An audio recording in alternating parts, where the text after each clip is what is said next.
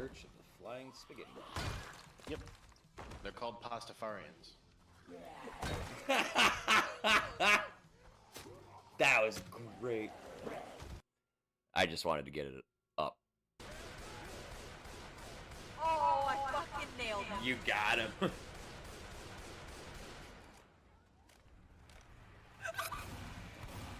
Dude, they fucking caught him.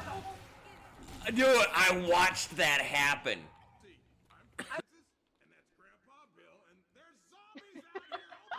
Grandpa Bill? Francis? And that's Grandpa Bill.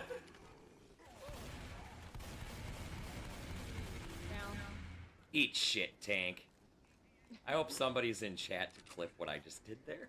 God, the light.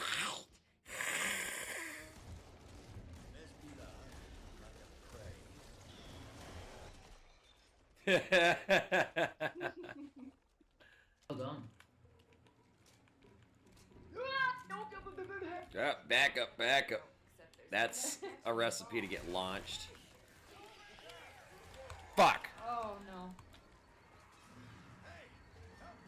Ah, he pulled me back into my own pipe bomb.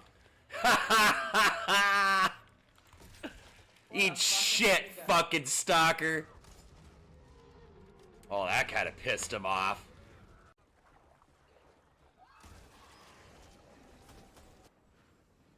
Look out, move. Tried to warn you. Oh, you bitch! You bitch! Hey, what's up, Purple?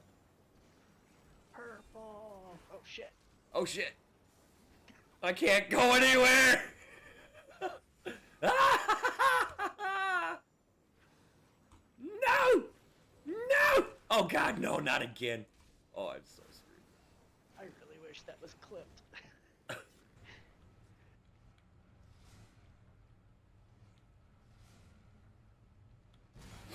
Jesus.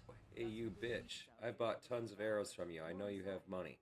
Can you please buy some of this crap from me, please? Looking to protect yourself or deal some damage? I'm here to deal some damage to your pocketbook, bitch. Open up and say it. Well, happy marriage. Don't eat. Don't. That's my horse.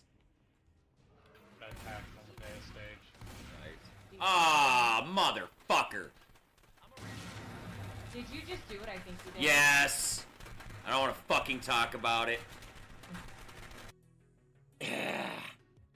Yeah, Nanu's armpits almost killed me. The broomy broomies. Oh. Woo! My trick truck.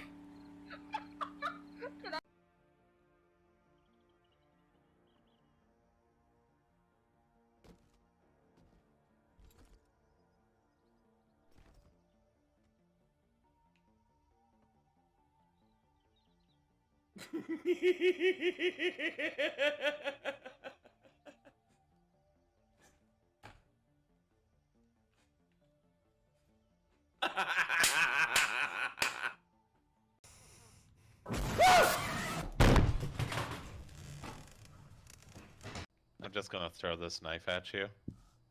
Because you can't do anything about it. Wait. Who's carrying a cup? Huh? Were you... Dubbed, were you carrying a cup? No, what you on about? Chat! Clip! I'm coming. No, no, no, no, no, no! Please. Patricia. This isn't fucking funny. Dude. Dude. Ooh. Patricia. Fucking talk to me, bitch.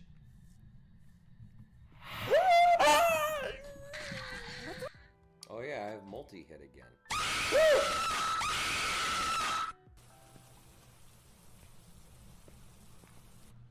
Whisper in my ear.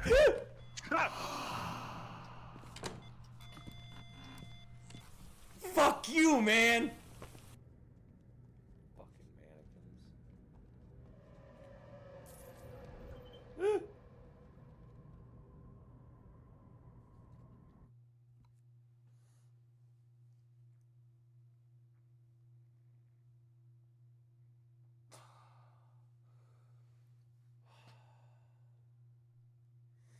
Yes, yes, yes. Get out of there. Fuck.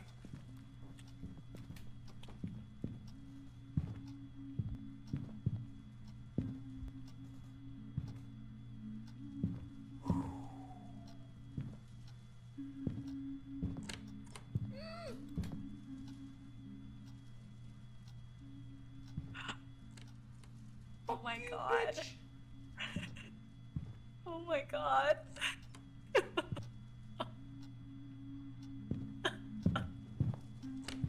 No! THC, do you have this game?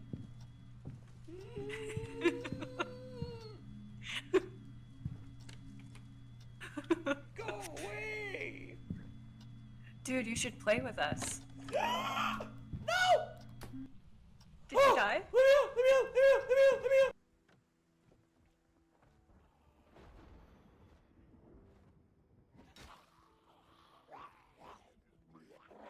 Oh, fuck. Oh, fuck you. Fuck you guys. Holy fuck. How did you all get in there? That was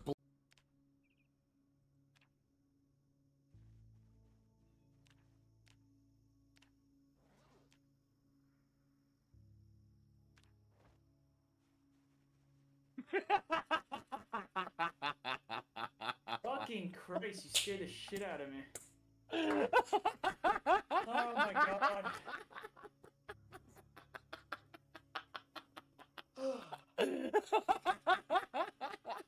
God, you and Purple have a problem, I swear to God.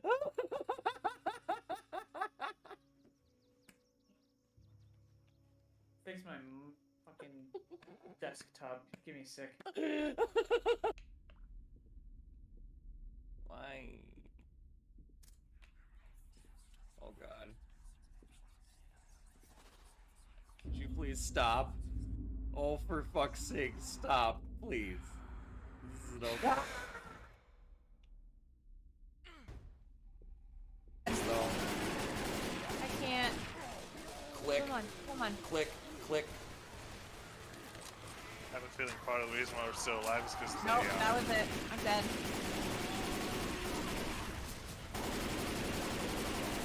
I'm dead. I'm so dead. Oh, but wait. There's more, motherfucker! How did you do that?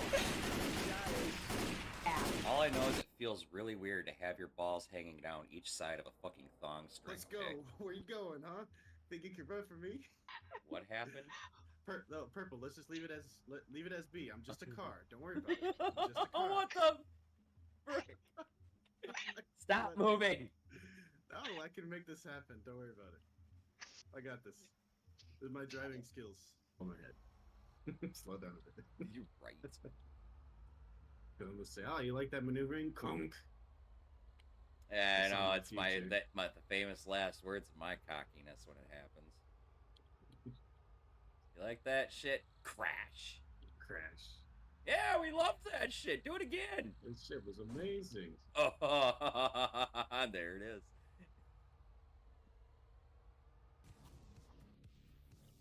Oh, fuck off. 42 seconds left? Fuck.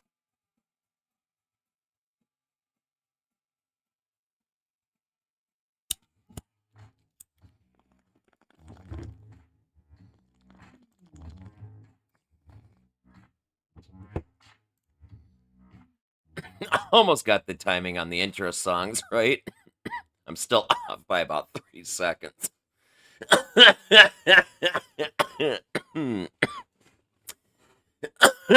Good morning, good afternoon, good evening, ladies and gentlemen, guys and gals.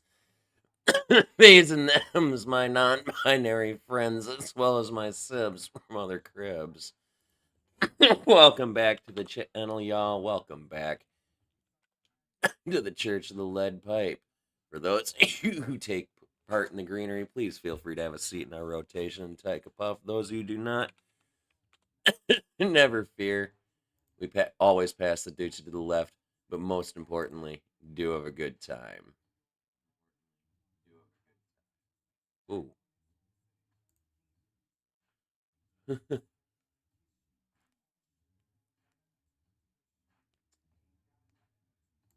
if I can do this.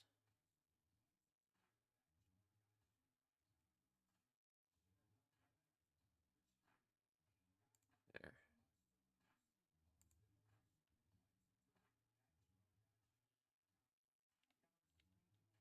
There, I finally got it.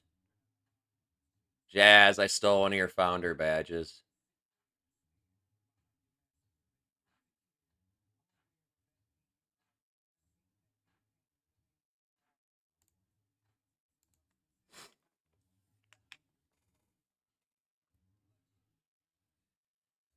I've had 4 years to practice, Jazz.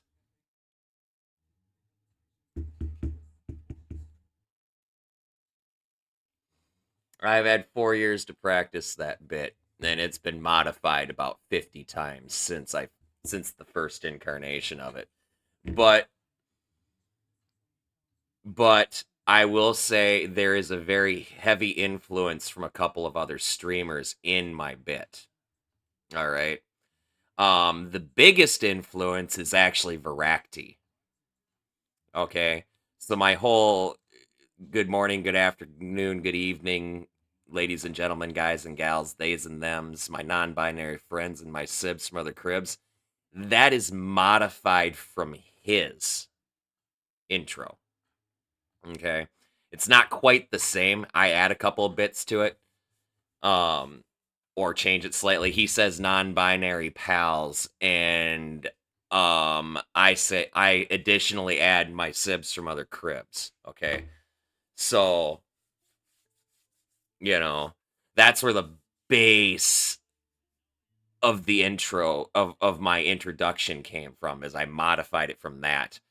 And then all the smoke and the Doochie and this and that goes in on the end of that, I've added that over the last 4 years. So,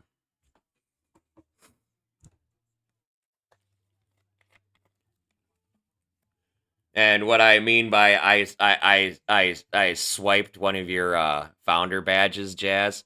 I jumped over to your channel really quick and I dropped my Prime sub on your channel,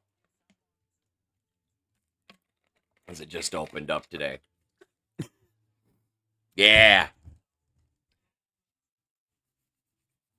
So if I ever actually have time to chat in your channel, I'll have one of the founder badges. You only get 10 of those, and they go to your first 10 subscribers. Oh, don't get too excited. It's just the fucking Bezo bucks. It's not even my money.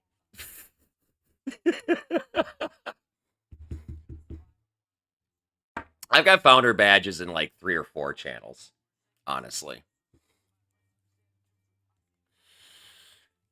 But that's just because a lot of those channels were channels that had just gotten their affiliate status or whatever.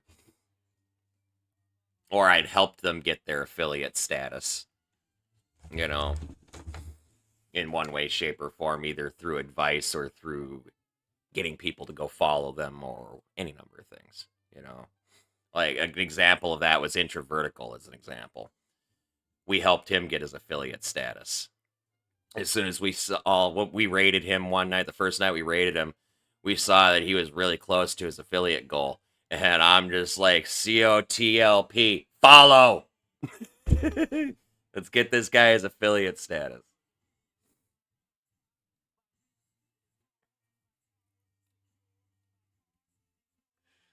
The vast majority of gifted subs don't resub. That's something you've got to understand, Jazz. Like, I've got Dark Ente who drops in here periodically and drops like 200, 250 subs in the channel, right? Pretty frequently. Of those 200 or so subs, maybe one will resub. A lot of times, especially with the random gifted subs, they can go to anybody who has ever been in the channel. So people who've come through on raids and stuff like that can get them.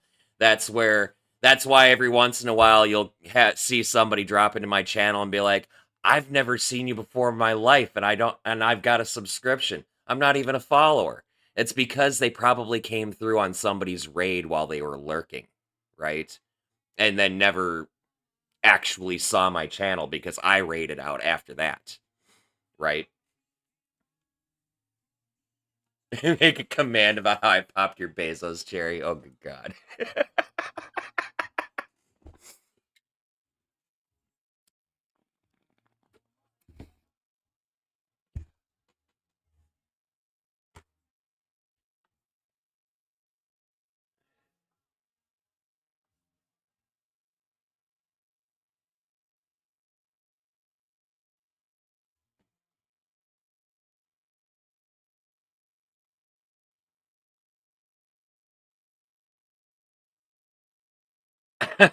Oh, shit, I just saw your comment about white stuff on your lawn, incognito.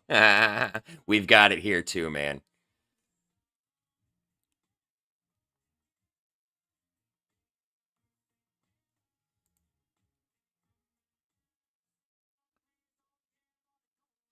No, and there's a reason for that, incognito.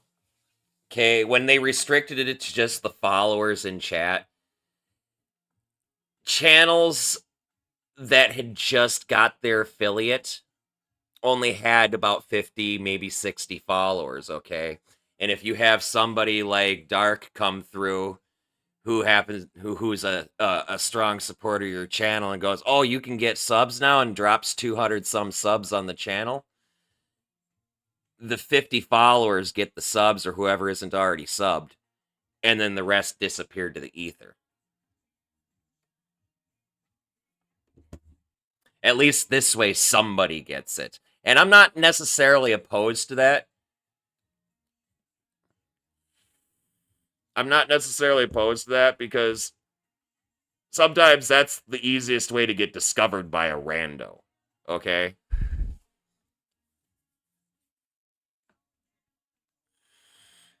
I think it's really truly random now. It's not so much. But to be fair, I only have an average of like 8 to 12 viewers anyway, so concurrently. Hey, what's up, Daisy? How are you?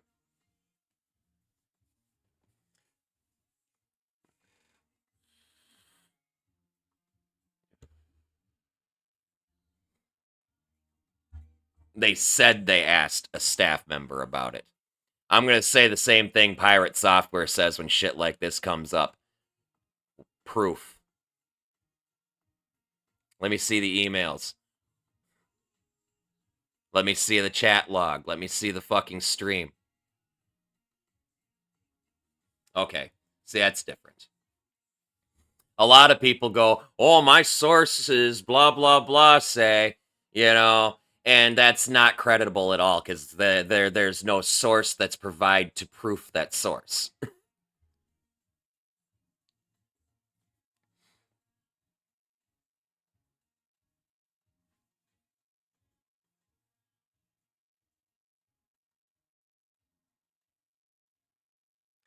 Again, I'm not entirely I'm not put off by that.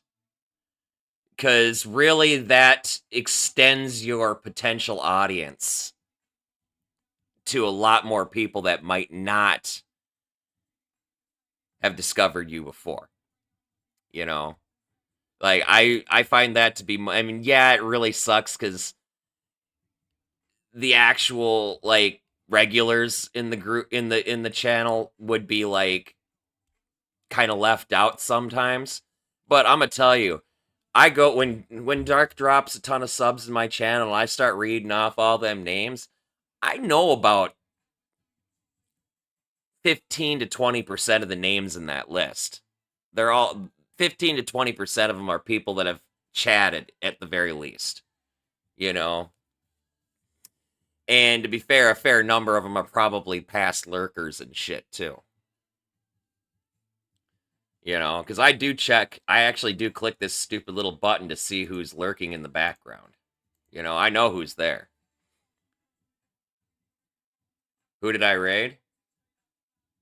This morning? Who did I raid this morning? I don't remember who I raided.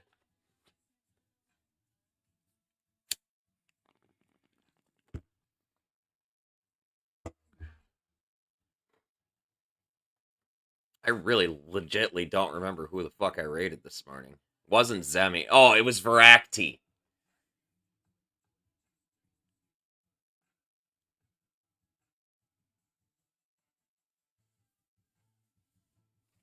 It was Varacti I raided. Yeah, no, Varacti raided out shortly after I raided him.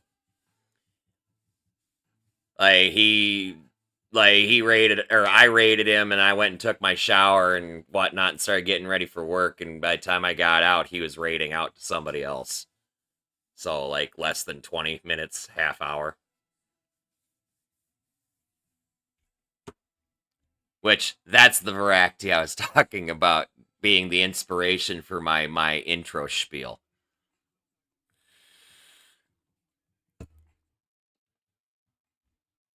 We're just gonna snooze this ad. I'm doing alright, Daisy. It's another day.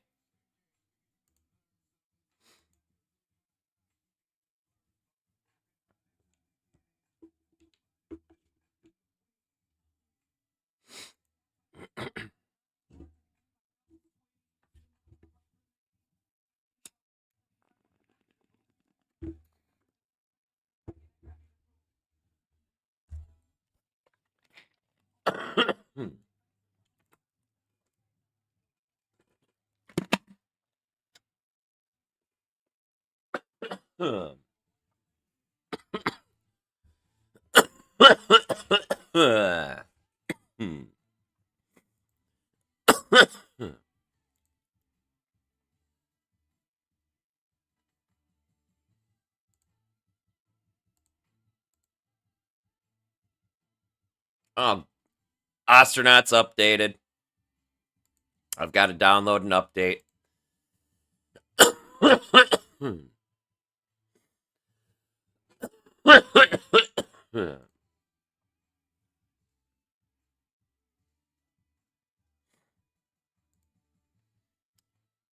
Alright, so what do we got for patches?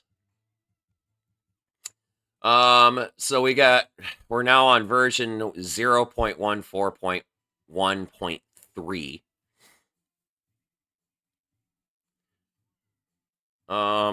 So it looks like stuff that has to do with the mega tool tips and the quality, or the quick action buttons, maybe. Mega tooltip and quick action buttons no longer close when inventory opens. Tooltip no longer goes out of screen. Quick action buttons no longer go off screen when target does. Escape key will now do actions in the following order: exit PDA, exit control panel, deselect item, close inventory, close escape menu, close zones UI, then open the escape menu. Middle mouse button dragging now pans the camera. So for those of you who have a middle click, you can drag your camera back and forth and up and down. Quick action buttons no longer opens on paper doll wounds. Quick action buttons now temporarily hides instead of closing when item is attached to inventory cursor. So that's when you're picking things up and dragging manually to different spots. Oh, thank God. Dragging the quick action button no longer clicks through, causing character to pathfind to clicked tile underneath. Thank God. I was having issues with that last night. Redacted ship comms rumor no longer appears in quick action buttons when player selects self. Quick action buttons are no longer illegible and dark if they had an unrecognized action type. Thank you for the bits, Jazz. I appreciate you. You're fucking awesome, friend. Most of the changes here address issues players ran into with the new floating quick action buttons and tooltips. Previously, the QAB would close when the inventory opened or snap to the inventory copy of the target if applicable. And both cases erased the pinned setting and location the user chose earlier. That's why my fucking thing wouldn't stay pinned. Okay. This patch should now honor that pinned location until the user changes it manually. Furthermore, some targets would go off screen with the quick action buttons following, making it invisible or unusable. The quick action button now stops at the edge of the screen when the target goes off screen. This goes for tooltips now as well. They should remain on screen and legible even when the mouse cursor is over an item near the top or bottom of the screen. The escape key also had a few changes made to it so it can more reliably back out of open menus and UIs in sequence. It previously would sometimes close multiple UIs at once, but should now close them in a more logical order. Also note that the escape key can now deselect the current object, closing the quick action button and mega tooltip. The old way, left clicking and left clicking, for those of you who are still used to it, still works. So you can right click on something to select it, and then you can hit escape to deselect it now, though. That's fucking beautiful.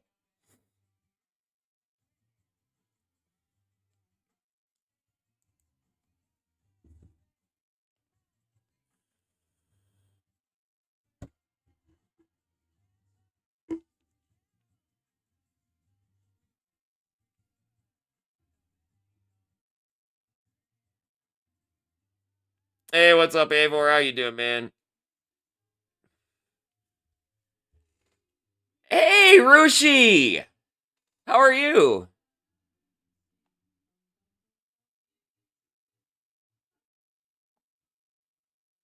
Filter the raycast with mouse clicks.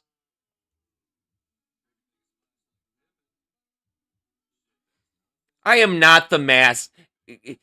Don't call me the mask. I'm not. I'm nobody's sensei. Okay? I'm still stumbling through this game just as much as everybody else is, and people are way better at it.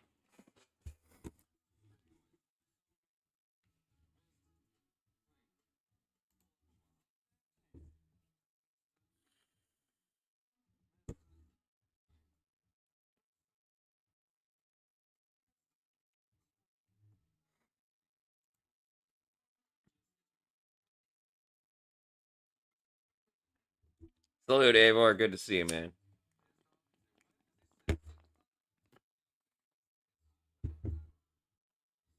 All right. So I did a tiny bit of off-stream work because I couldn't fall asleep after I got home from work this morning. Oh, we got a puff. So I popped into the game. I hadn't leave K-Leg or do anything super fucking crazy, but I found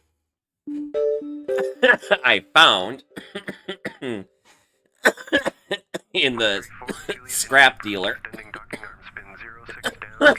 a damaged CO2 alarm.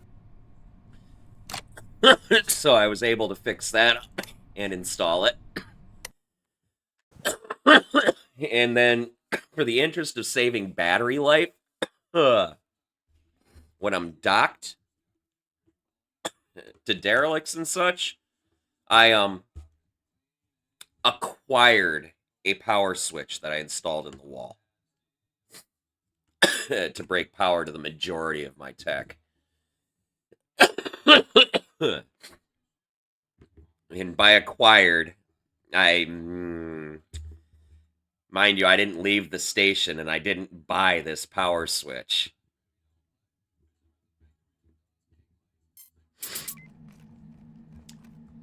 What, this thing? I know. I ripped all 3 of them out because they were in my way, and I left them on a derelict, and I forgot to bring one back with me before I left.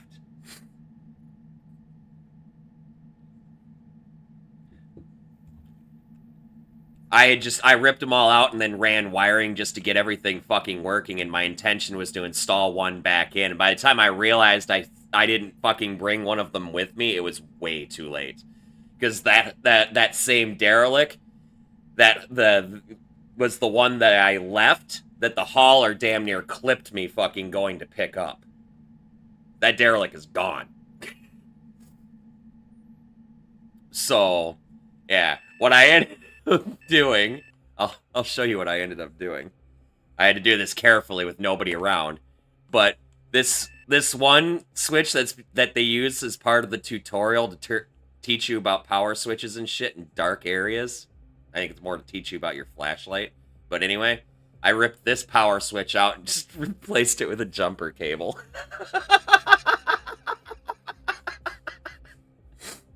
Oh god, I'm not the only one.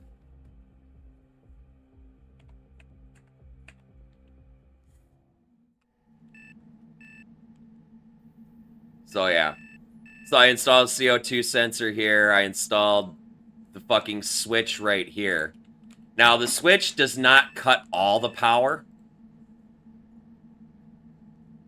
It just cuts power to my heating and my CO2 scrubber and my cooler and everything beyond this point all the way up around to here.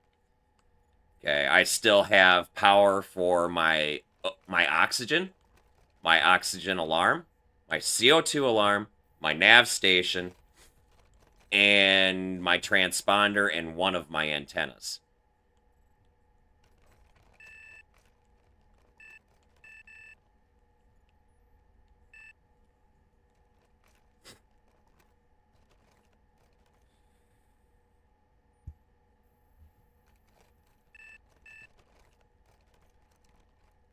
But anyway, that was pretty much the extent of what I did.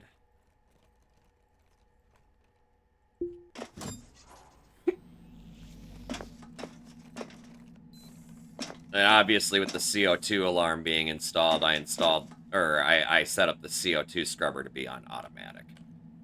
Now, here's an interesting, I don't know if this is a bug or if this is intended or whatever, but a CO2 scrubber, when it is not hooked up to a CO2 alarm, generates heat. And a lot of it. And I don't understand why. That's why I was sitting here last night fucking with turning this on and off manually and turning this on and off manually.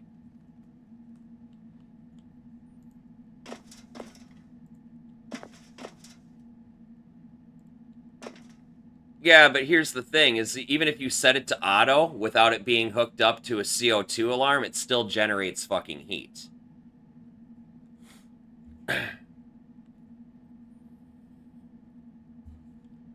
It literally stopped, and like I can actually go into here. Watch this though. So right, I'm at 296.25 Kelvin for my temperature right now in the ship. If I go into the control panel here and set this fucker to on, oh, okay, shut up, chat. I don't want to talk about it.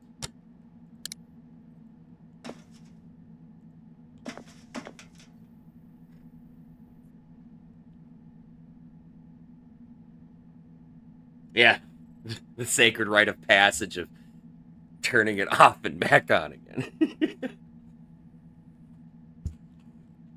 You were right, Incognito. I was wrong. And see, this is why I'm not the master, because I'm...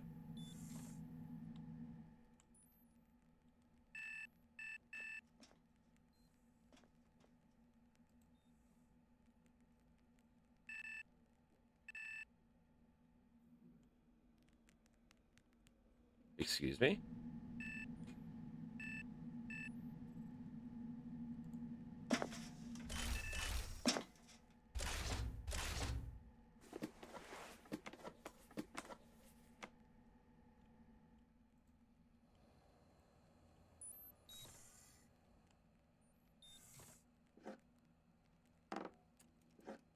station tech.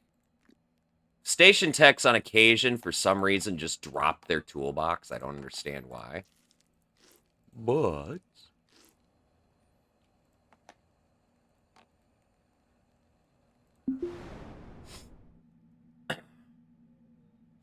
Oh, did he die and then the new station tech that's up there just removed the corpse faster than I fucking realized it? Is that what happened? The station techs do remove corpses and stuff now. I've observed them do. I watched them in my last run remove the corpse of a station tech that I murdered because it was reporting me for crimes that I wasn't doing. I watched the next station tech spawn in and drag the corpse away and remove it.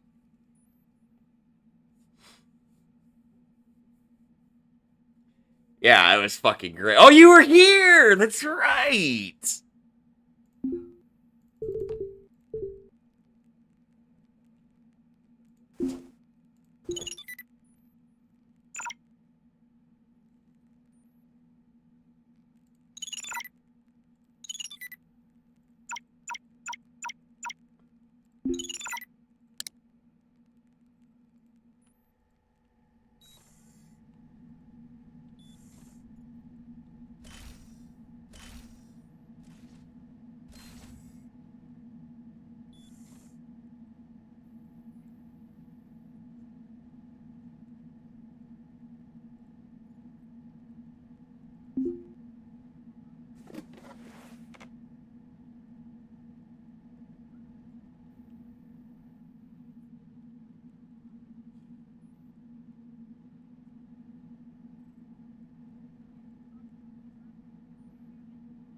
I just realized this song, what he's saying, this is a George Carlin bit.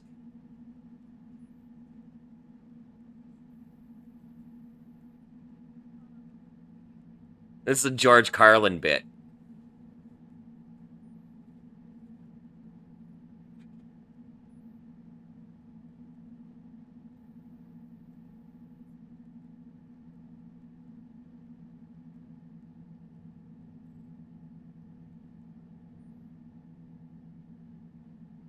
Yeah, I totally did solve it with a bit of hands-on, too, didn't I?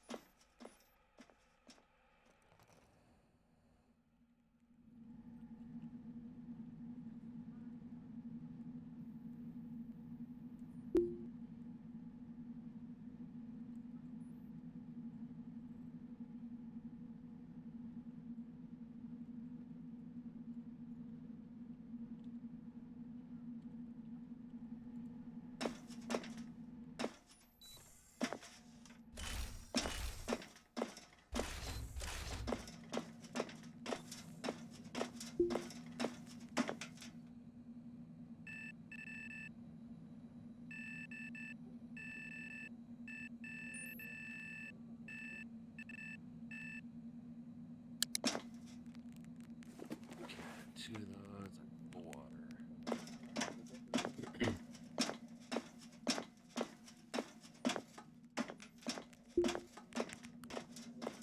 So many people piled up over here. All you hear is clickety, clickety, clickety, clickety as everybody's like having an orgy on the keyboard.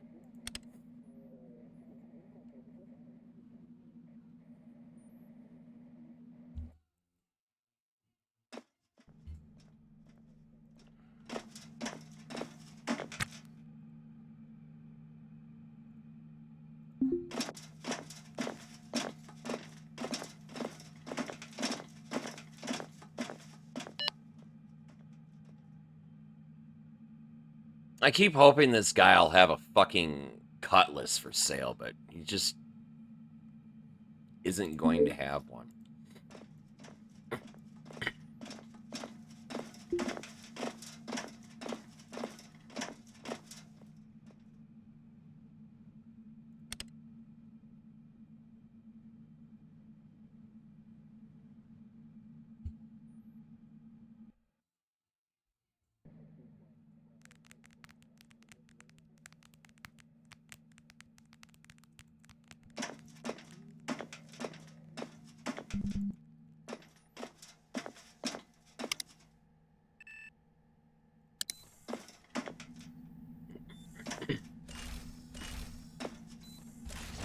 Let's actually do this really quick. And I need to forbid that.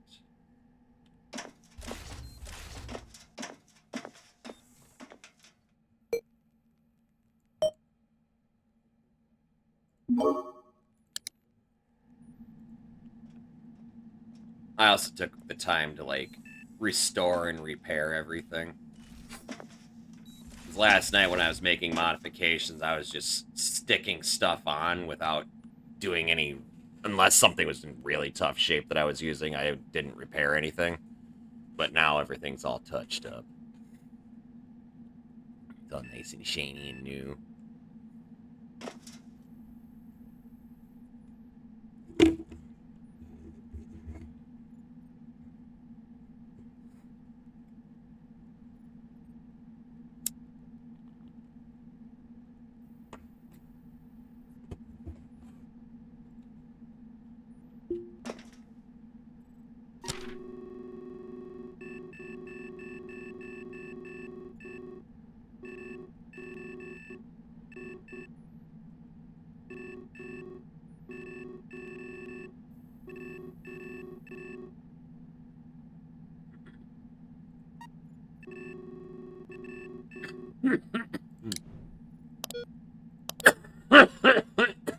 Hmm.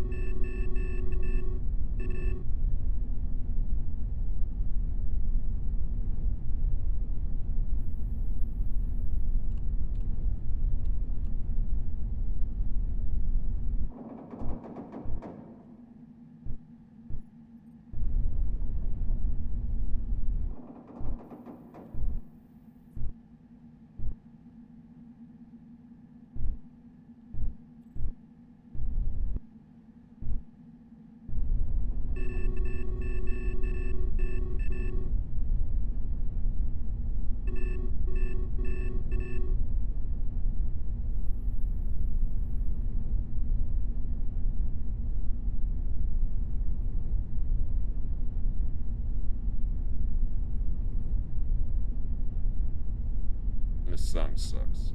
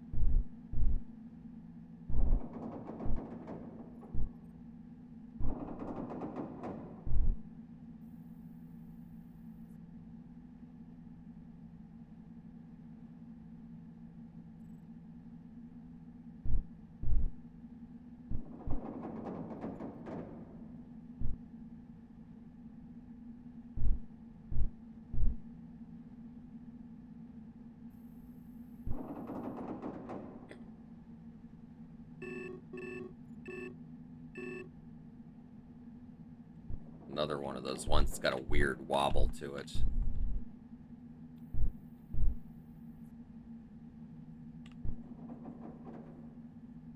Probably the worst constant micro correction I've ever had to do since Venus.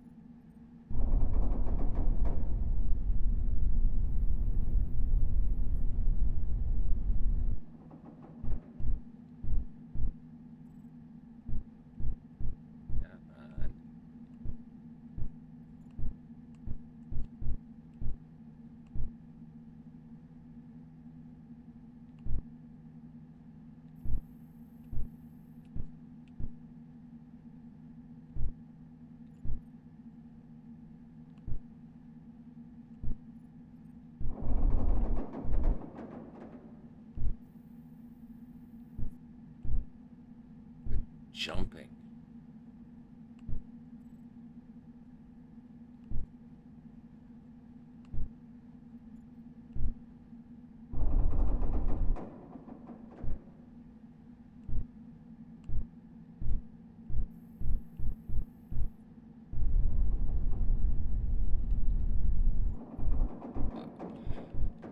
Come on, line back up, thank you.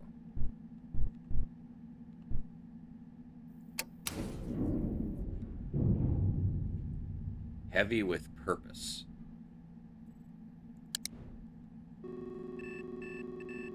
And it's another one of them fucking cargo containers.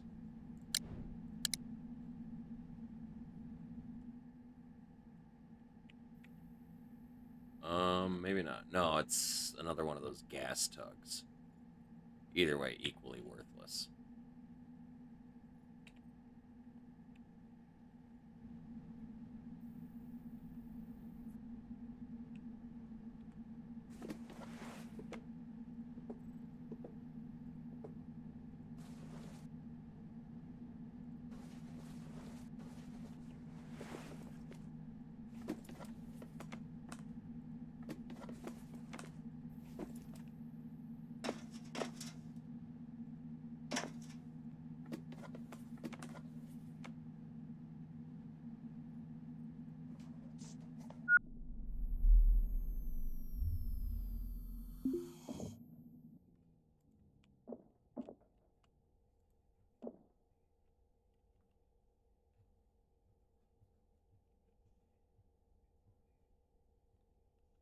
It's not worth that much.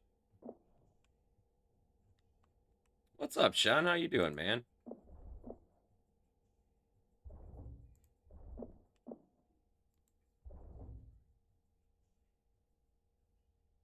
Full nitrogen canisters are only worth like 500 fucking bucks.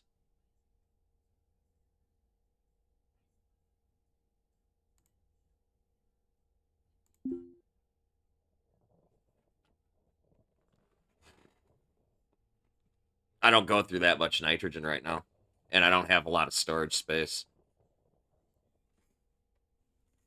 And it's not even the nitrogen tug either. It's the one that's even more worthless. It's the actual gas tug.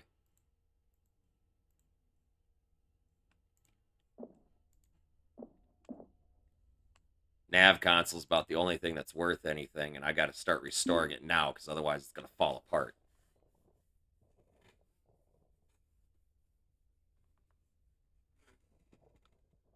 Good expensive battery. Where? Hold on, let me get a few ticks of repairs on this before it falls apart. What good expensive battery? Where?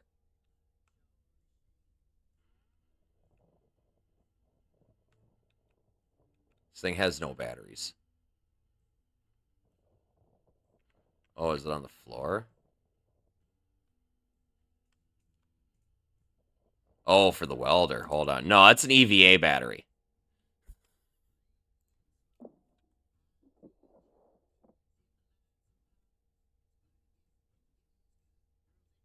Not really worth grabbing. I have like 3 of them.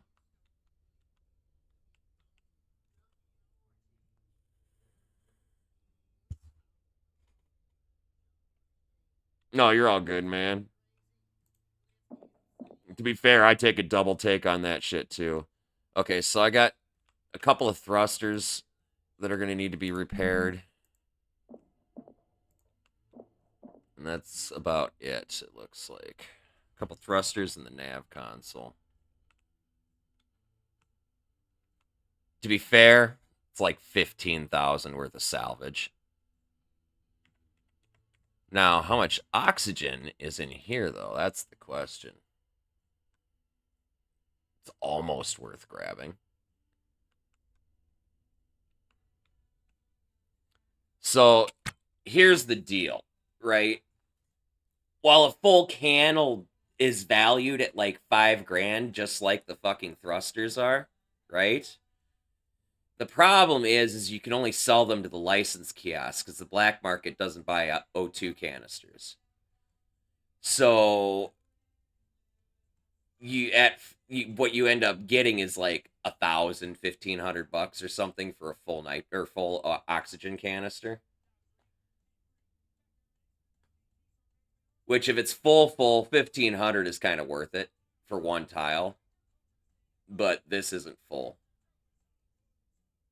This I get like $600-$700, $800, maybe 1,000, probably 1,000.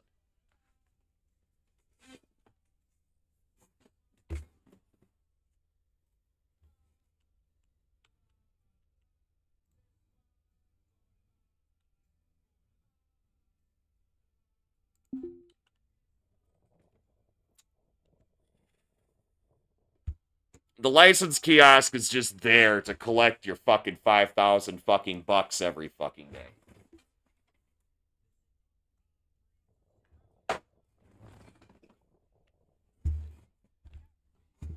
And they hope for a fucking trickle-down effect. They know most of everything that you sell is going to go right to the fucking black market. But they're going to at least get their 5,000 fucking bucks a day out of you. Basically a bribe. That's all that license is. It's a bribe to look the other fucking way.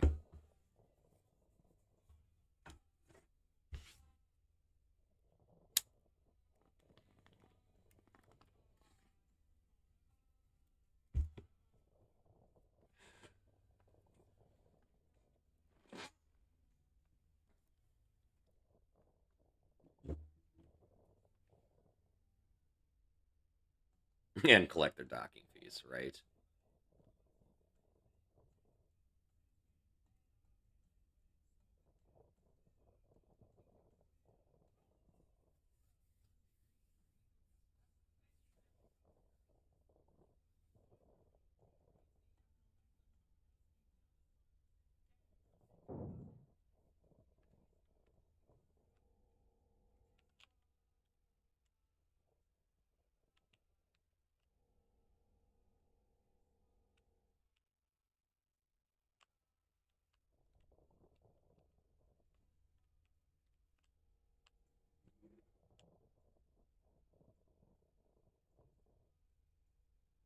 I got the pistol. I just need the cutlass. And I'll be pretty set.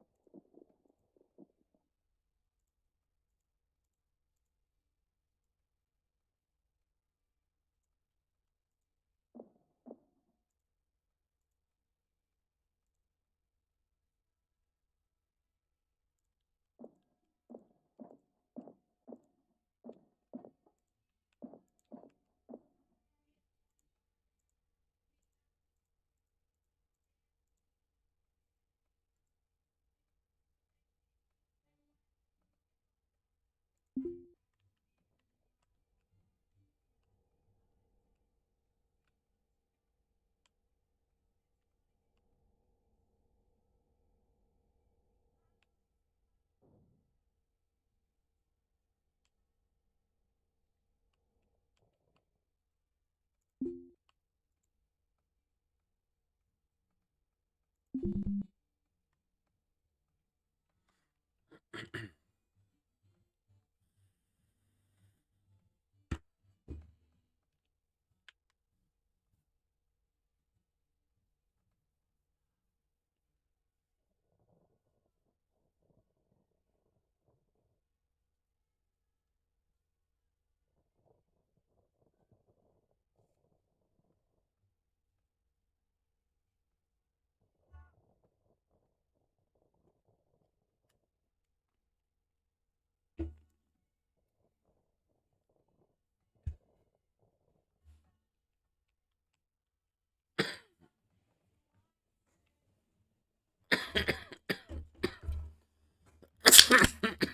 Hmm.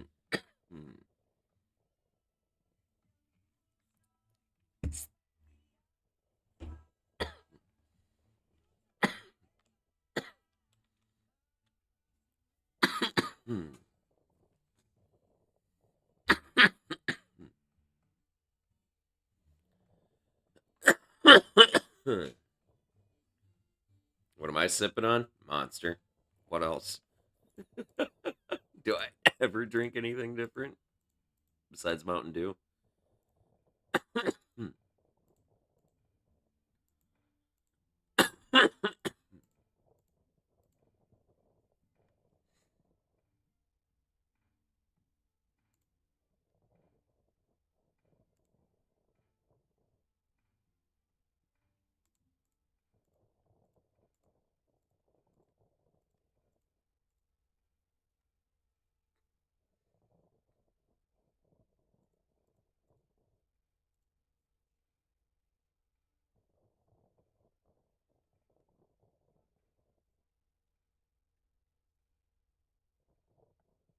Only because it's got more caffeine. Although, honestly, these things have to actually label their caffeine content now. Holy fuck, I can't see this shit. It's fucking.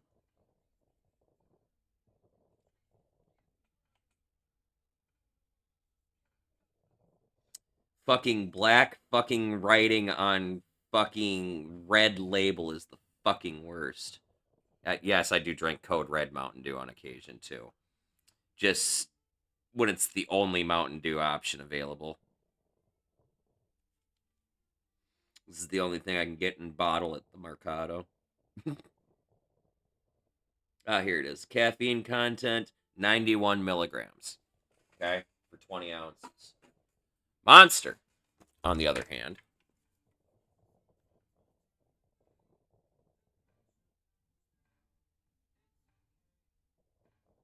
caffeine content 160 milligrams for a 16-ounce can.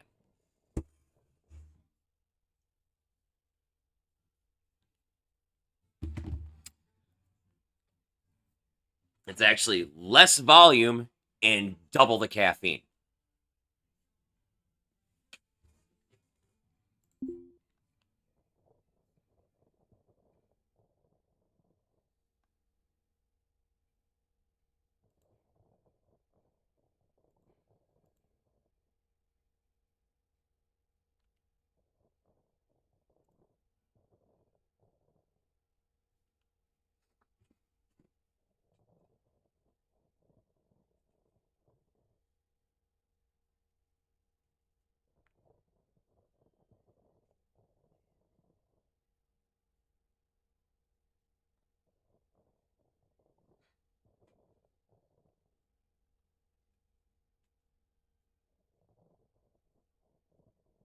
Nah, I know, right? Soon somebody will figure out how to shoot up caffeine and then fuck, dude. I don't want to think about that.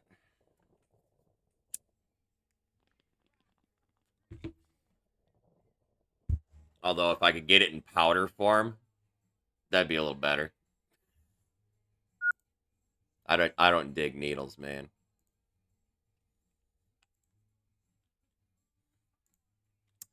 We won't talk about my sinus cavities, however.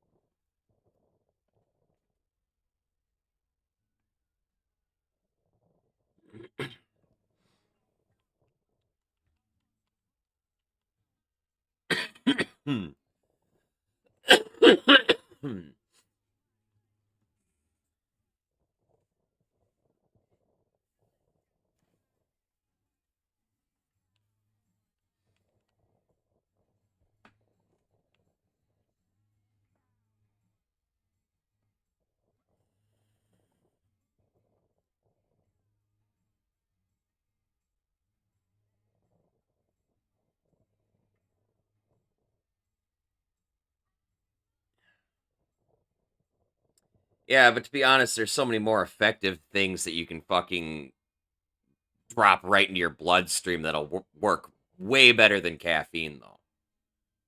You know, like adrenaline. Just saying.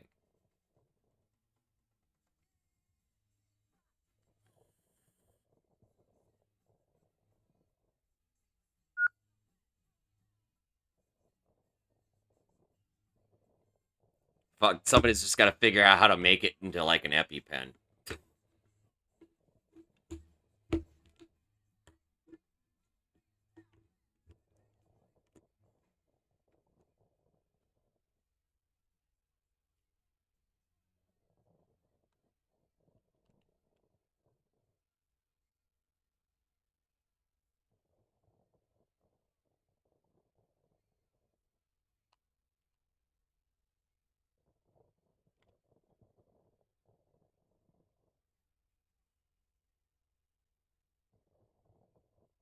To be fair, Jazz, caffeine is natural too.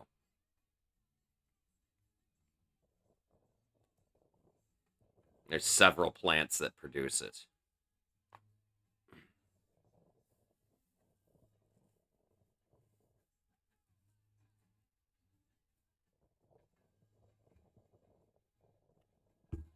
Mhm.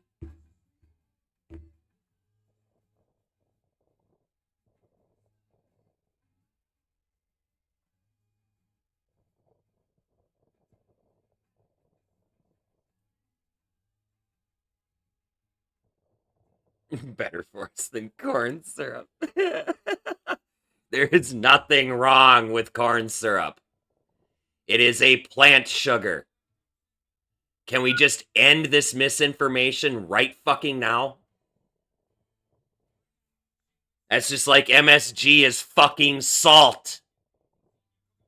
Fucking stop.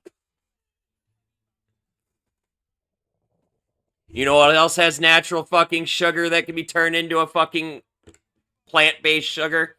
Fucking fruits.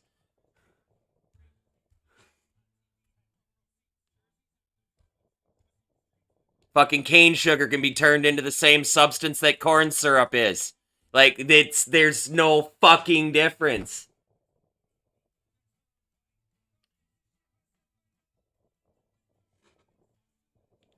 Corn produces sugar too. Why do you think we have sweet corn?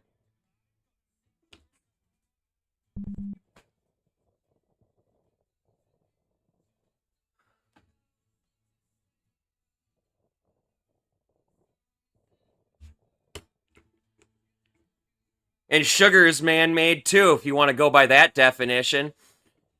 Because if you want to eat fucking sugar in the form that we're consuming it right now, the only way to get it is to take fucking sugar cane and fucking process it. Have you seen that processing process? Especially today's standards with it? Like, holy fuck, man.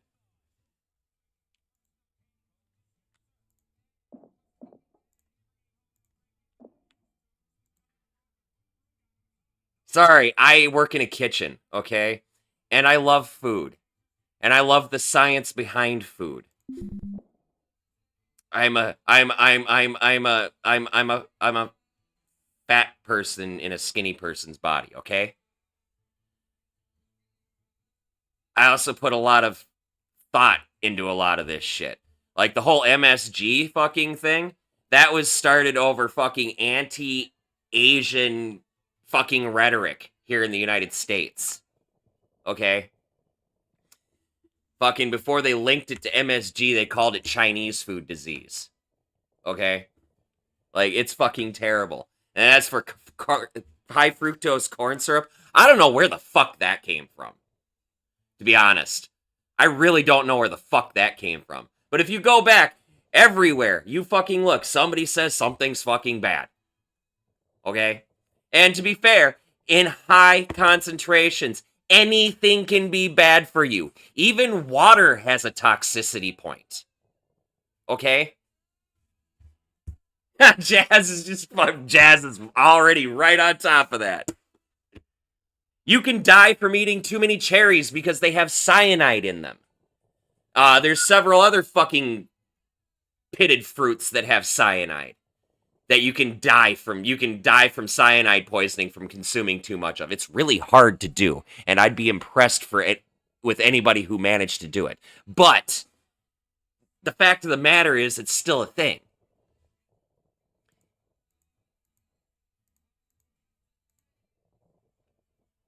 Like, holy crap. And I'm not trying to bust your chops, Incognito. I'm really not. But this is one thing that has been driving me mad for decades.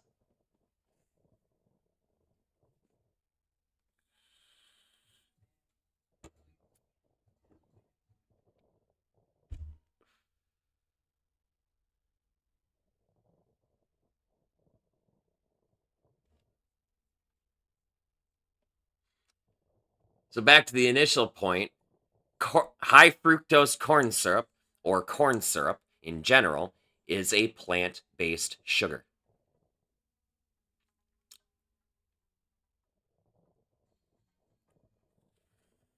The thing that's bad about it, and this I will say, is it's a higher concentration of sugar per volume. A substantially higher concentration of sugar per volume. That being said, you aren't supposed to use nearly as much of it as we use in all of our fucking beverages and half of our fucking candies and anything else we consume here, right?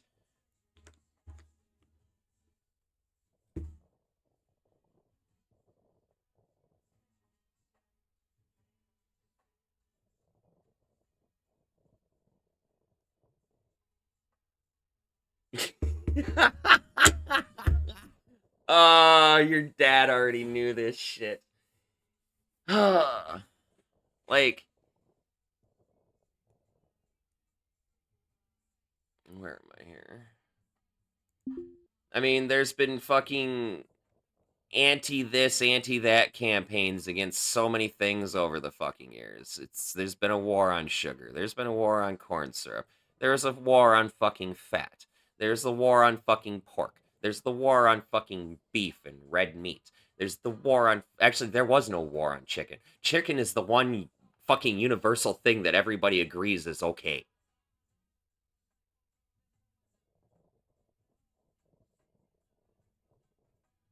Chicken and fish. Make that make sense.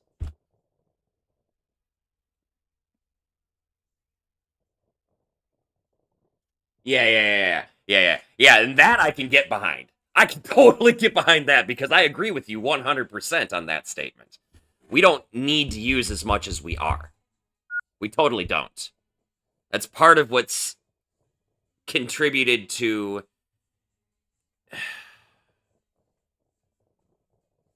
the overall health disparities between here in the United States versus other parts of the world.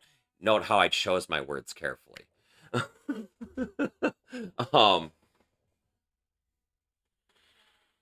It's kind of a fact. It's unless you're talking like trying to compare to like third world countries, of course. You know, places that have been obliterated. We won't count those in the equation. But if we count any technologically advanced culture in this world that's approximately on par with the United States, overall, they're healthier than we are. Because of a plethora of things, not limited to just like healthcare and stuff like that, but if you look at the foods that the same brands of food that we have here in the United States, if they are available over in another country, in a lot of other countries, the ingredients are different. Hell, Even the McDonald's in other fucking countries have different menus than we do here. Like, it's ridiculous in a good way. Because it really, really shows what we're doing with our food here.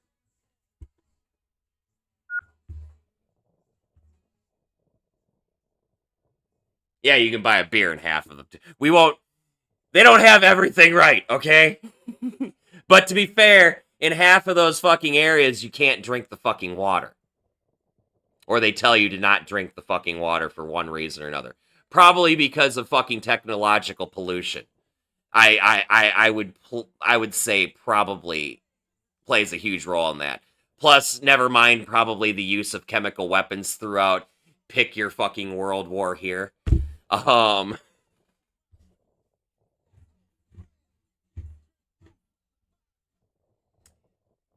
Yeah, but when you think about that, that's a huge difference. And of that 60%, what's on that menu is that 60% is the things that are considered American cuisine. Okay? That's the McDonald's American style menu.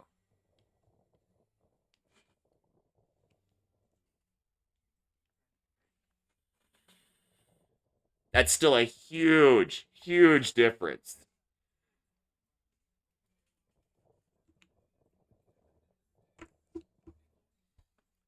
Now, I'm not going to say their fucking cheeseburger is any different than the cheeseburger over here. It's more specifically what's available on the menu is where the difference is. You actually have healthier options to choose from than a Big Mac, right? You know, here we get these fucking dinky little side salads that are the size of something you'd feed a fucking toddler, okay? For the price of a fucking left nut, right?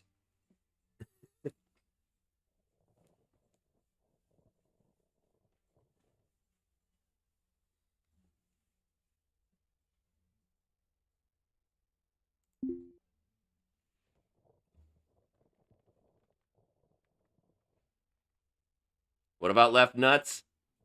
Hey, I just wanted to talk about these nuts, man.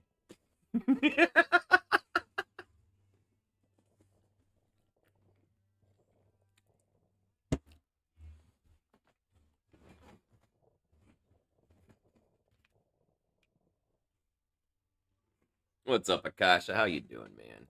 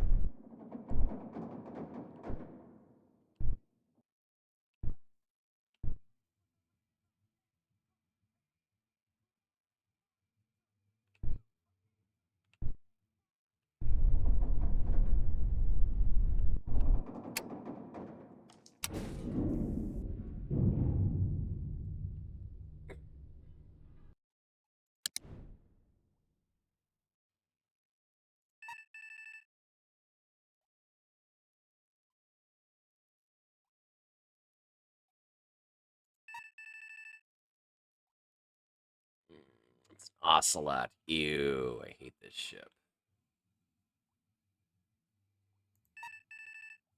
This other ship is like fucking 3.5 kilometers away.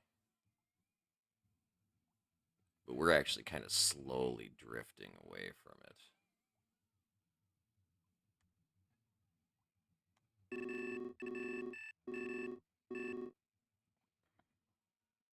So I'm not entirely worried about it.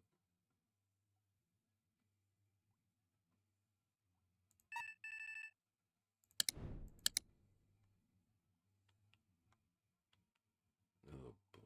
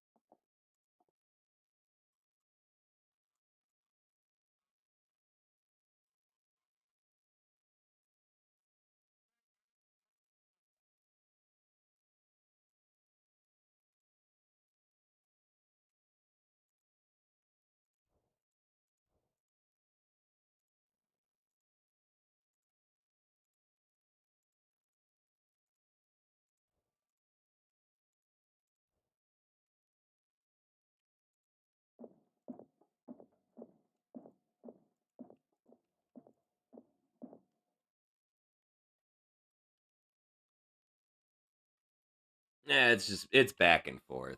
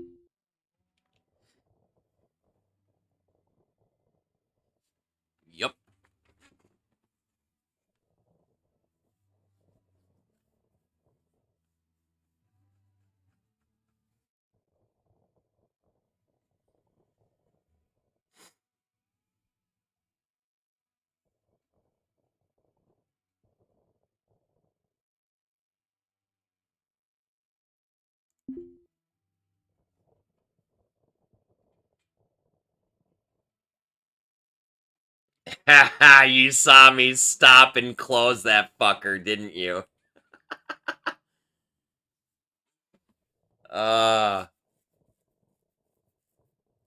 I literally stopped at the last second of my repair and went, oh, I should close this first before I uninstall it and move it to my ship.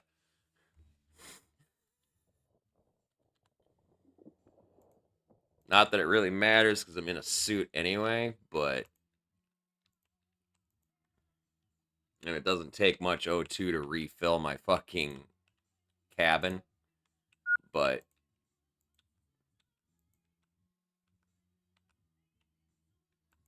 Oh, brutal.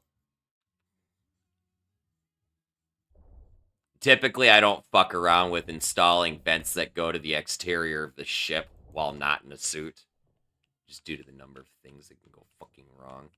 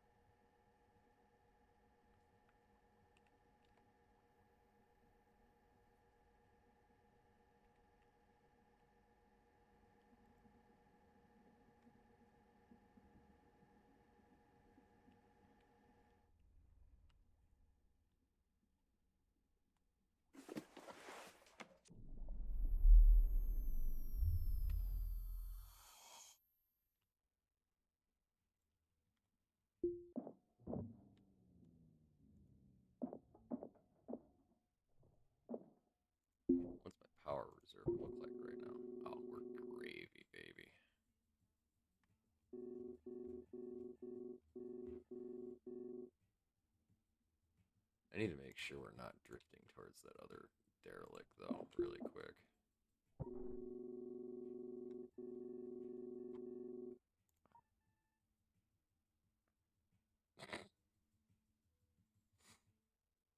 We are, but it'd be 25 days before we bump into it.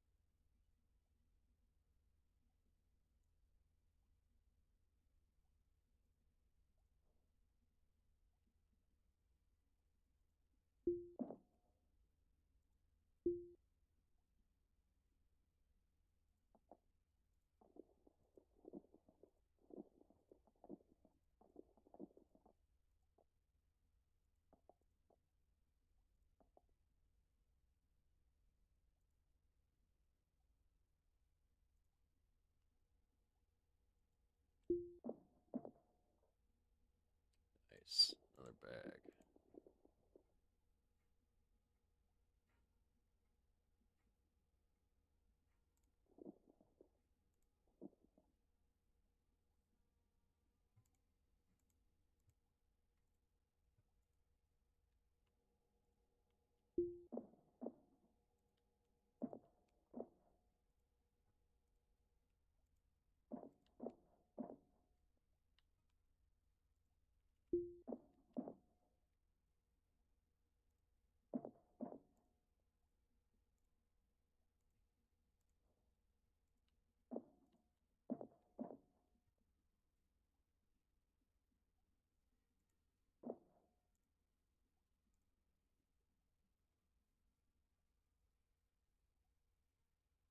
Yes, that is.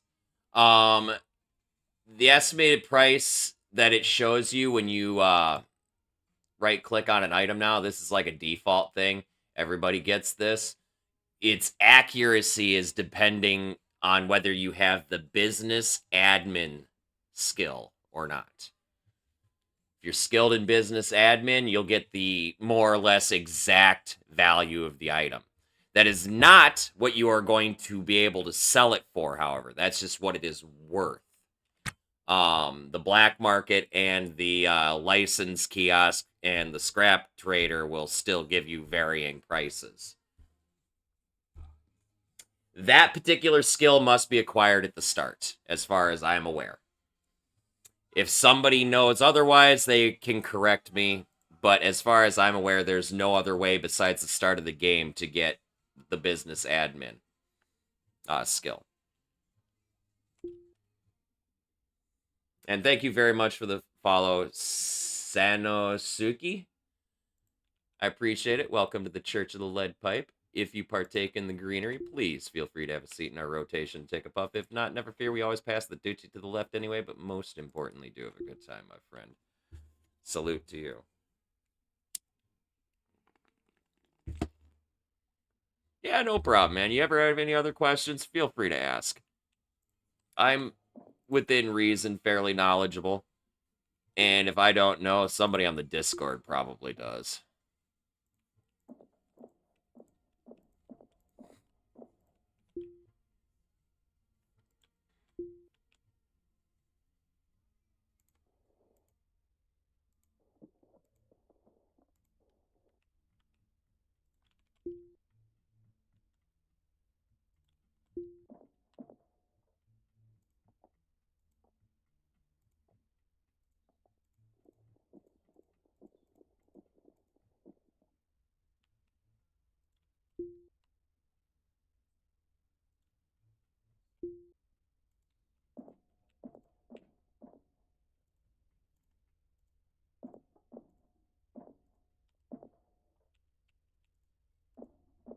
Damn, the Hydras are both gone.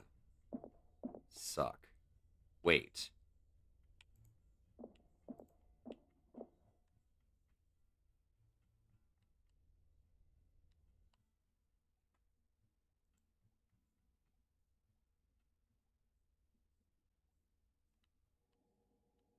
What? I feel like I've been here. Wait, maybe not. No, because if this was the ship I had stripped out, the floors would be missing. Never mind. This is a different ship. Totally different ship. Just fucking confused the shit out of myself.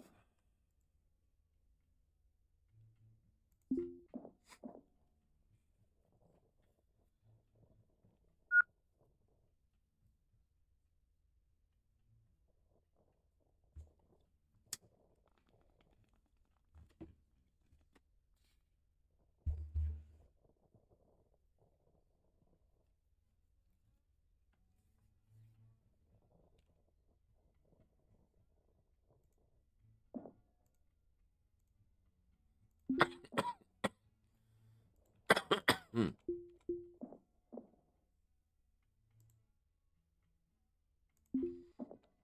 Hmm.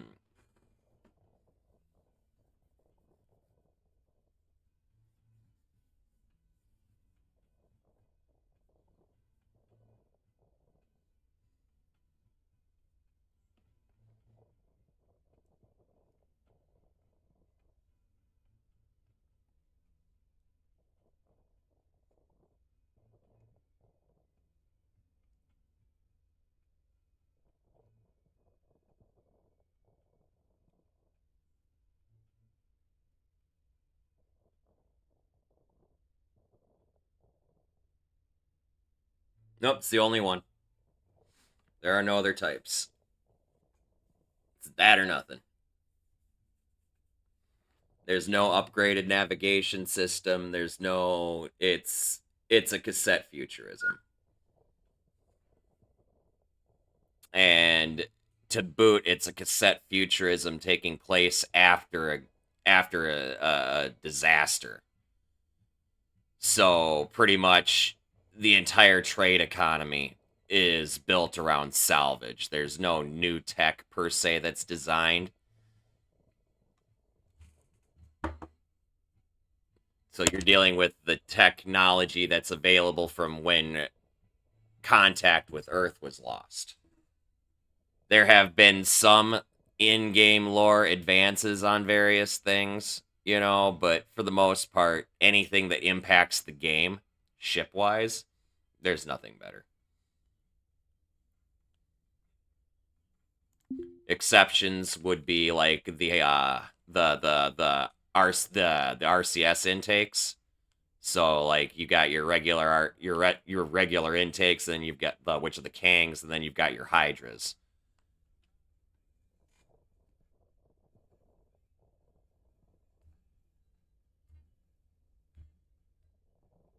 Yeah, no, there are no other types of nav consoles.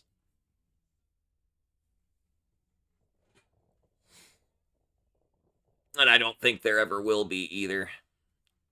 I don't even really see a need.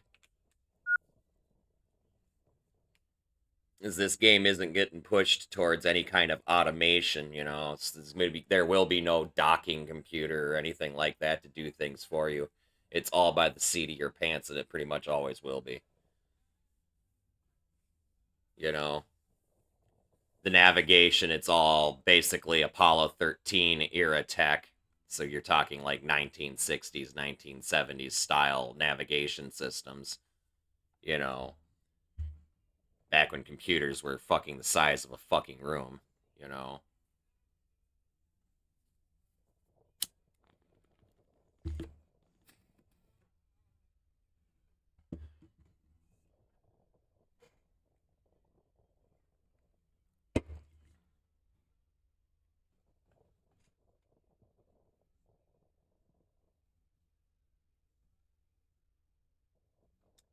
There will be a hard negative on the other two. Standard only. They've already made it clear there'll be no automation. No automatic docking or anything like that.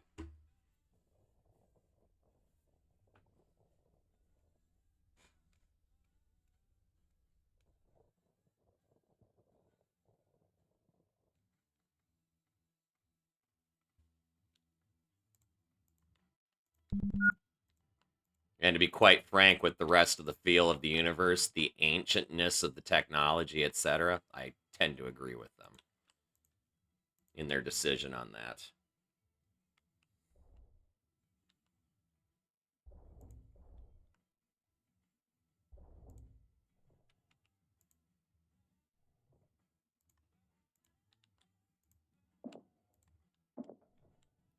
The game's learning curve is basically designed to get easier with experience, not easier with just goodies and stuff that you unlock or install. It's not they're not going that direction with this game. You know what I mean? It's a straight up skill thing.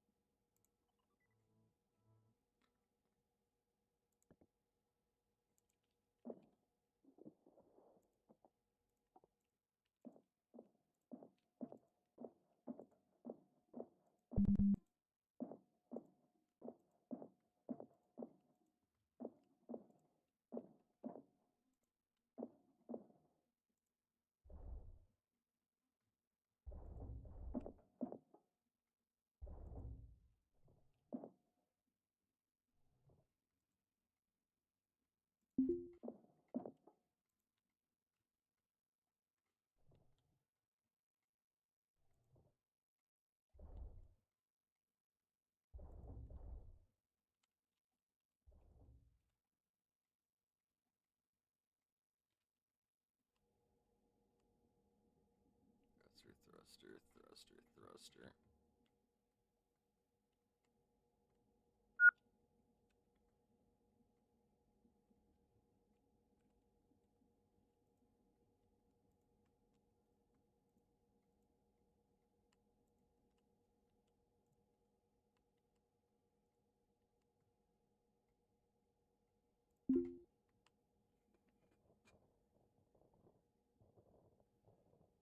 Oh, totally agree with the ability to acquire skills and stuff. That function is actually partially in the game. They just don't have it in place for all skills yet. Like things like your construction stuff, building your ship, installing technology, repairing things, stuff like that. That all has a series of skills and stuff that are attached to it, right? Um, this where is it, skilled in spaceship engineering and stuff like that. There's this training, electrical engineering training, EVA suit ops, and so on and so forth. And once you get these to 100%, you get them as a skill down here. It just takes a while, right?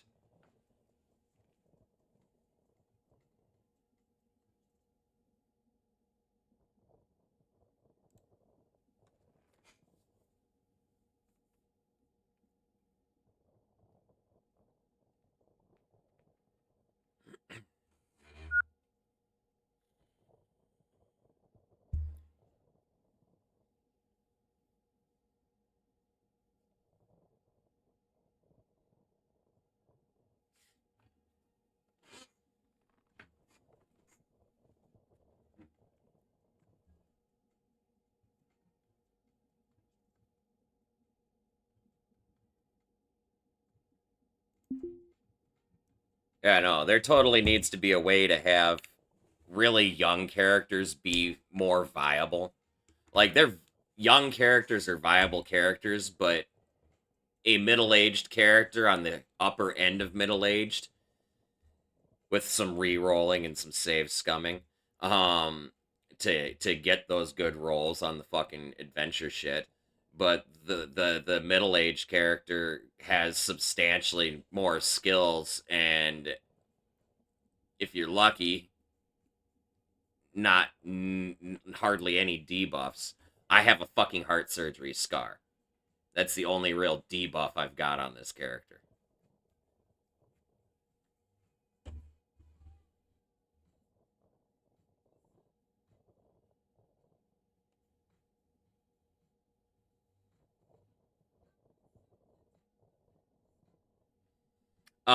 That changes. They'll change. Okay, so there's two types of conduits, right? You've got your jumper jack emergency cabling, which is basically a jumper cable that runs power from one spot that connects power from one end of the ship to the other end of the ship. And then you've got your conduit collective electric Albright EMT, which is your actual rat runs. They both work exactly the same. One's faster to install and uninstall and or repair. The other one lasts longer before needing repair.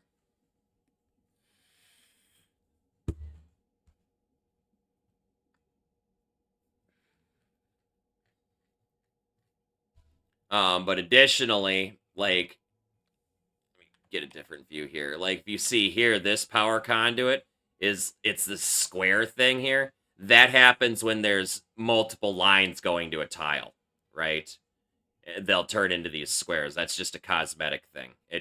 It's still this is still the same as this one. But this here, these yellow fucking jumper cable things, these are different from these.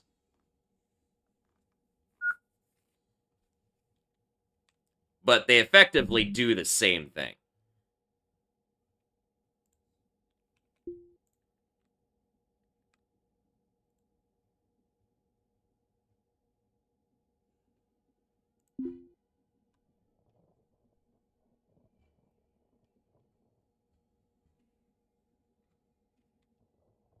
The cool thing about the emergency cabling, though, is it's so much faster to install and uninstall. So, like, if your ship gets hit, and this has happened to me, this is actually what sold me on this game, is if your ship gets hit in the wrong spot, you can lose power in all sorts of fucking ways, right? Depending on how your wirings run, right? So, if a micrometeorite hits one of your walls and knocks out a fucking power conduit, everything after that power conduit, unless there's another line running into that area, isn't going to have power, right? that happened to me, it knocked out power to half my ship, including my antenna and my transponder and shit. I had no navigation, no fucking nothing. I had a couple lights. It was like, I was like brand new. It was like one of my first outings away from K-Leg. And I was in a fucking starter ship, and I'm like, I'm gonna fucking die. I don't even know what to fucking do, right? And then I paused the game, and I just took a deep breath, and I just started looking around my ship, because I'm speeding at like this at like faster than Mach Jesus towards some derelict, because I want to go do stuff and things, because I'm brand new to this game, and I don't know how to take my time yet, right? And I just pause my game and I wait, and I'm like, and thinking, and I'm like, what the fuck do I do? And this is one of those starter ships that actually had a bunch of these emergency jumper jack cables just sticking out of the wall. Like, the ship was bought as is, and then somebody half-ass fixed it up and just left all the extra bits there from the patch jobs, right? And so I run around the ship, and I managed to collect 5 of these loose fucking jumper jack cables that are just sticking out of the wall doing fucking nothing. And I managed to stretch power from one side of my fucking ship to the other fucking side of the ship to get everything back on fucking line, and then fucking not slow down because it was already too late, but at least fucking change course to zip past my fucking derelict that I was going to.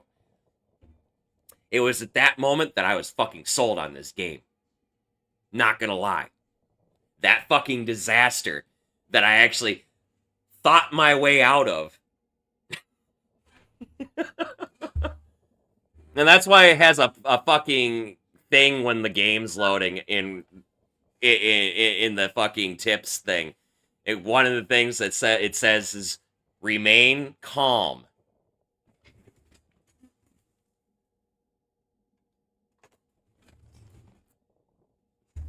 Like, you can do all sorts of things. Like, I've had to do things like I've had to rip actual power conduits out of areas of my ship to temporarily stretch power to other areas to get, like, the bare minimums up and running. I've had to do all sorts of fucking things. Micrometeorites are a fucking bitch, right? You know? But tell me, what other fucking game does that, dude?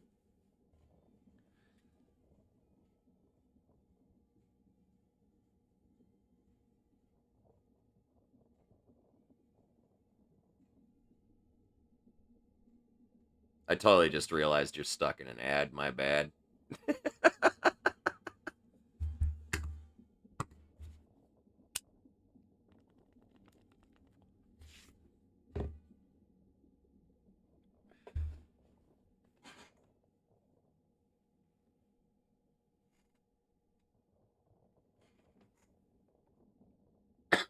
Hmm.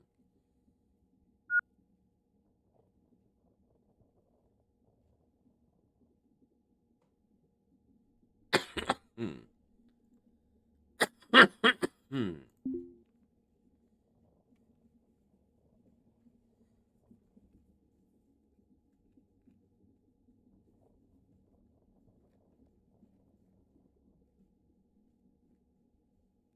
Welcome back from Adland, everybody. So anyway, as I was saying, while y'all were stuck in ads, I had the thing that sold me on this game was I took some loose jumper jack cables and fucking stretched them across my fucking ship to fucking restore power to an area that micrometeorite had fucking hit and fucked my shit up. Totally rocked my world. No pun intended. Fucking, but I've also had to do other things, like I've had situations where I've had multiple micrometeorites fucking do things to my fucking ship faster than I can do fucking repairs, and I've had to do things like take out actual power conduits that are running to areas, just look at my power grid and go, what's non-essential, and just fucking cut power to those areas and use those power conduits in other areas of the ship to, like, get fucking maneuvering or something back. You know, because you can do things like you can live without life support, right? As long as you have an EVA suit, that is. But you can live without life support, right? But, or you can live without lights, or any number of fucking things, you know? if a section of section of power is running to just to run a fucking light, you can forgo that light and just pull those power cables out or those power junctions out and fucking route power somewhere else. You can always fucking restore the light later, right?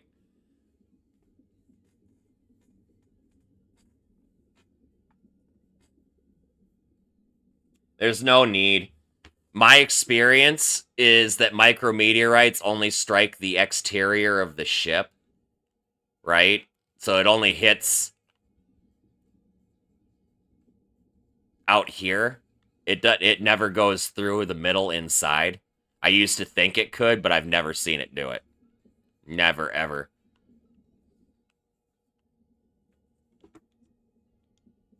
There's really no need to... unless your reactor is outside for whatever reason, which there are viable reasons for that.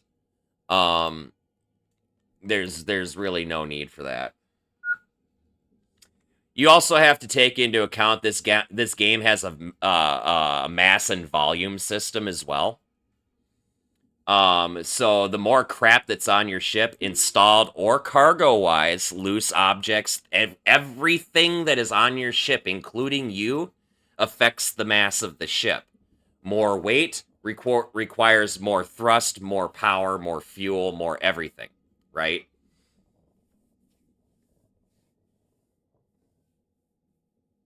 Reactors are an entirely different fucking animal, man. And I'm gonna tell you the truth. I just wait till I have money to buy a ship that has one already installed and functioning, because I'm not gonna sit there and fucking figure it out.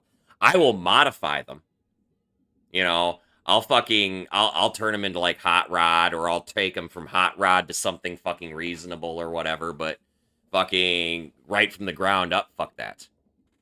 That's so many fucking parts you have to salvage.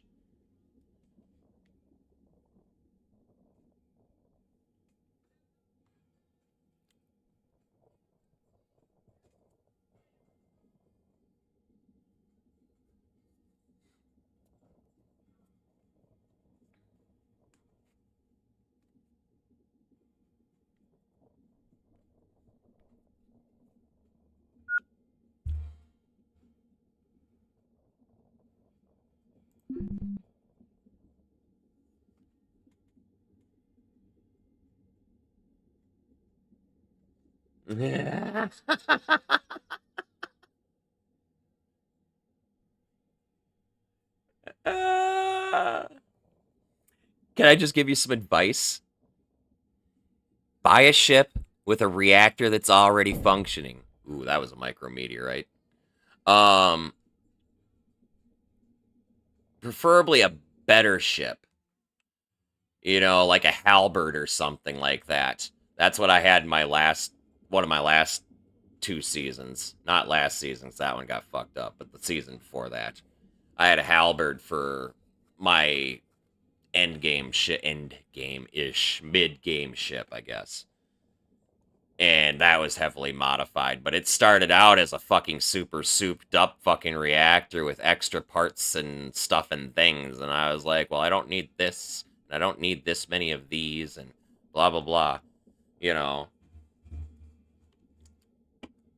So I ended up stripping out, like, a laser array, because it came with, like, 3 laser arrays and 3 pellet feeders, and all sorts of fucking stupid shit, and I pulled out 1 laser and 1 feeder, and I added an extra cryo and something else. I don't remember what.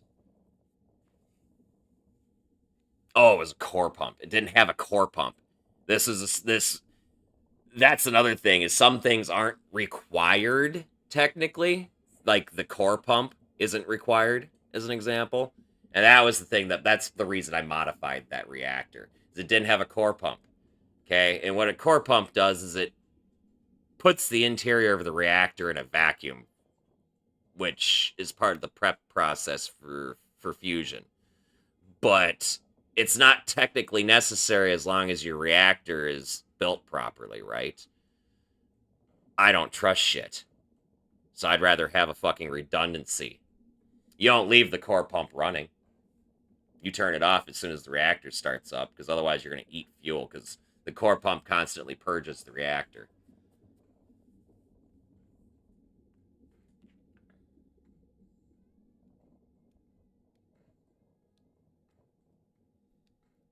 Yeah, mine was about 860K debt. Mine was probably the same ship. Look really hard at this and tell me if this looks familiar.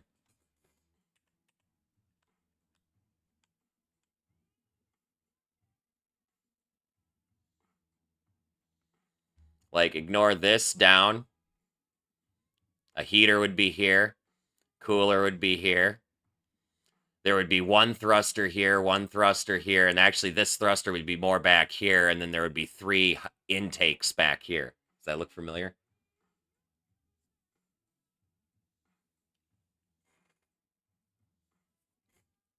Radiation is in the game, but the only times I've had issues with radiation is I have had, and this is due to a bug, mind you, I don't think it still happens anymore, but I did dock to a ship that had its reactor overload and exploded as I fucking docked. And yeah, that's an instant fucking reload your fucking game. Instant reload your game. You have like instant internal bleeding and all sorts of fucking crapola.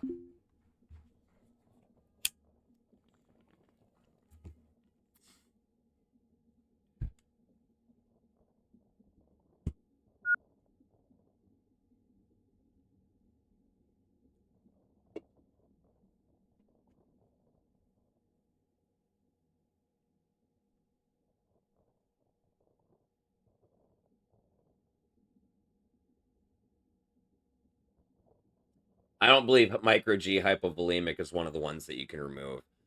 That 250 grand, from what I've noticed, removes scars. So, like, I have this scar from heart surgery. It'll remove that, and it's supposed to remove the random debuff you get from them.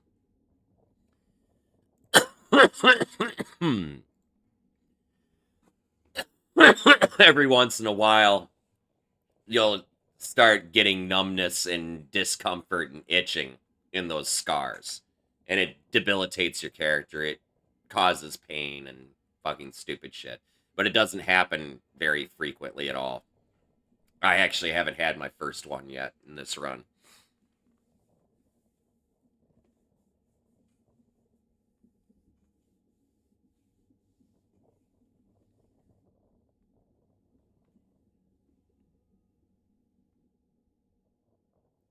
No, not as far as I'm aware. That's another thing I recommend for your next playthrough. Micro G hypovolemic is like one of the first things you want to get rid of. It's also one of the few traits you can't pick back up during character creation. You don't redevelop it. Once it's gone, it's gone. Oh yeah, you totally fucked, man. Micro G hypovolemic is the absolute 100% one of the worst fucking traits in the fucking game to have. And I'm gonna tell you why.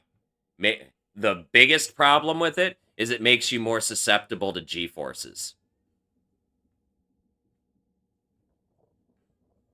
Think about that for a second. Your character's more likely to pass out from high G maneuvers with micro G hypovolemic. And if you want to do torch drive to go to like Venus or something, that's going to be a problem.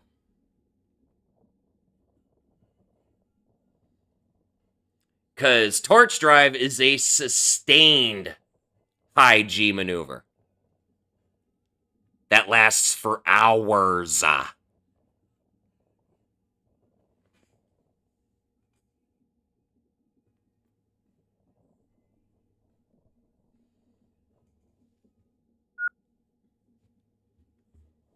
If you get rid of micro G hypovolemic, you can handle up to almost 5 Gs.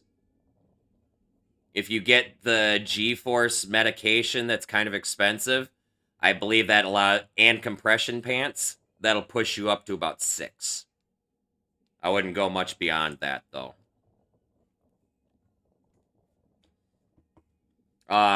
The things that you have in your inventory also affect how affected by G-forces you are. So if you're carrying a crap load of stuff like I always do, like if you have like all of this shit on you, you're gonna pass out sooner.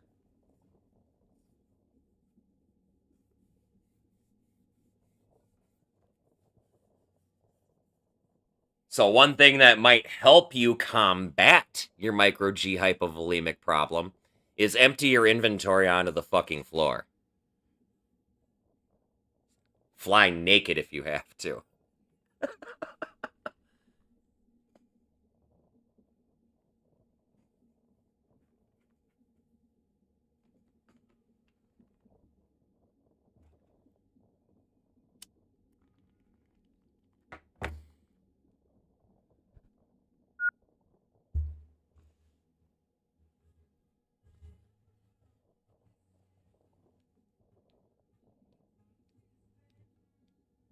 If Incognito's still in chat, I'm sure if you ask, he'll link the wiki for you.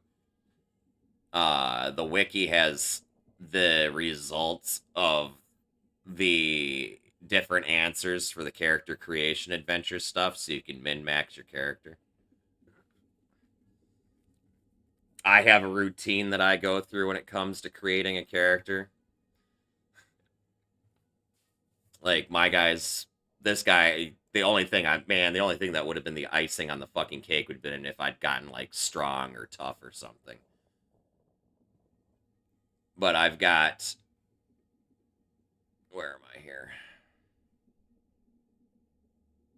Honest, arrogant, patient, finicky, charismatic, beautiful, light sleeper, leader. And then... Oh, yeah, ingenious. And then I started with skilled in unarmed melee, skilled in hacking, spaceship engineering, zero G-ops, business admin, street etiquette, gambling, EVA suits, physics, armed melee, cooking, dance, and spaceship piloting.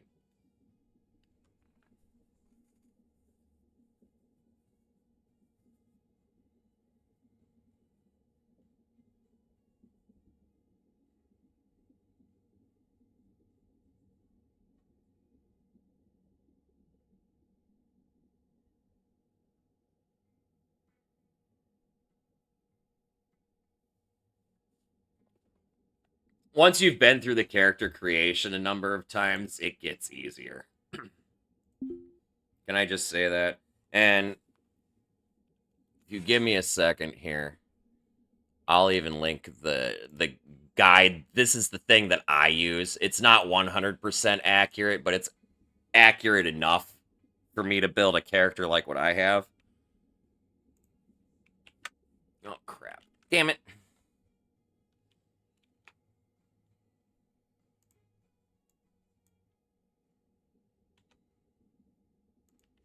There we go. That's the guide I used when I was creating this character. And you can look at it.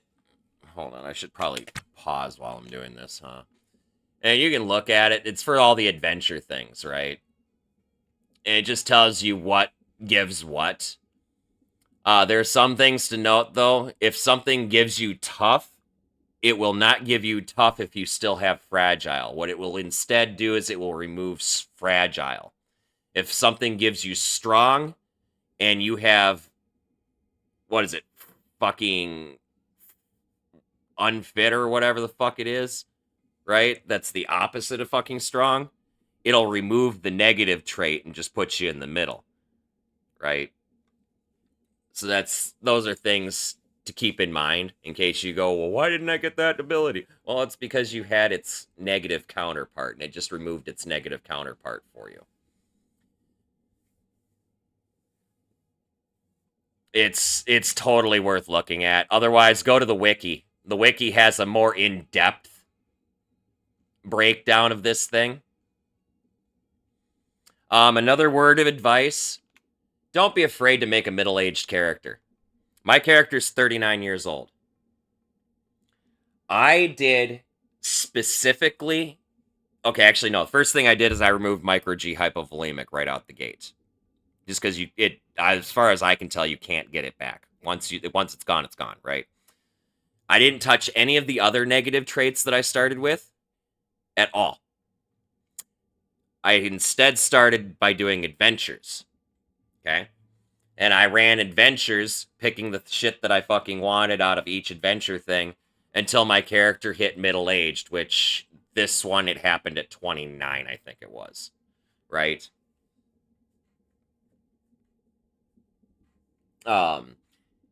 Once it said my character turned to middle-aged, I then turned my focus from adventures to removing my negative traits. Remove the cheapest negative traits first. Remove the biggest ones last. Because if you pick up one of the cheaper negative traits again by accident, because time passes and you develop a fucking thing, it's cheaper in years to remove the cheaper ones because you got them back than the bigger ones, right?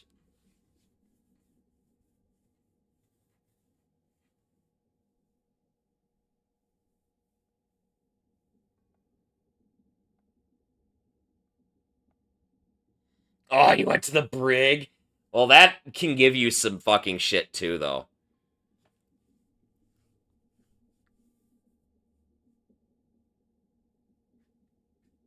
I was just saying, if Incognito was here and you asked very nicely, he might post a link to the wiki for you.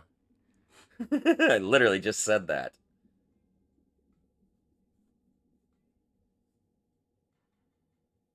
But anyway, once I removed the last negative trait that I wanted to remove, which I think was like unfit or something it took like 3 years to get rid of, that put me at, what was I, 37 or 38 Incognito? I think I was 37. That's when I started looking for a ship. I declined the ship at 37. I declined the ship at 38. And I think I took the ship at 39 is what it was. Which is unfortunately a ship I fucking despise. Now, another thing too is I do when if I get screwed on one of my answers in the fucking stupid fucking character creation, I'll fucking back out of the character creation and just start over. Some things I don't care about. Scars, I don't give a fuck. Scars happen. Who gives a shit? You can remove them later anyway.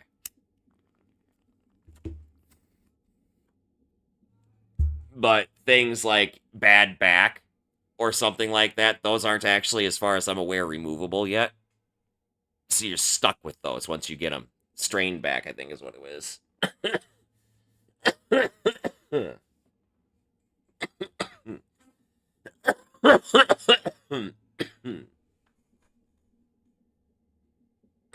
They're all shit. Everybody will tell you they prefer a different ship for different reasons. The most popular ones are the fucking sleds. The coffins, the death boxes. Because they're like fucking $90,000 mortgages that you only have to pay a few $100 a day for. Or a few $100 a shift to maintain that mortgage. They're literally meant to be used to cannibalize another fucking ship. You go to a derelict and you fucking just salvage everything off of it and sticker it to your fucking ship, and now you got a new ship. I can't stand going that route, though. It takes too long. Another thing, too. Don't worry so much about getting money during your character creation. It's nice, yes, but money's really easy. If you go to the gig kiosk, there is always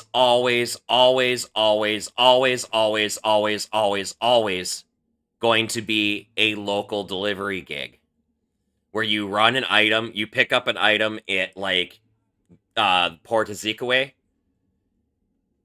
and bring it to the gig kiosk in the commercial district and put it in the locker there. And then you turn it in. And they pay out anywhere between $1,000 and $2,000 a piece. And they literally take you 15 seconds to fucking do.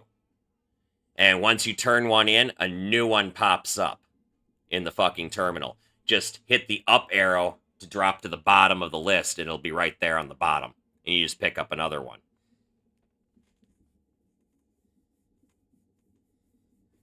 So what I did is, with this playthrough, is I abused the gig kiosk like a motherfucker in the beginning. Okay, I always do. You can, in theory, do it to pay off your entire ship if you really wanted to, if you wanted to fucking numb your brain that badly. I personally would just rather have somebody stick a hot poker in my fucking eye. But, you know, you can pay your ship off that way. But what I did is I earned enough money to buy all of my fucking tools and my EVA suit, and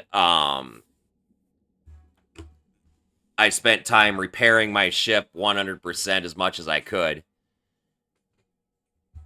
and then made a little bit more money to have a little padded window of like 10 or 20 grand. I think it was 10 grand that I started with when I finally left for my first fucking salvage run. Oh yeah, I also bought my salvage license. Buy the salvage license. Don't forget the salvage license.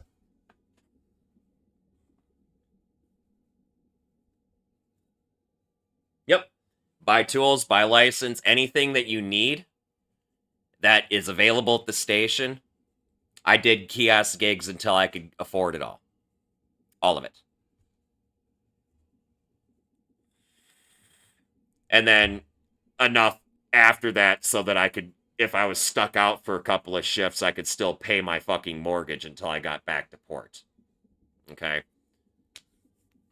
My mortgage is like a little over $2,000 a fucking shift.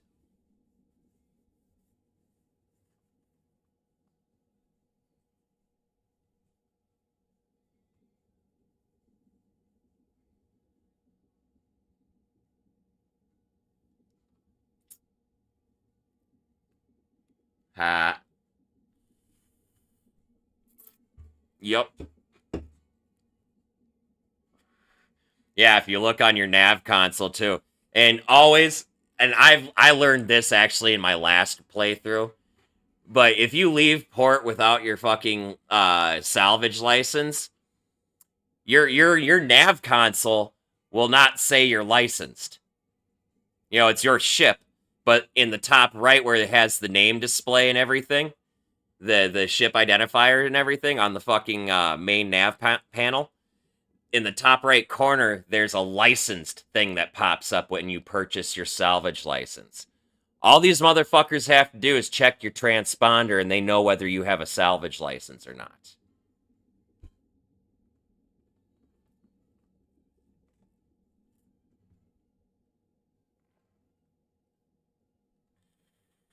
You got to be careful about flying dark like that too, though.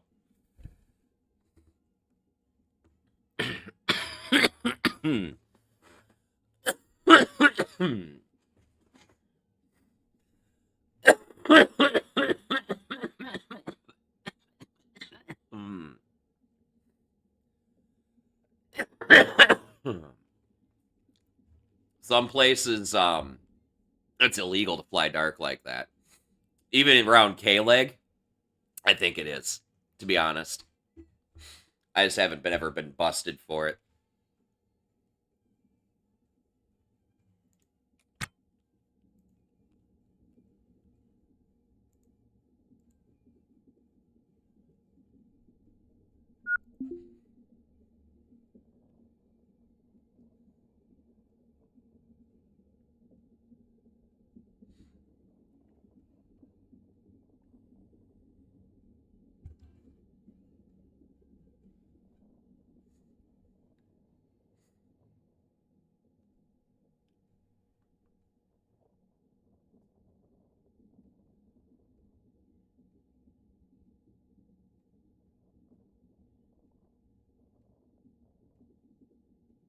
Oh yeah, always ask for their credentials first. Sometimes, I think sometimes it could be a pirate stole a fucking cop's fucking ship.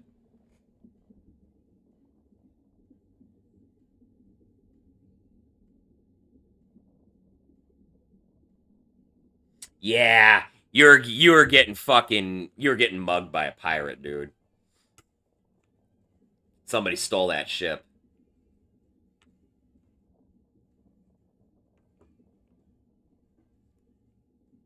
Yeah, that was a pirate, man.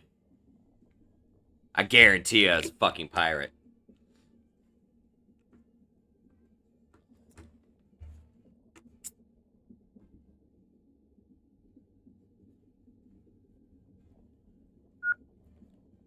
See, I always have my salvage license on me, so I just always ask to see their badge and shit.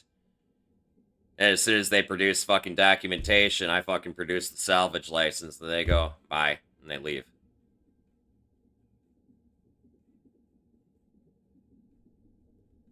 Always remember, if you can kill them fast enough, if it is a cop that's being dirty, if you can, or any cop for that matter, if you can kill them fast enough, you can kill them without getting a warrant. You can just murk those motherfuckers as long as it's just them. In space, no one can hear you scream. Always remember that.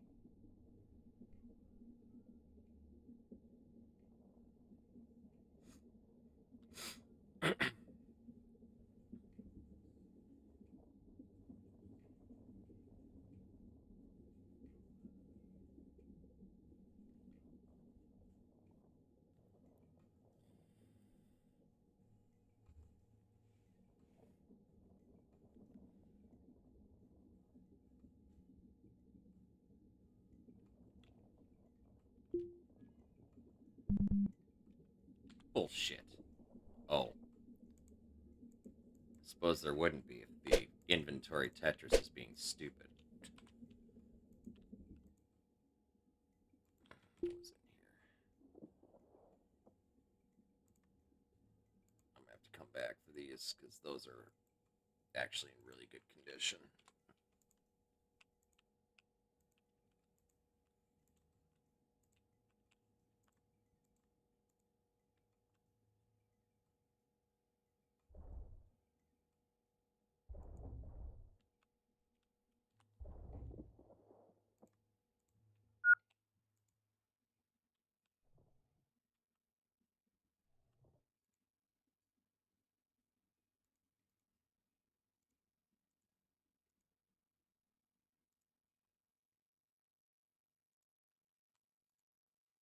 I'm gonna have to do some cheesy stuff, I think.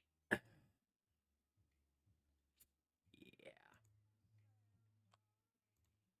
That sucks. It's okay though. I don't care.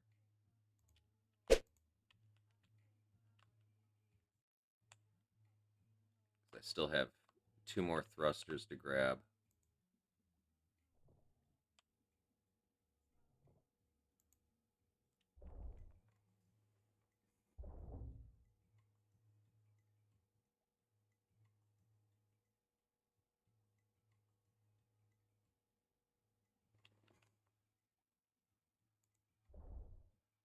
Oh, when it comes to dealing with pirates, man, I have my own patented way of dealing with them.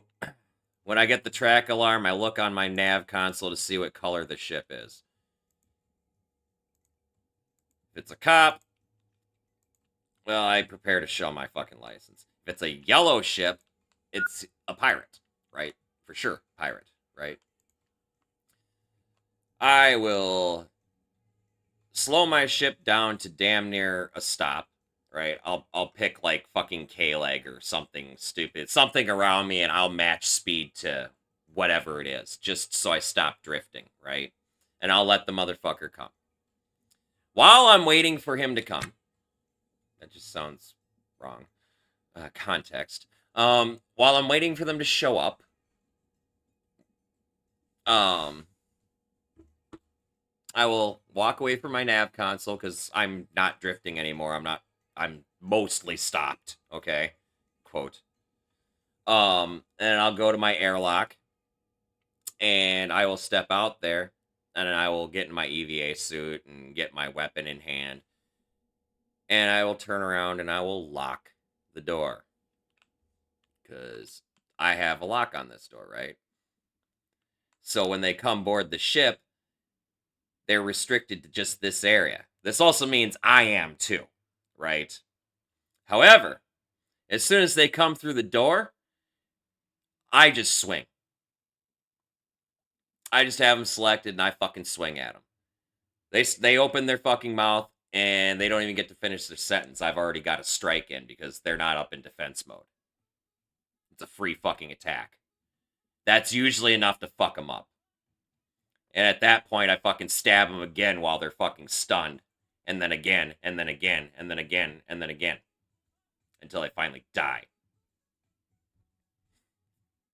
And if they won't fucking die, well, I'll drag their body back onto their ship. I will pop a hole in the fucking hull, and then I will jettison them.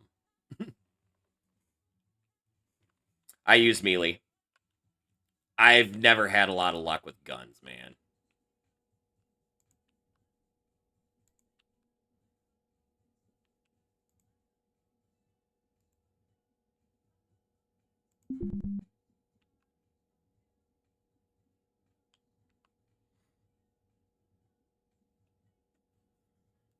I've done more damage to my own stuff than I have to pirates. Using guns. Even them fucking energy gel fucking guns that are supposed to be hull safe will still rip holes in your electronics. Nav console, fucking switches, power conduits. The only thing it doesn't punch through is a fucking wall.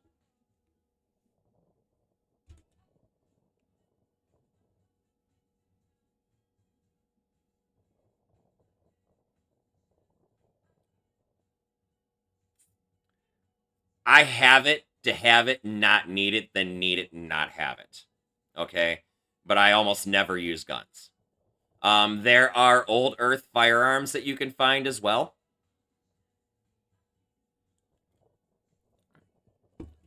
I believe you can buy a shotgun from the weapons dealer sometimes in the flotilla. Or in loot, you can find like old Earth pistols and zip guns and all sorts of weird shit. But they all have their own specific ammo types too, and so while you find the gun, you might not find the ammo, or you might find the ammo and not the fucking gun. So typically, I don't pick up most of the old Earth weapons.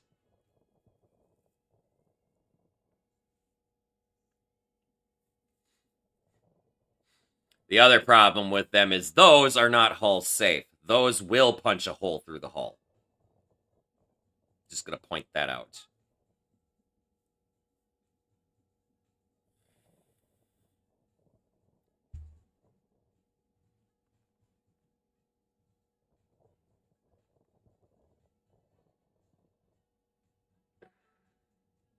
Flotilla is outlaw territory.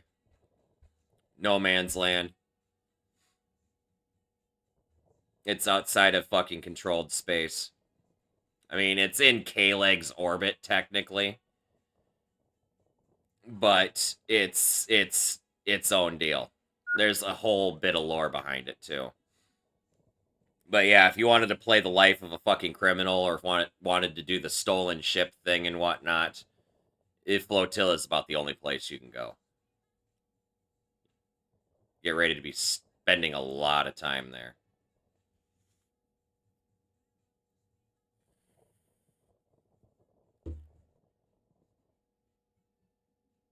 There's really no way of stealing a ship and making it yours, either.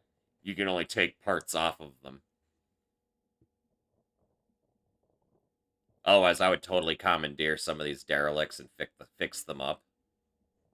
Not even joking.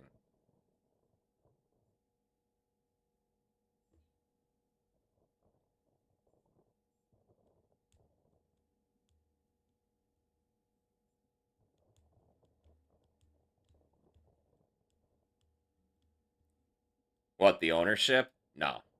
You have to actually buy the ship from somebody in order for it to make it yours.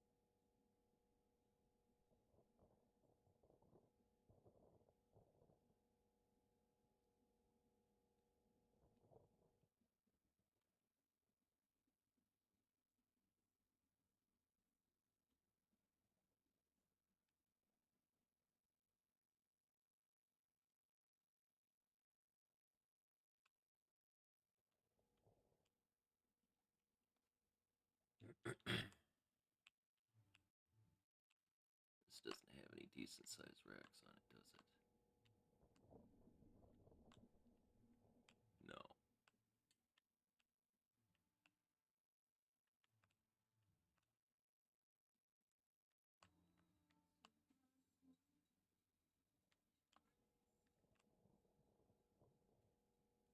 F8. I don't know if it's actually supposed to be there or not. I part of me believes it's kind of a developer debug thing.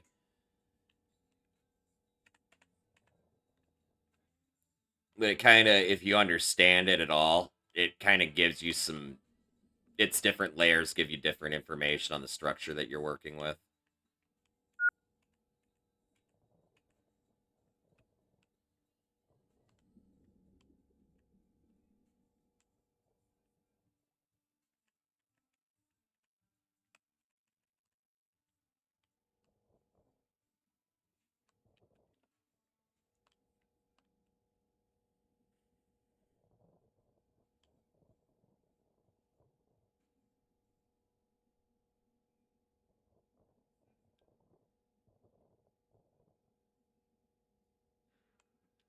That's mostly what I use it for, yes. It's kind of cheaty, but...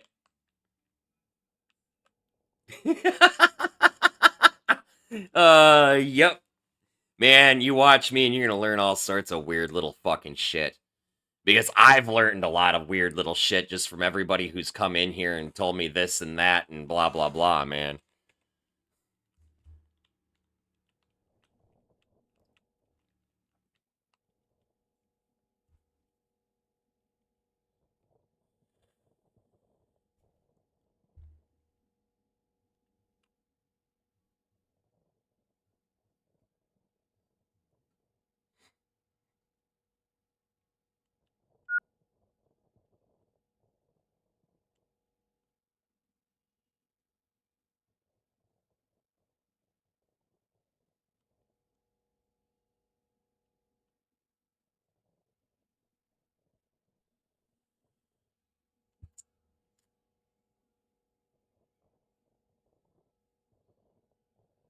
You're about to learn another thing that's really fucking cool, too. I'm gonna show you a way to save space.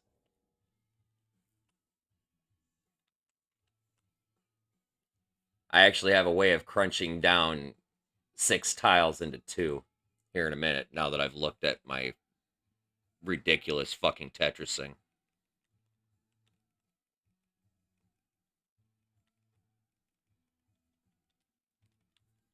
Well, that's part of it.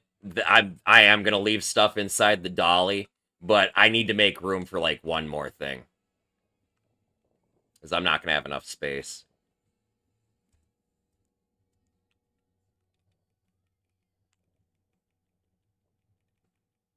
But I already know how I'm gonna do it. I'm gonna show you how to do it in a minute. Whenever I'm done repairing this thing and then uninstalling it.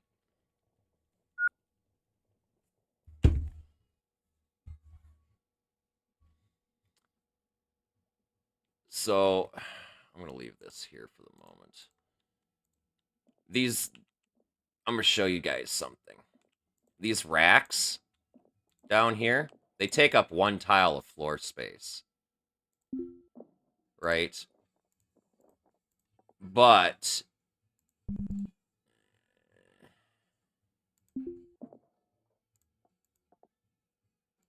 when you uninstall them, oops.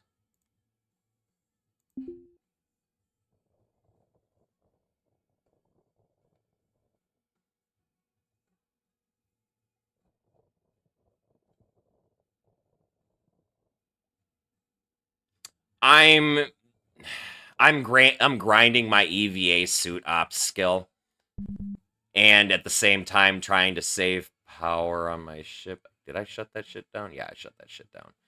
Okay. So, hold on real quick. I'm going to show you guys this trick. So this rack, I now have access to its inventory as long as it's here, right? So if I take and drag this inside really fast, these things, I actually learned this today, can hold this stuff. And now I can take that rack and drop it right there. Or I can take this rack and drag it over here.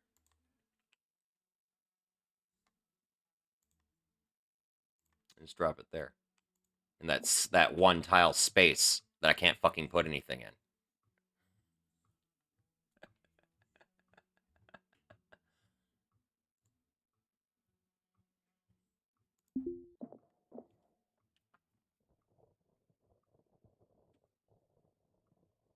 You like that?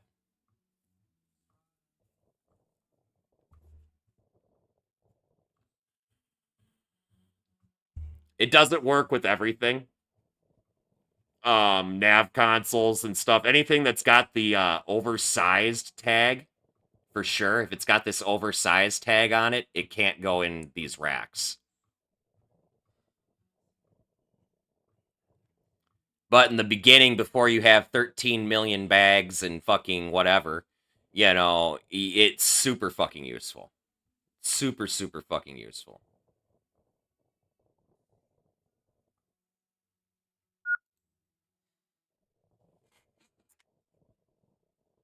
So I've kind of started getting into the habit of ganking racks from freaking ships just for the purpose of scrunching down my fucking storage space. Now, alternatively, you can also do the fucking sketchy thing of just walking into the middle of a pile of your shit and just hitting the drop button to drop whatever you're dragging, right? And it'll kind of glitch drop your shit into the middle of fucking whatever you're dropping into the middle, and it'll be like on top of things. But that can cause weird glitches with your atmosphere and stuff, so you gotta be careful you're gonna do that. The racks actually cannot go inside the dolly because they have the oversized tag.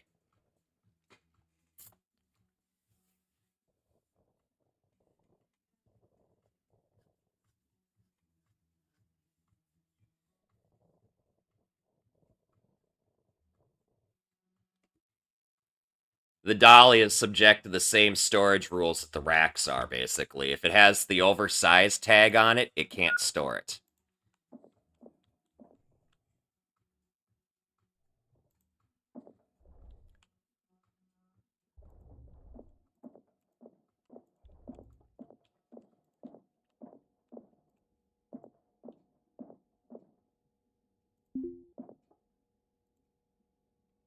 But anyway, I just wanted to show you that. Because I was literally just sitting here thinking about how I was going to try and get enough space for just one more fucking thing.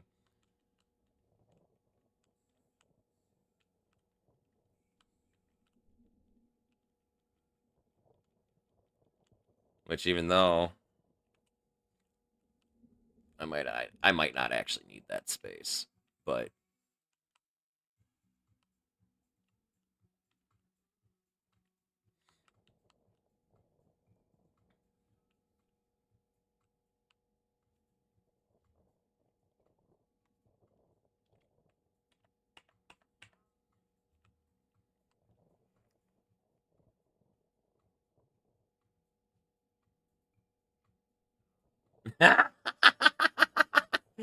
I don't know how many hours I've got in this game, but I was playing solid for 2 months straight not long ago.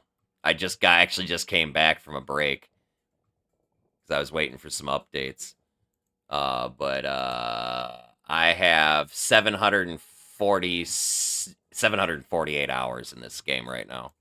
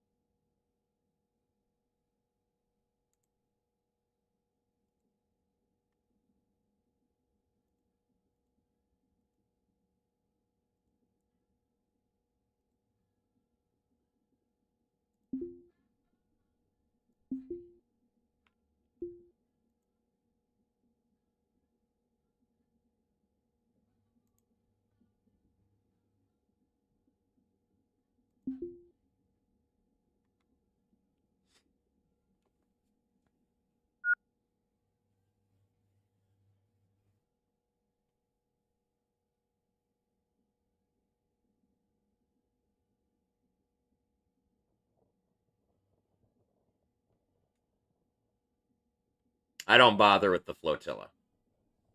I'm just gonna say that right now. I don't waste my time with that place.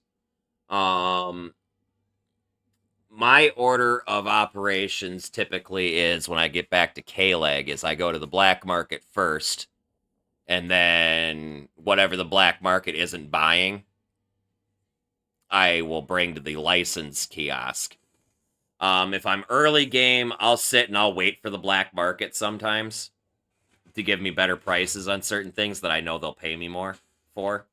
Because sometimes black market can be pretty fucking cheap.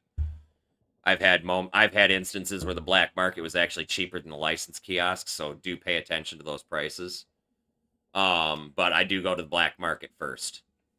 If you're in a hurry, black market first, then license kiosk.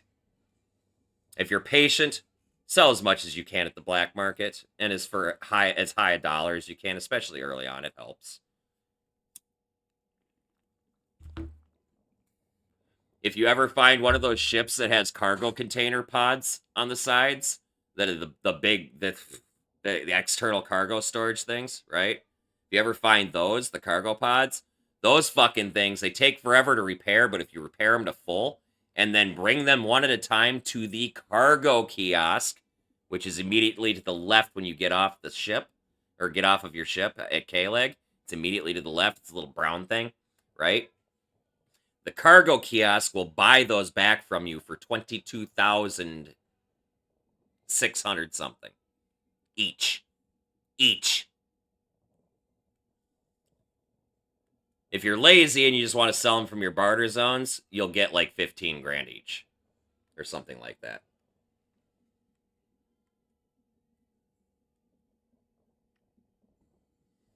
Yeah, so the problem with those, and I'll use fucking exploity shit to fucking get all of those if I need to. But the thing with those is they're fucking huge, because when you uninstall them, they take up a 3x3 space, and you can't put them in containers. So if you have a starter ship, you're going to be able to get like one. And then it takes fucking forever to repair them, too.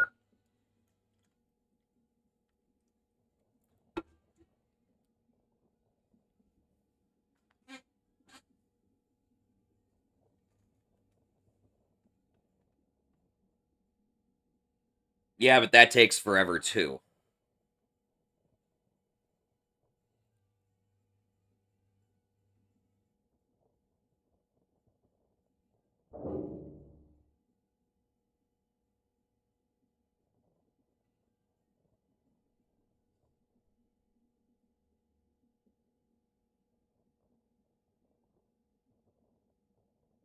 You spend forever uninstalling them, you spend forever installing them, and then forever uninstalling them again, and then forever and ever repairing them, and then you can finally sell it to the license kiosk. It's not worth it.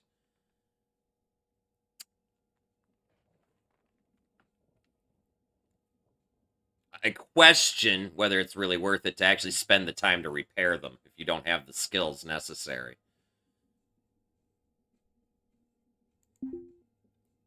Because, like, there's 4 different skills attached to repairing those. And I don't have any of them. Believe it or not.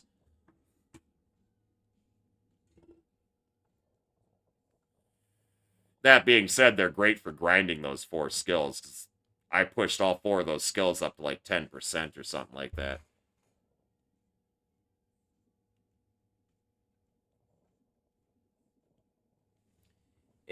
So there's back at the cargo kiosk, if you have them installed on your ship, you can sell them or sell the contents at the cargo kiosk.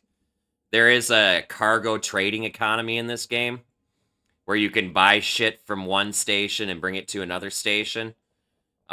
Trips from K-Leg to V-Orb and back are really, really profitable.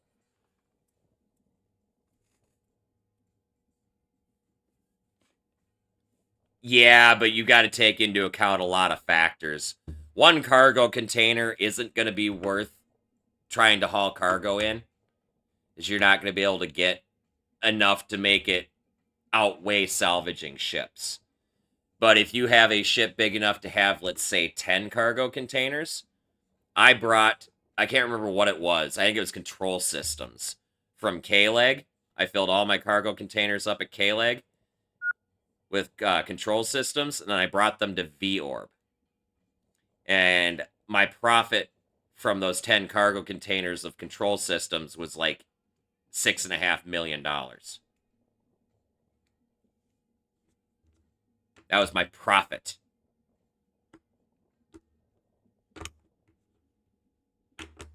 I made one trip, and I didn't need money anymore.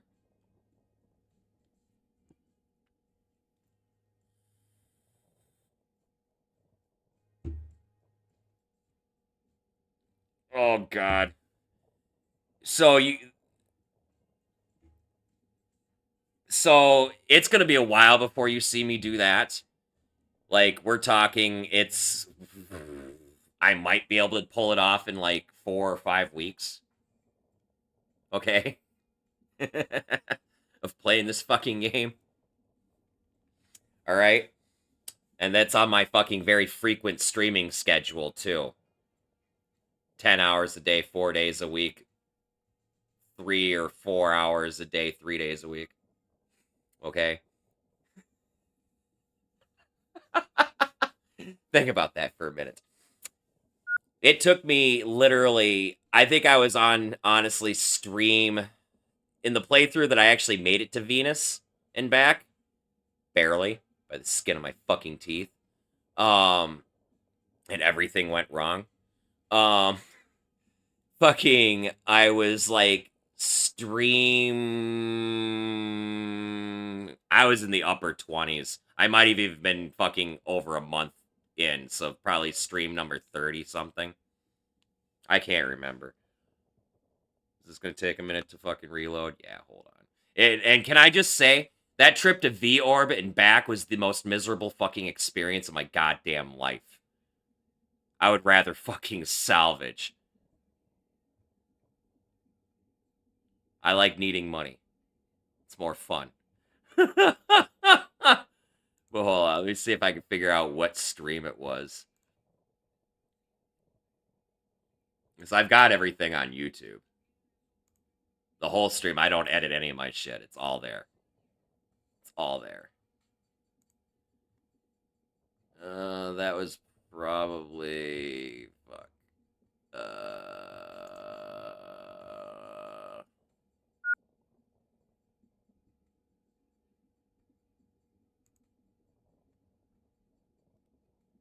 I think that was season 1.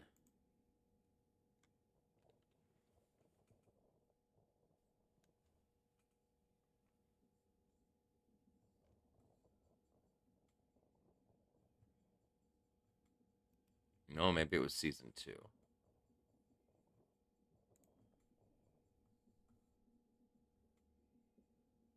No, it had to be season 1.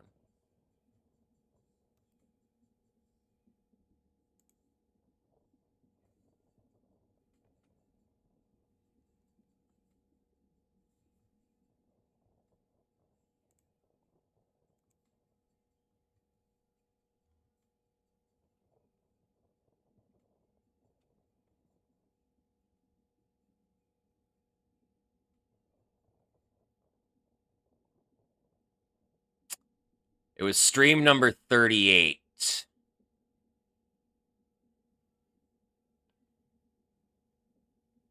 It was stream number 38.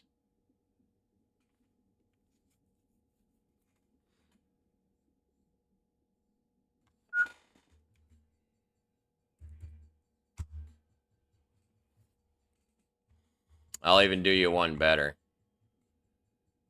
Now that I know what playlist this is.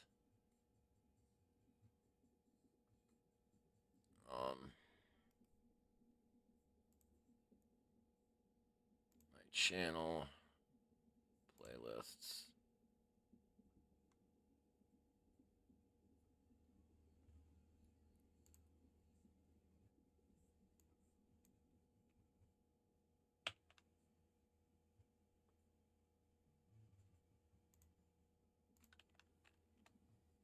It's that playlist, and it's number 38. It's a 2-part deal because my internet crashed in the middle of it.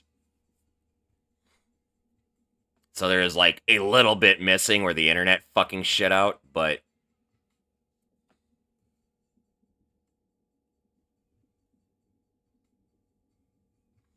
that is my trip to Venus.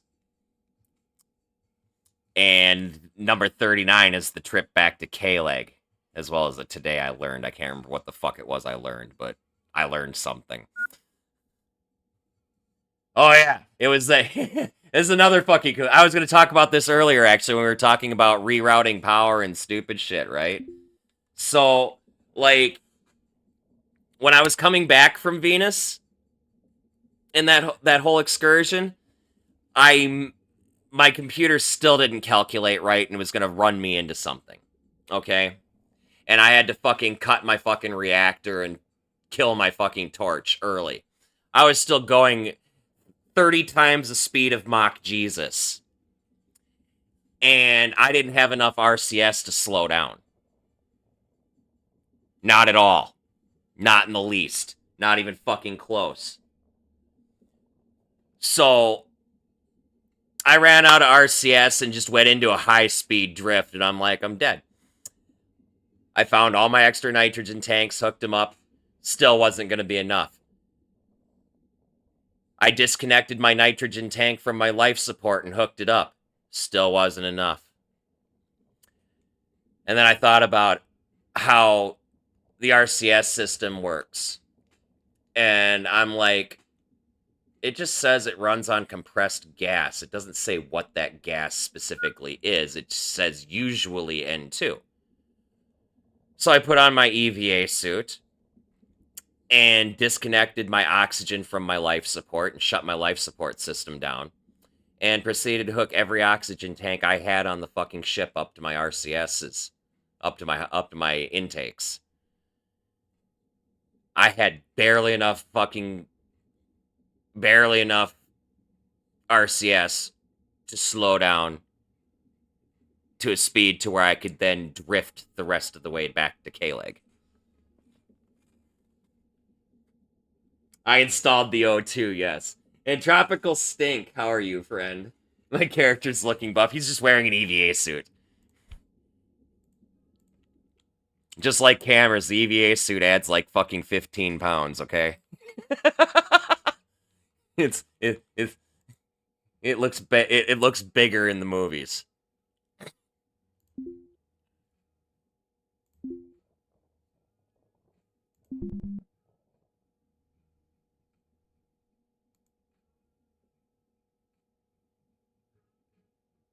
Oh, quit being a punk. Repair.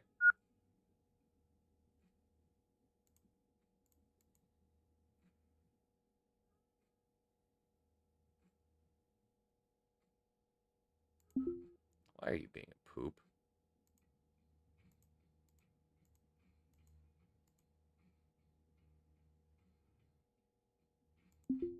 Thank you.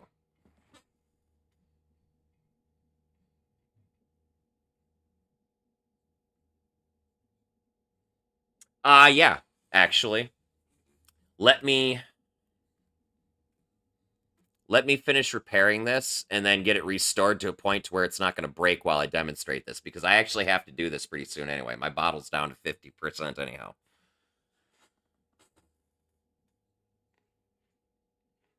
Honestly, it's so much. The price of oxygen bottles for an EVA suit are so stupidly cheap. It's really more convenient, in my opinion, to just buy them. But there are instances where you're going to be out in the field and you're going to need to refill your O2 bottle from your life support system.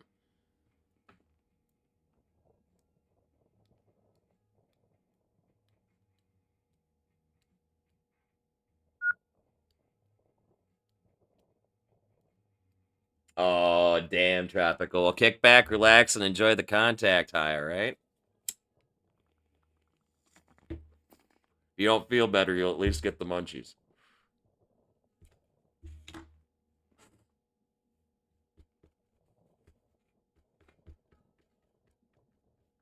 Actually, you know what? That'll remember what I'm doing. I want it. Because otherwise, I have the fucking attention span of a squirrel and the memory of a goldfish. I'm going to forget to do this, okay?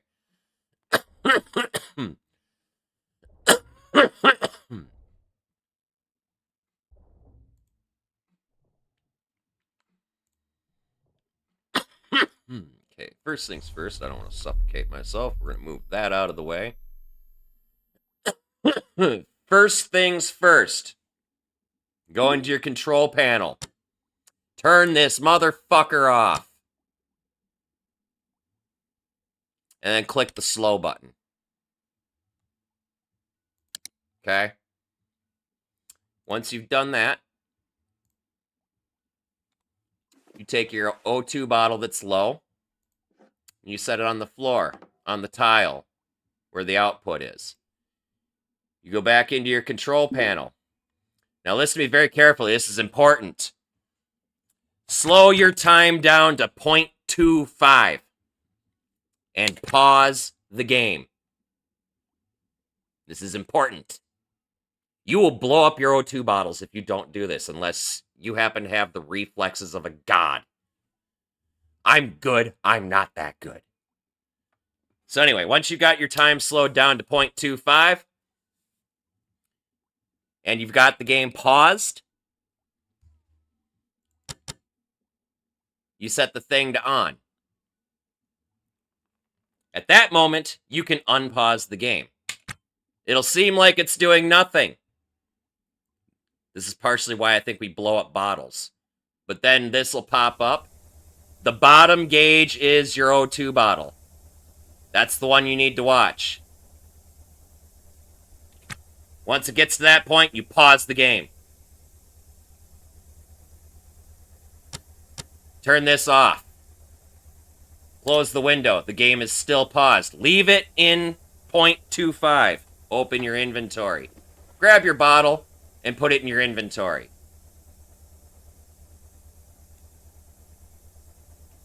Set the speed back to normal. Unpause the game.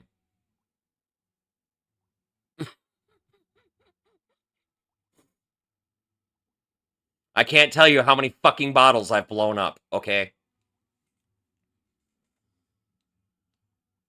Another thing, do not leave O2 bottles just sitting on the fucking floor.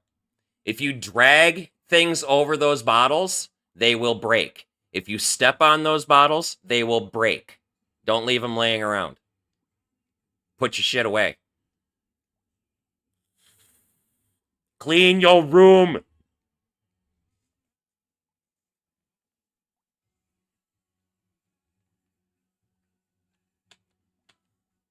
Anyway.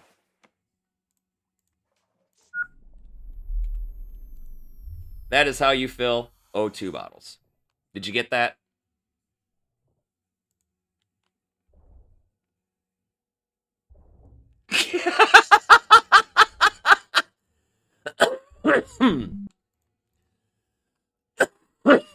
You don't know how many bottles I've blown up.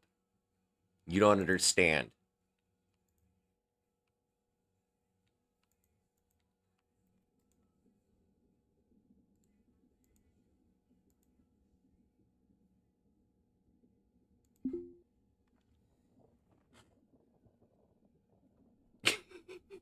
Hey, nothing wrong with that, man. In most cases, honesty is the best policy. Unless your wife's asking if a dress makes her butt look big. At which point, that's a trap.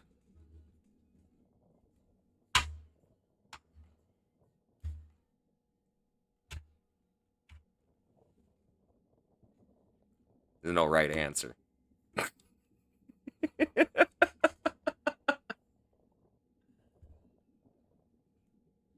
Honesty sent you to the brig. Oh no. Wait. What option had wait, what which adventure was that?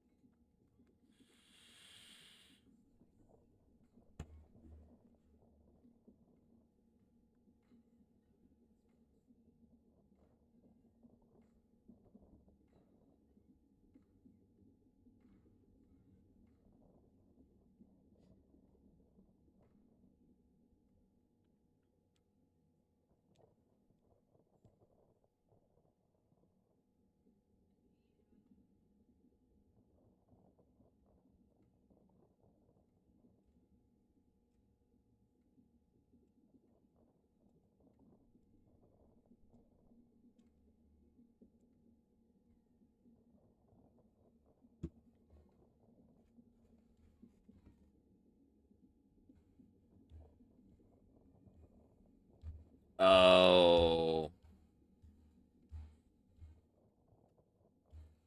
I want to say it's probably King Cognito.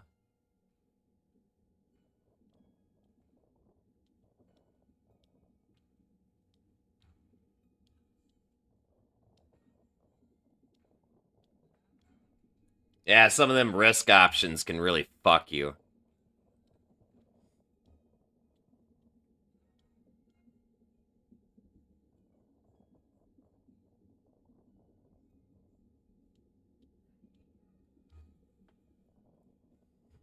That's why I have no shame in going, nope, we're not doing this roll, and just backing the fuck out of it.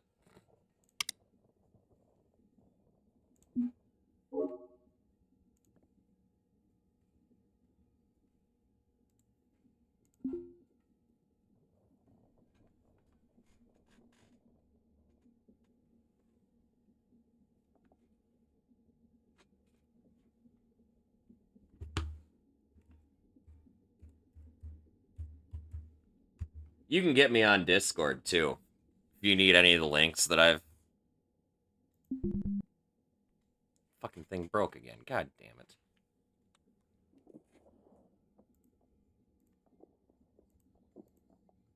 You can catch me in Discord too. Any of the links that I've dropped and whatnot. If you need them again, just let me know.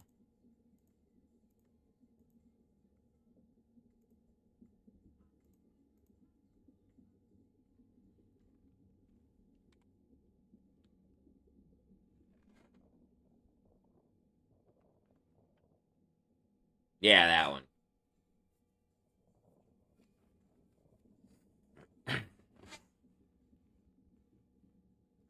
The wiki's got more information, though. That's just, that guide there is just the one that I've been using for fucking ever.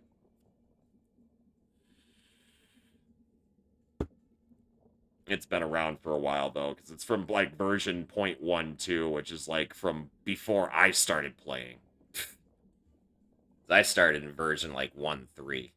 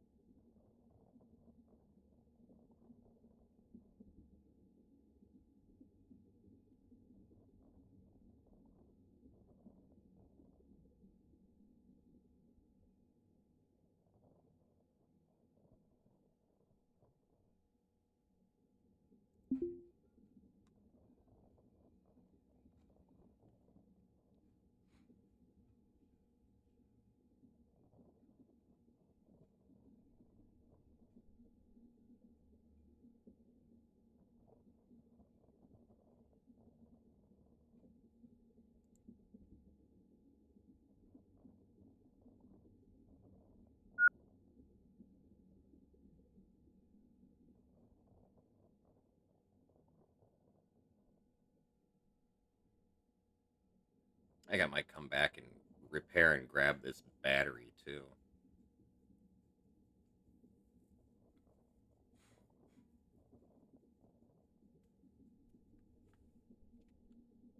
actually might have a place I could jack that in right away too. Honestly. Yeah, because I could jack it. No, because shit, because I'd have to add another switch.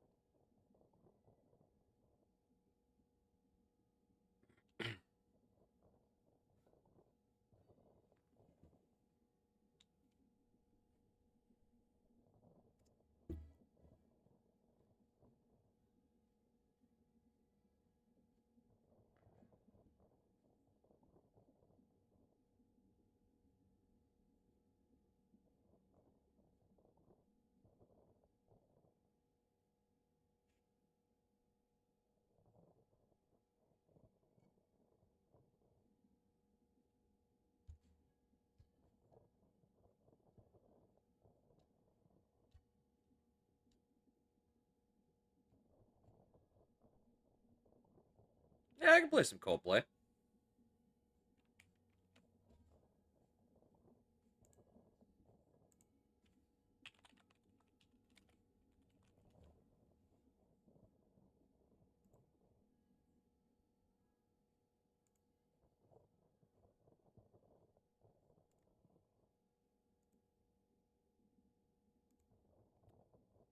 Or at the very least, I'll do a shuffle on Spotify that's built around Coldplay as an artist.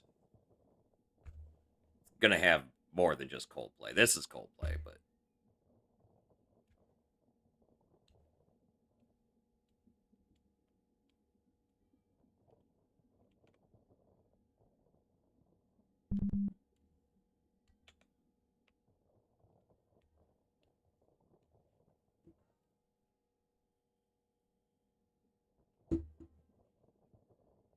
I never realized this song was Coldplay, actually.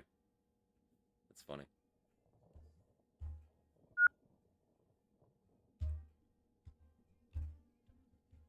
I've heard this song a million times.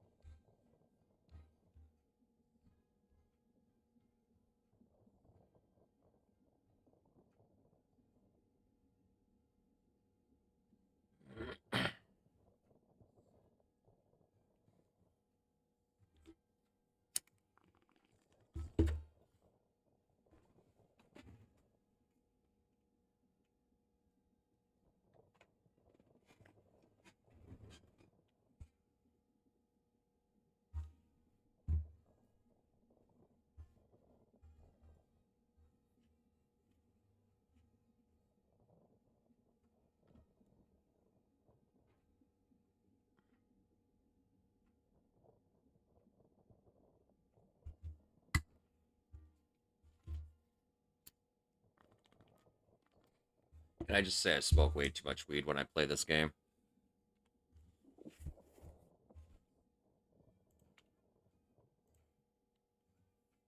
Is this oversized?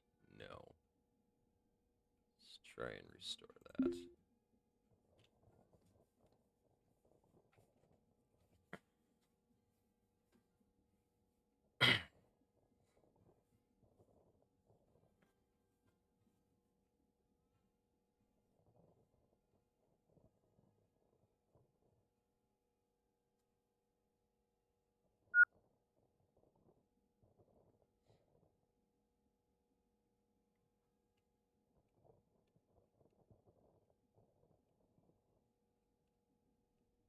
All right, sounds good, man. You have a good night.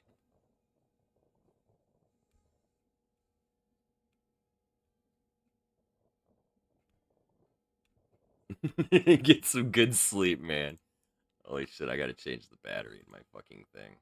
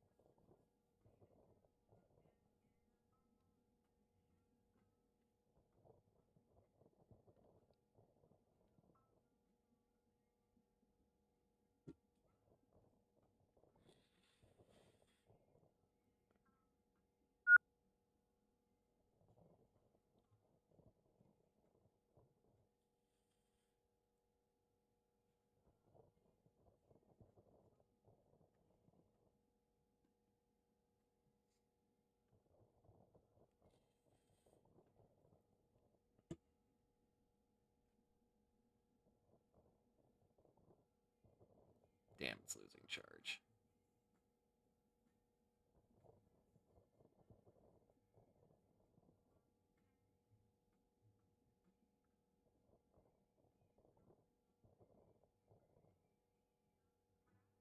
Yeah, it's not gonna be worth it. Fuck it.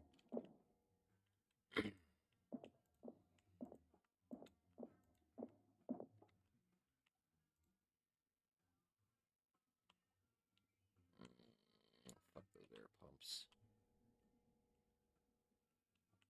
I mean, I guess I got room for two of them, actually. Fuck.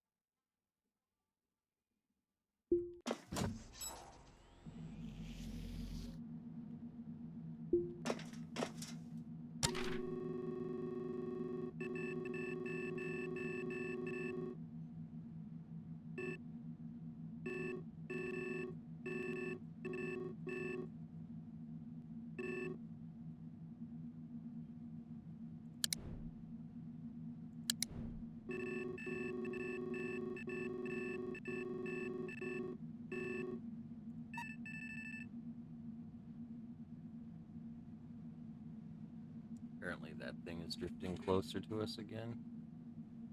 The fuck? How did that happen? Whatever.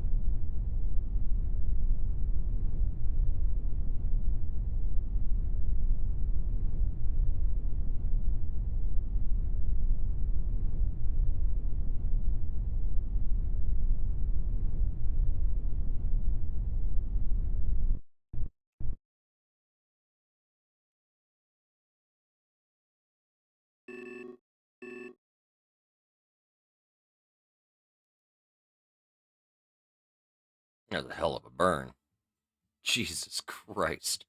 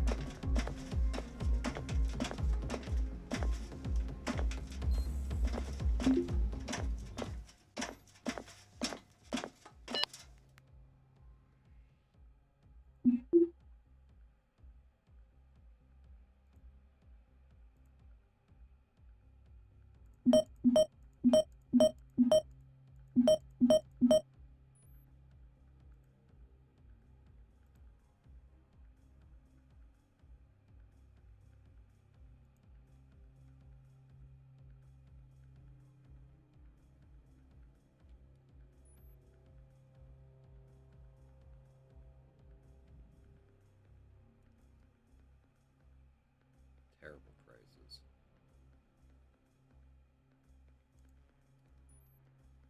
Very terrible prices.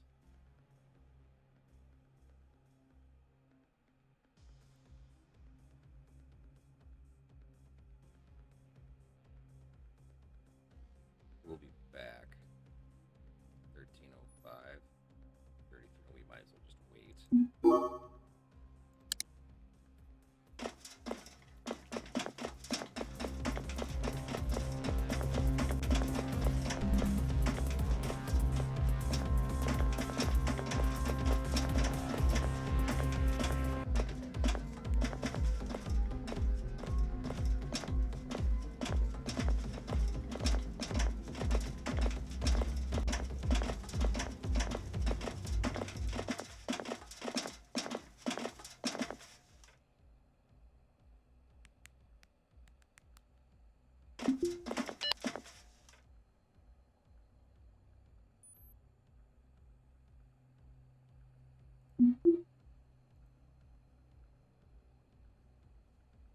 Still terrible.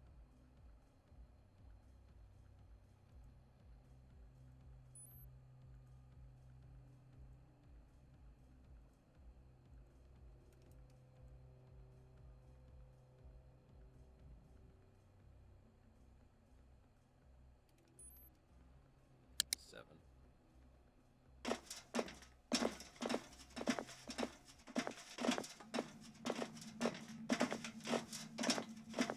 I hate that I have to chase this guy all over the fucking place. I wish he would just sit still.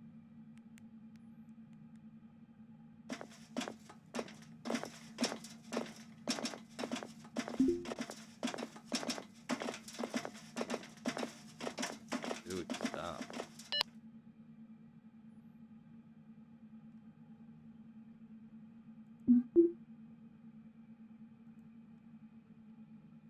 A little bit better price on the thrusters, but not really. I'll take that from nav consoles, though.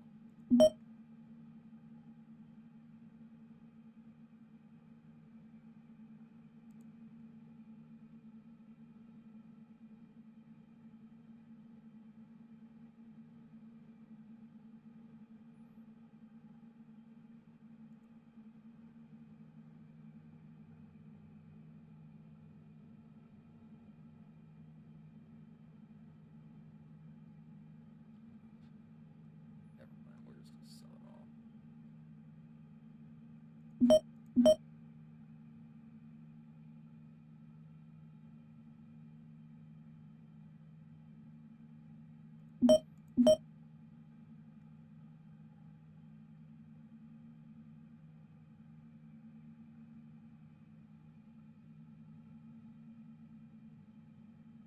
No.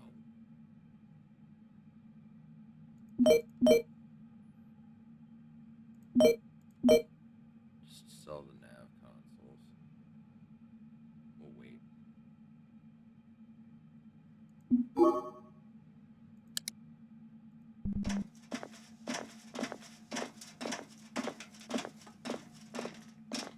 Just a quick stop at the license kiosk and sell the things that I know I have to sell to them.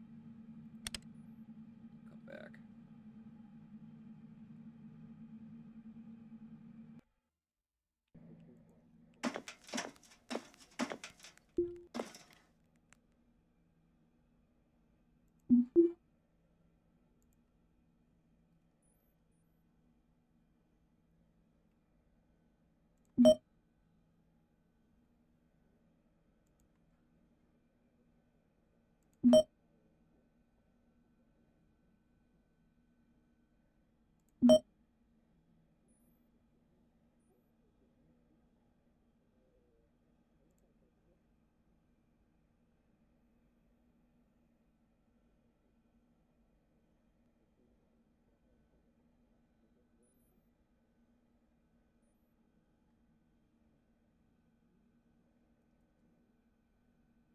Why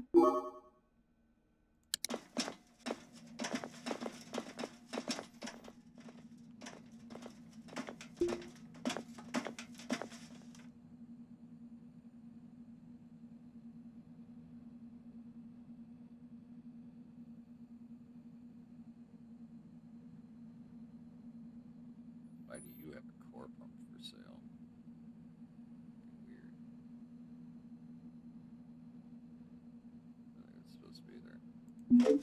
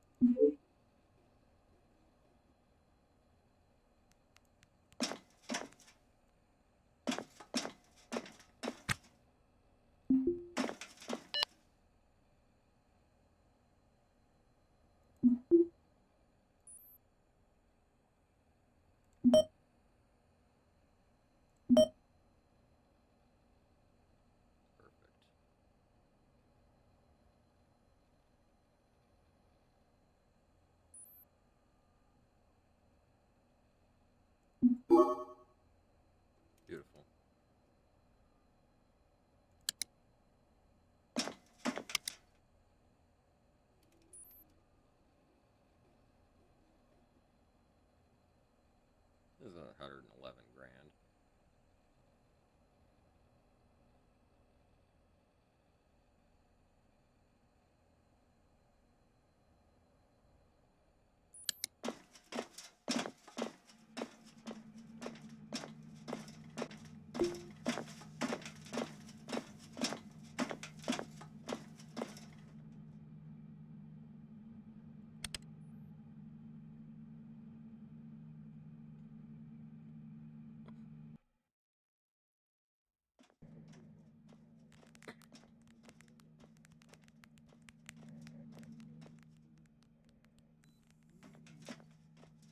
This update probably 1700.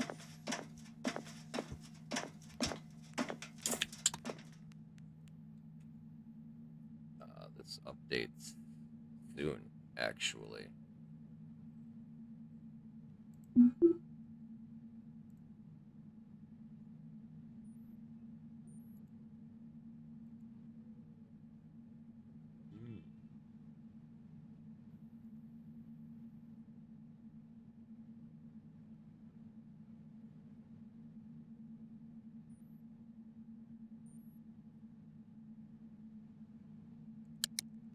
Updates in like 20 minutes.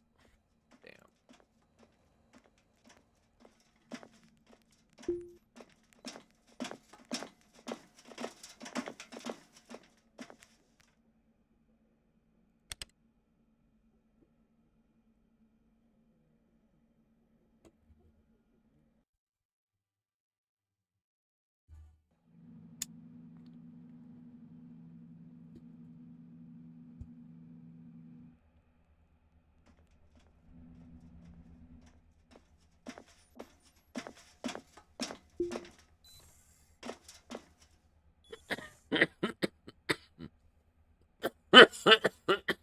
Hmm.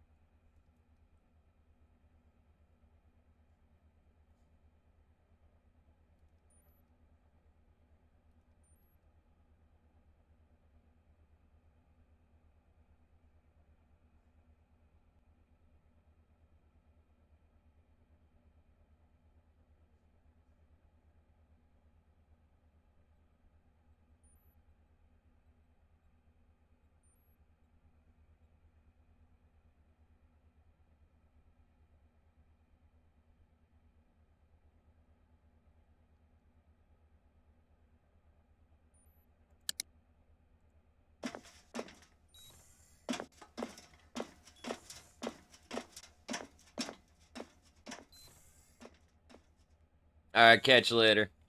Tropical, it's good to see you, man. Stay safe.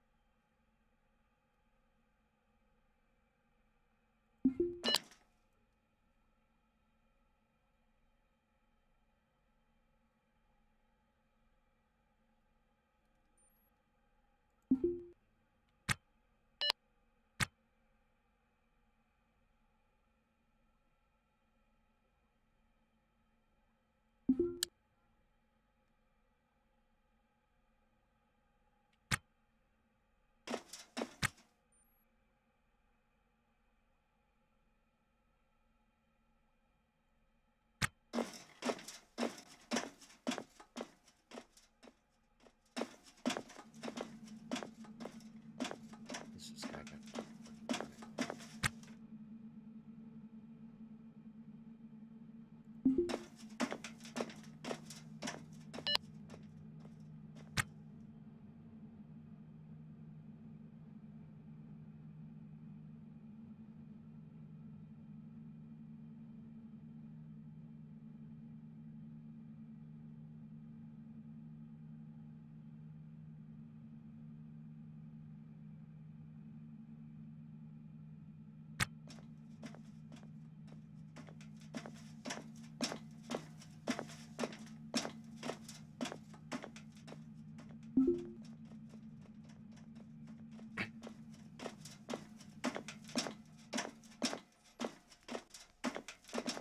Buddy, you always gotta run all over the fucking place.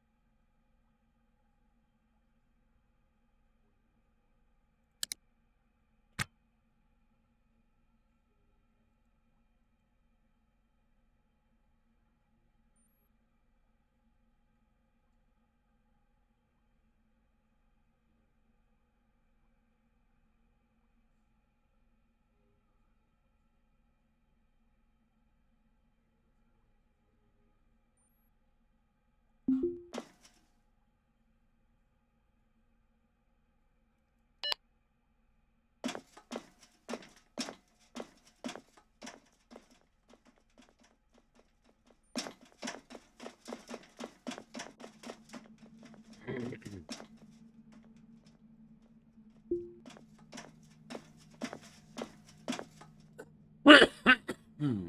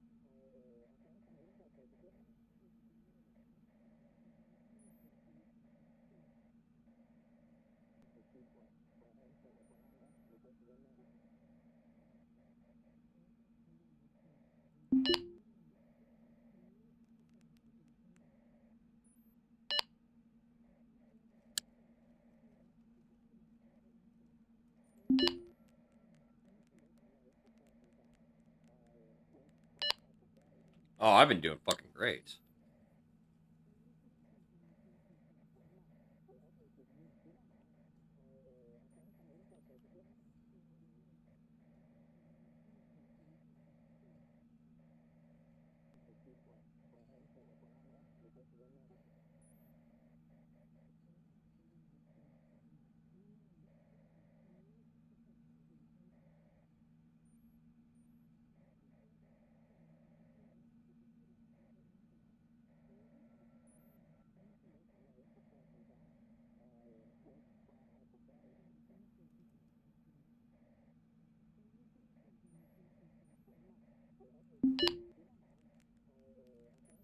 Yeah, kind of killing time. I'm waiting for a store inventory to reset.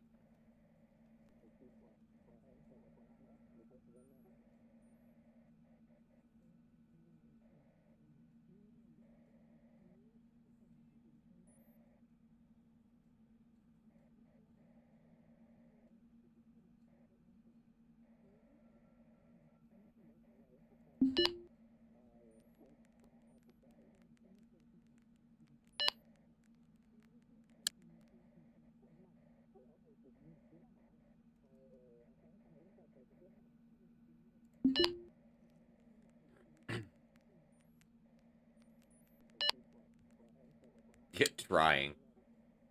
It's a never-ending fucking dumb game.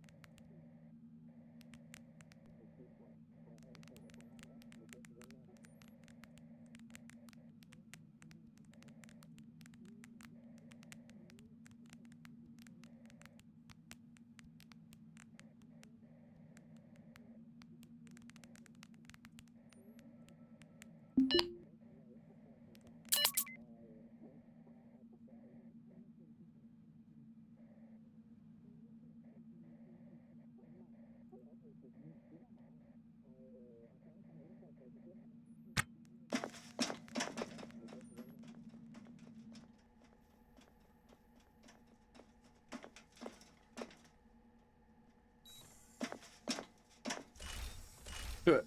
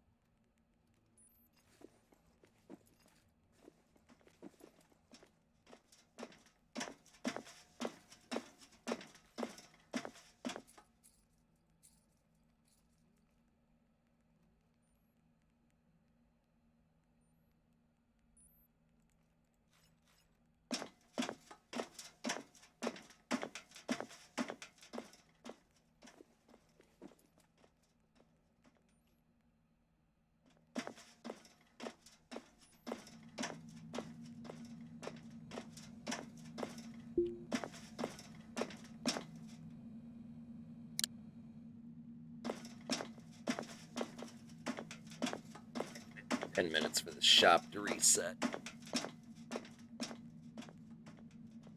Oh.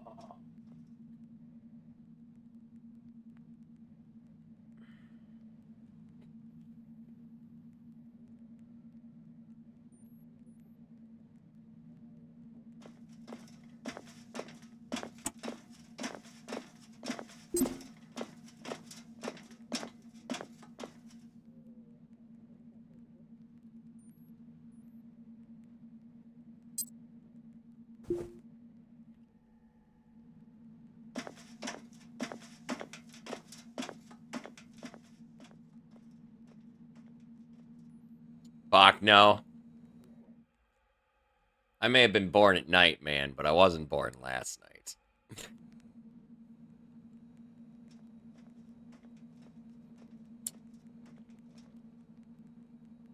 To be fair, I could have probably pulled it off, though.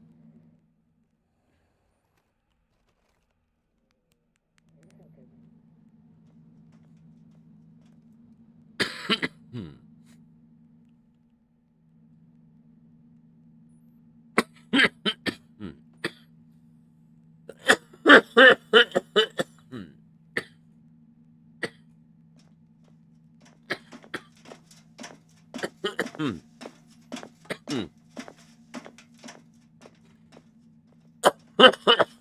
Oh, it closes the door.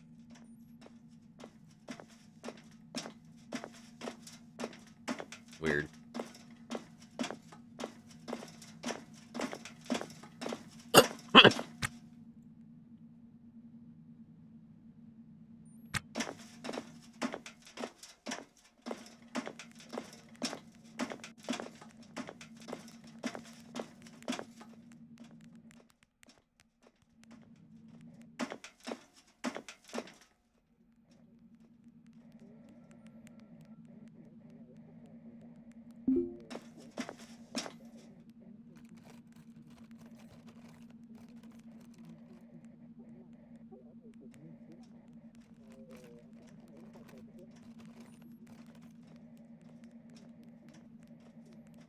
Yeah, it kind of checks out. That's the only access point this side, too.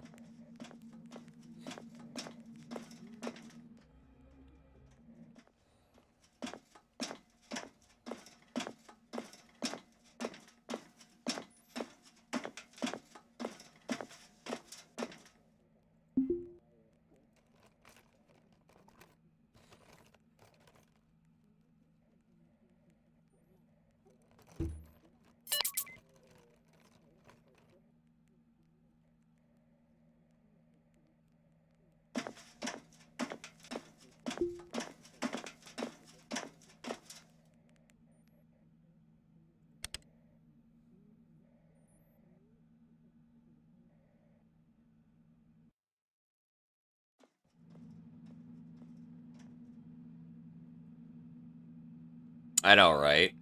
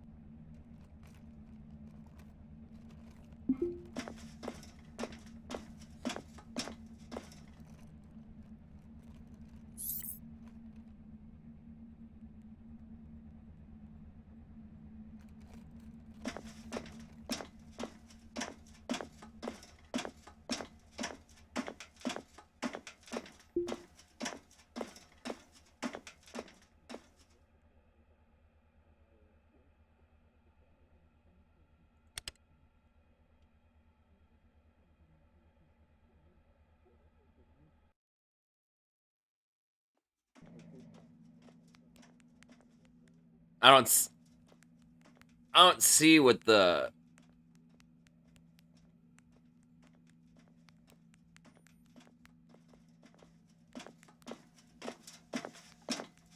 I don't necessarily see if there's any actual benefit to doing it or not doing it, though.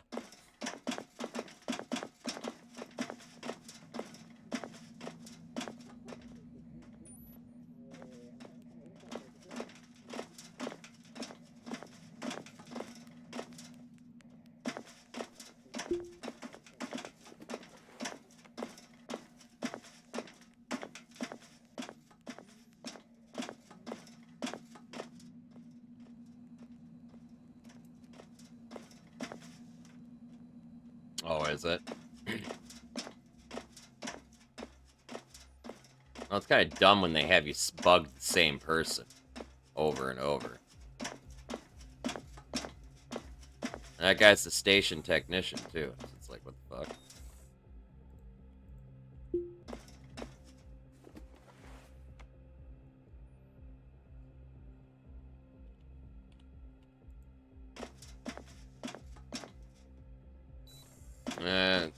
It's the second it's the second time I've had to bug him. I've only done it twice too, so it's like, I don't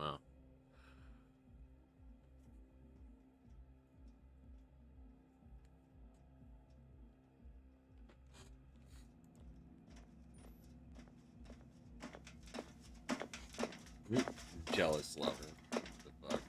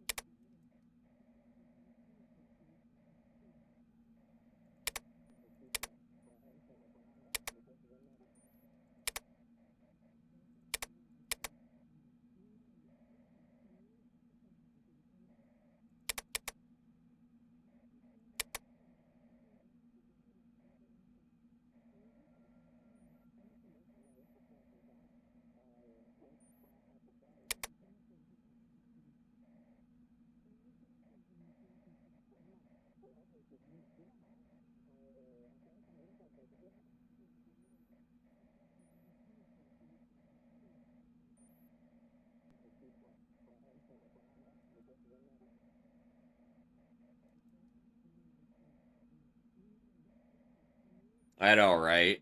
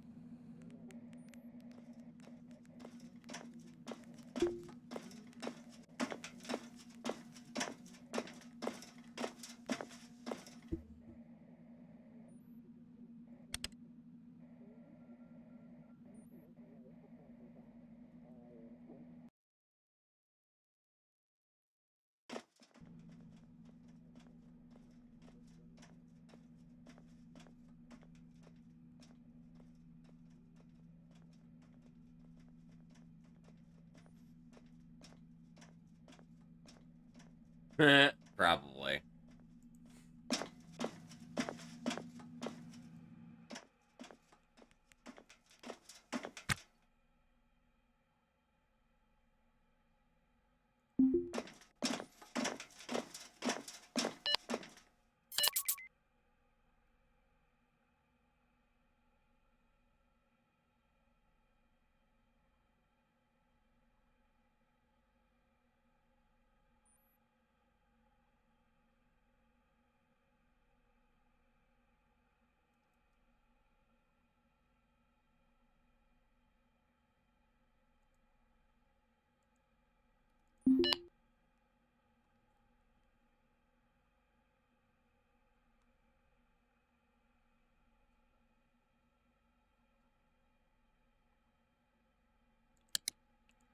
Oh, what's funny is now I've got to go back to that same guy I've planted 2 bugs on to talk to him for something for my black market dealer.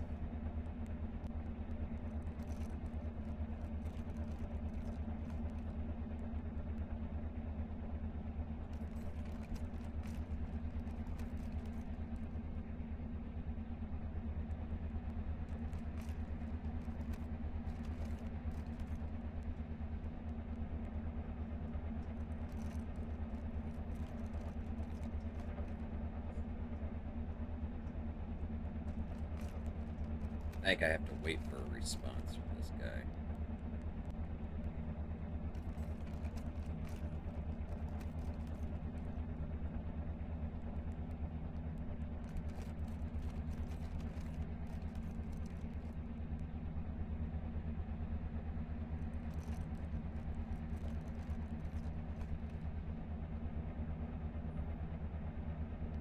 Who's here? Oh God, he's wearing pants.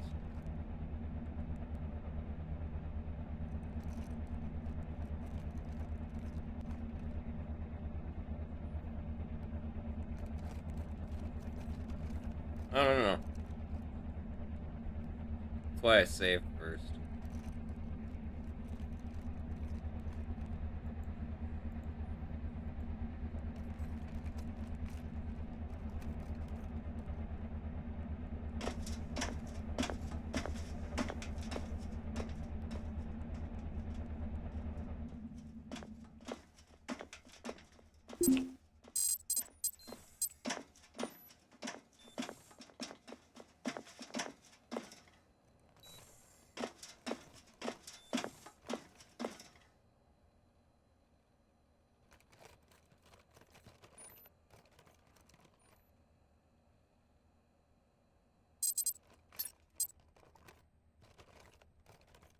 I think I need the food.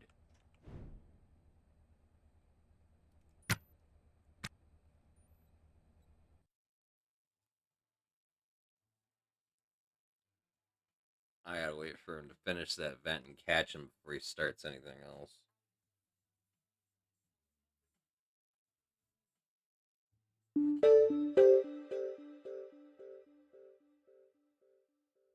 Juliet India docking, Mike 3-4. We have guidance firing RCS.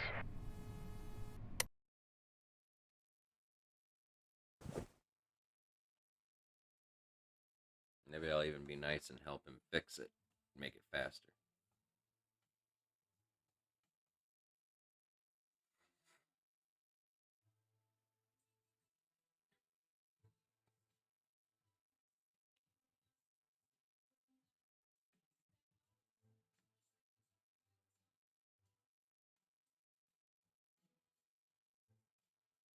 No, only if you're like trying to damage shit. I repair stuff all the time. I even install stuff.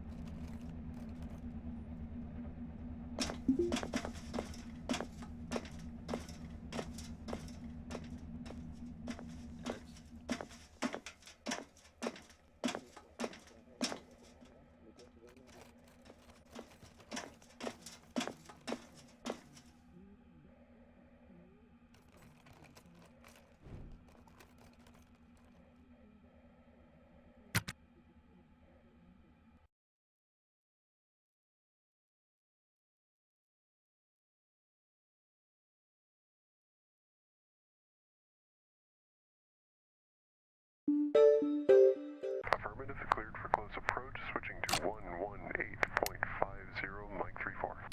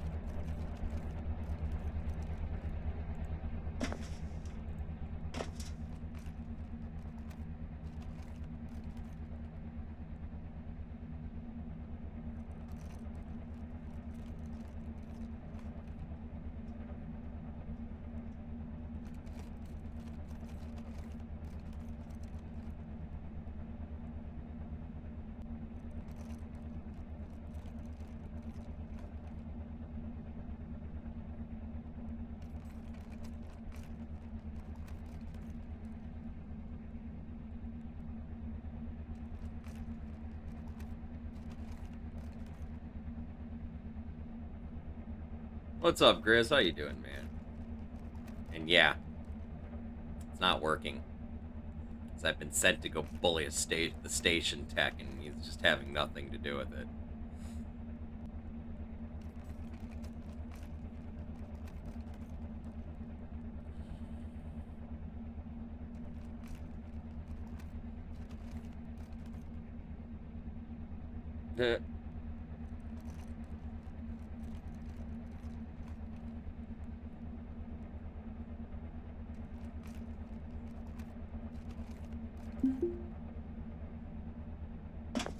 Nope, just totally ignores me.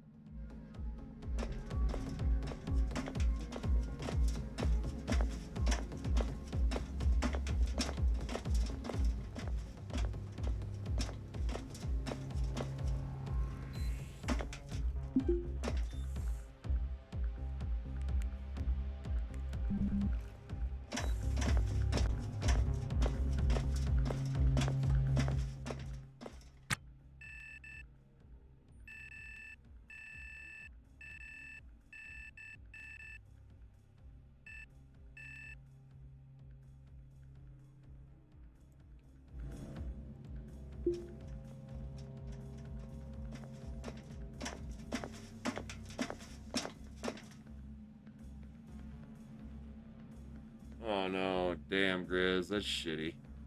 I'm sorry, dude. What happened with the job?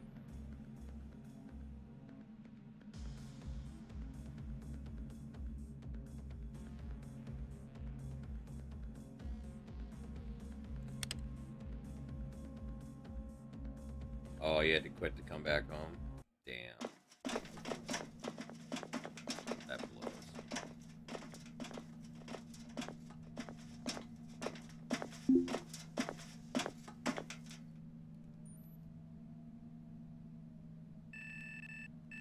Oh my god, this guy's just not gonna sell bags.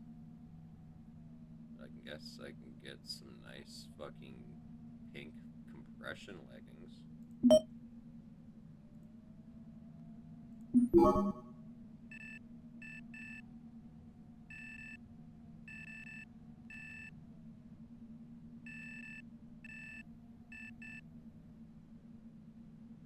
Get a new another Testudo card too.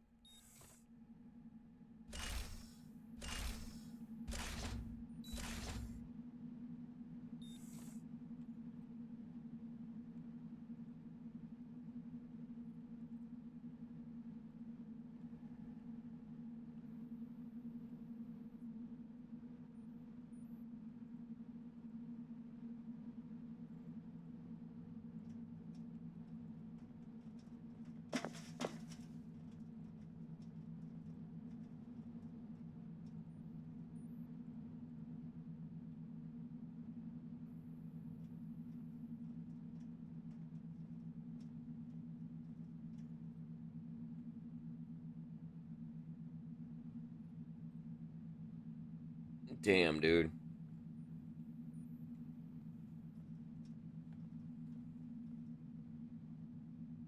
I wish you all the best.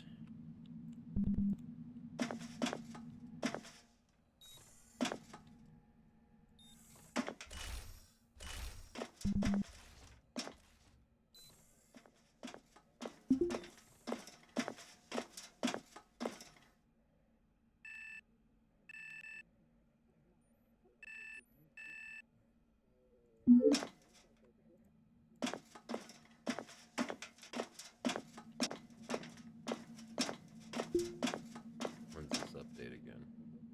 1343.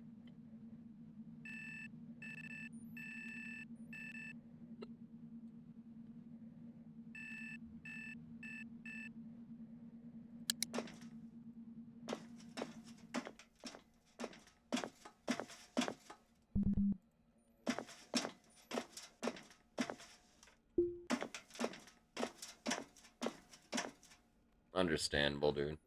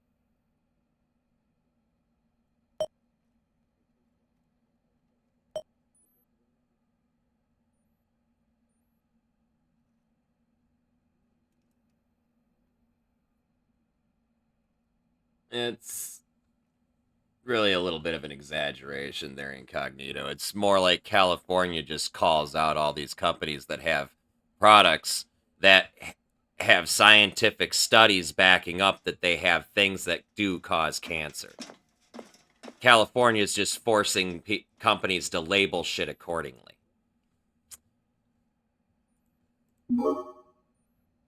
It's not that they're over-exaggerating things. They're just doing what the rest of the fucking country should be doing.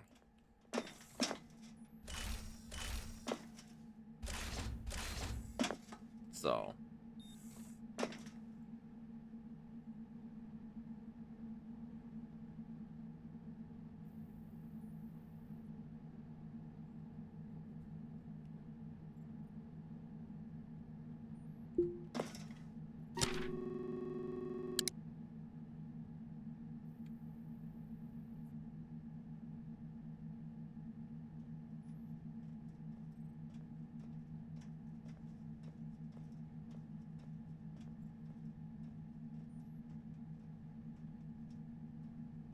That doesn't make the problems not real, though, dude. I mean, that's why we have microplastic contamination and shit, because of companies like 3M. Okay? Oh, well, we didn't know back then. And look at all the fucking damage to the ecosystem your fucking stupidity caused. You know, it doesn't make it any less fucking real, dude.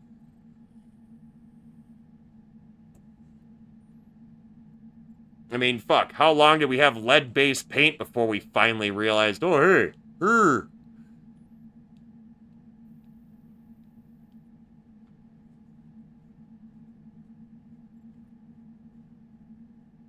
But the point of the matter is, this shit gets covered up or not talked about. And by forcing these companies to actually disclose this shit, it fucking calls out the elephant in the fucking room. I stand behind California and their decision.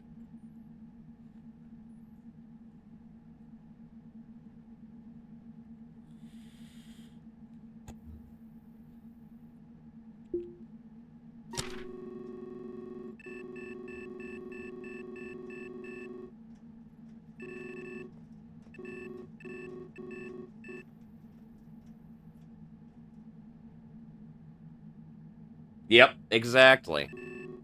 But the point is somebody's got to care somewhere.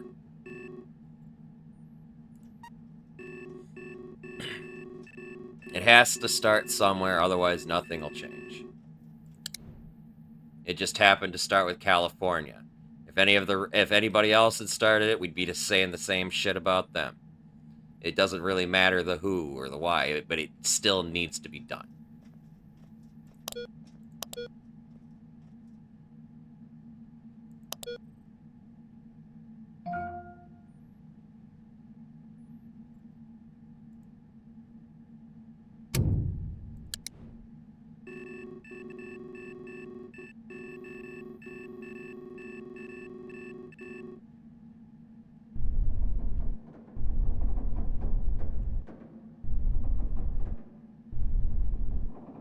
Hey, what's up, Anjan? How you doing?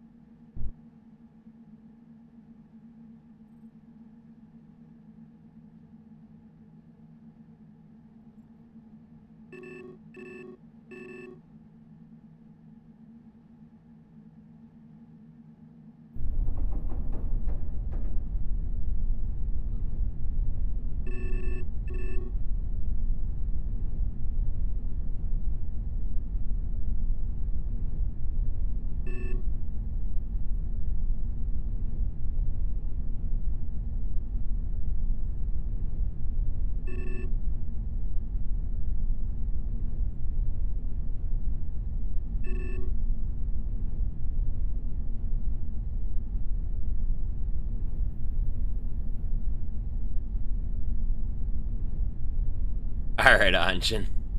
See you when you get back.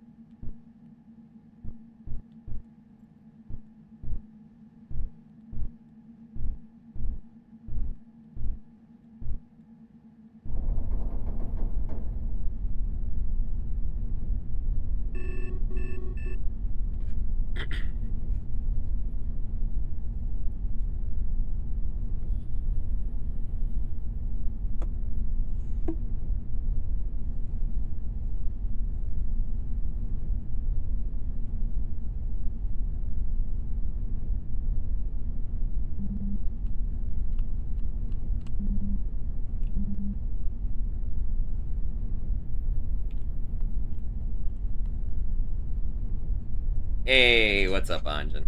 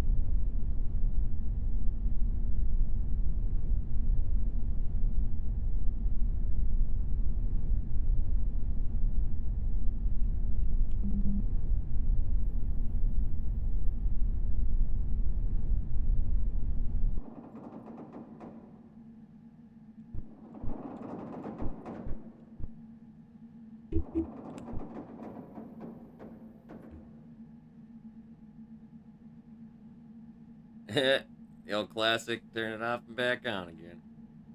Never fails. Usually. I suppose that wouldn't be never then, huh?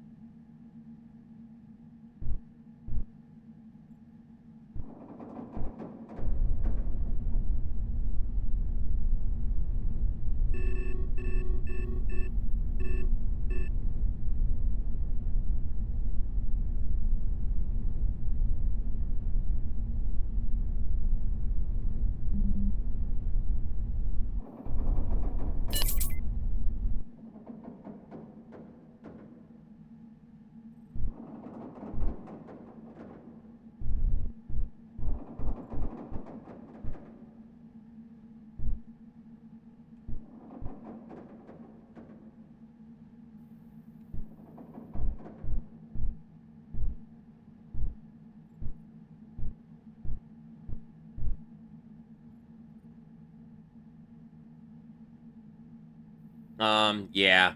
It was the Adriana Crane carbon fiber delivery thing.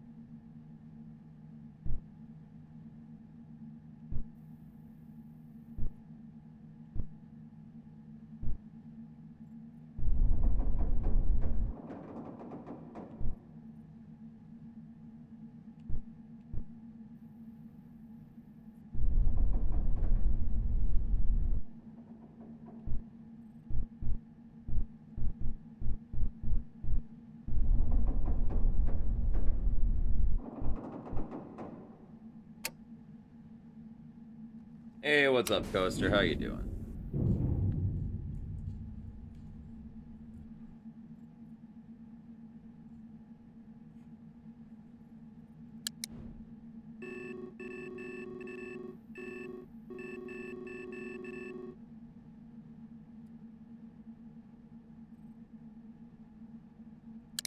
Gold.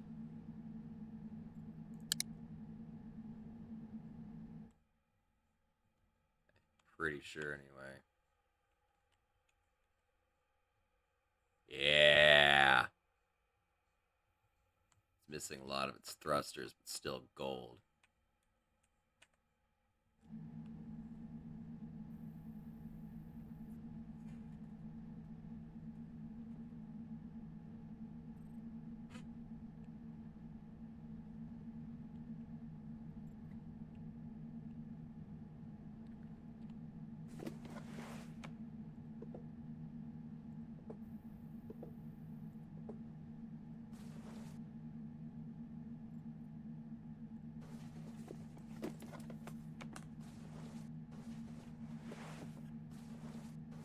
Don't look at my pink tights.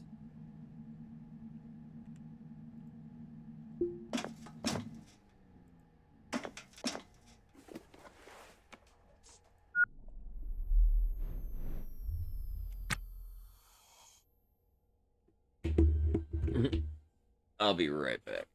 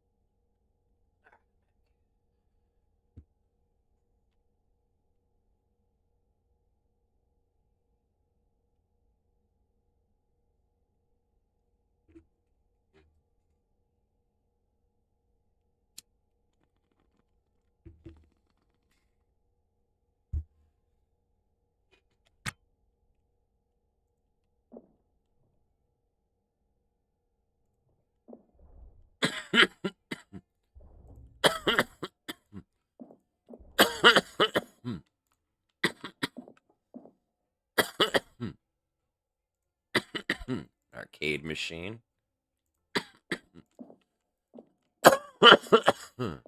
Damn, the bar tops are all gone. Bet you the hydras are gone too, aren't they?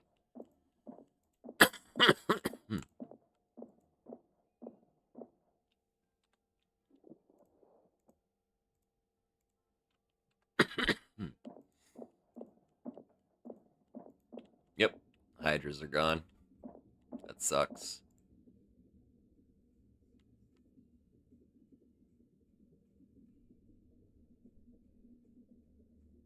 That's worth money. That's worth both what those hydras were.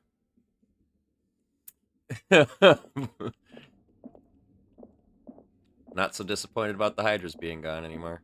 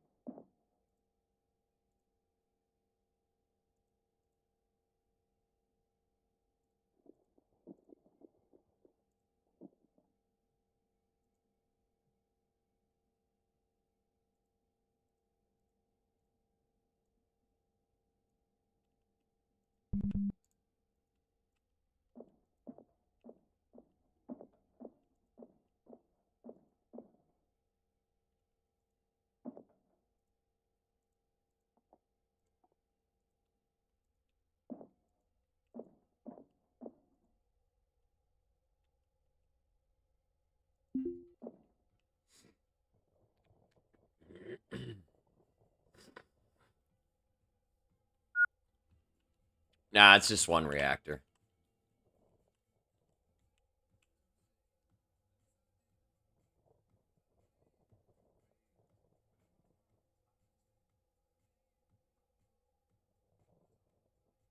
Hey, what's up, Shinra? How you doing, man?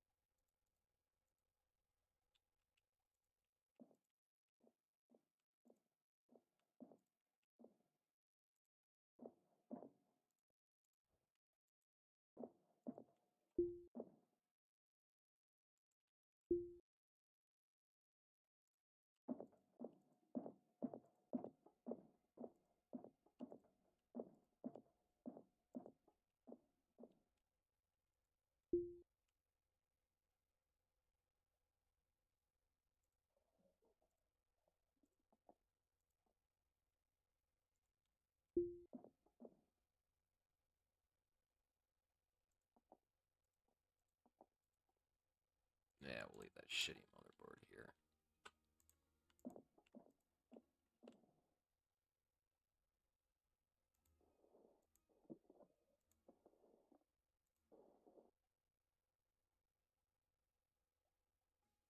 '84, '83, '70, '72.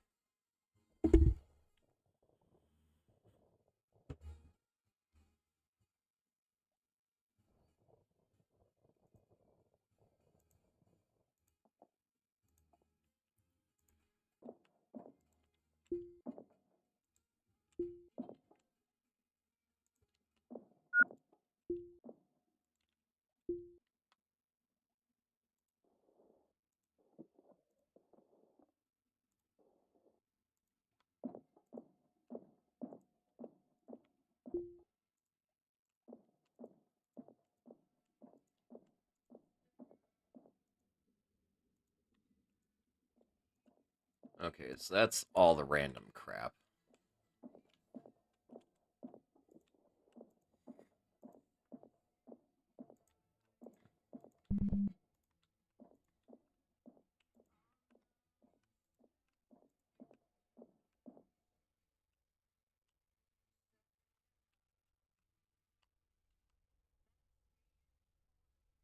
Boy, this is gonna take a while.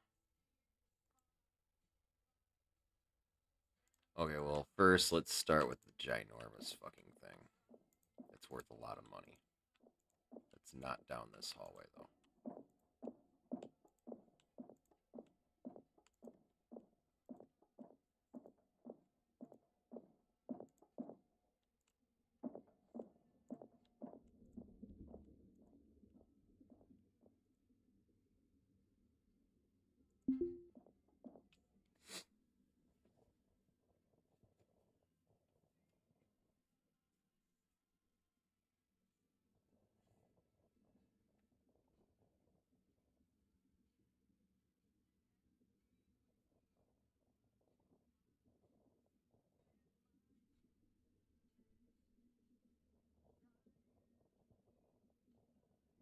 Get right.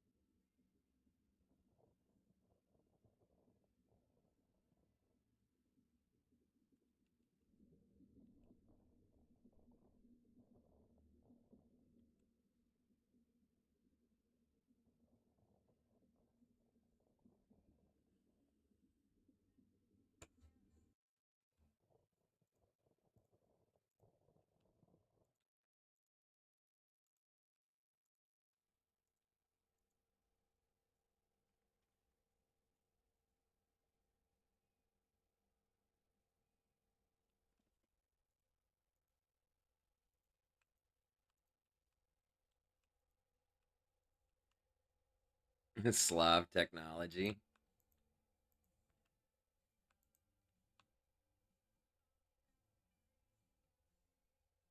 Oh, I got you.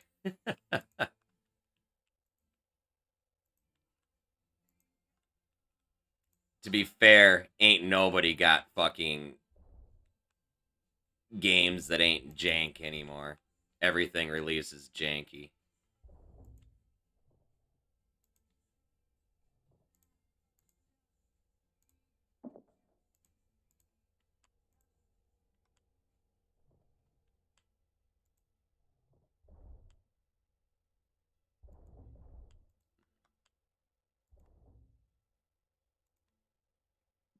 I mean, can we please not forget Cyberpunk?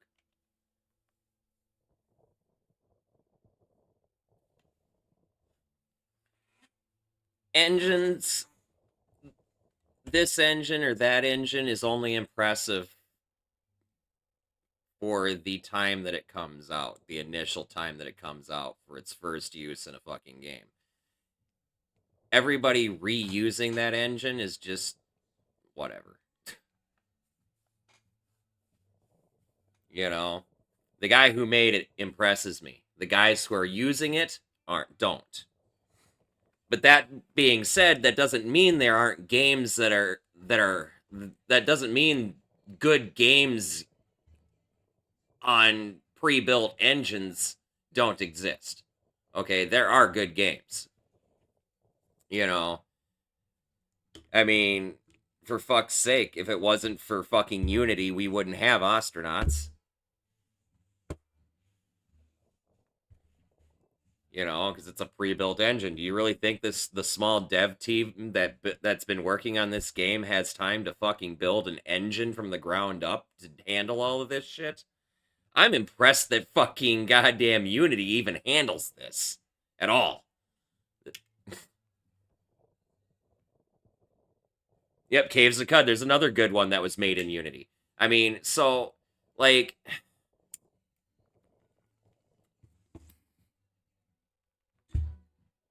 you know, so, like, it really, when it boils down to it, the engine honestly doesn't matter anymore.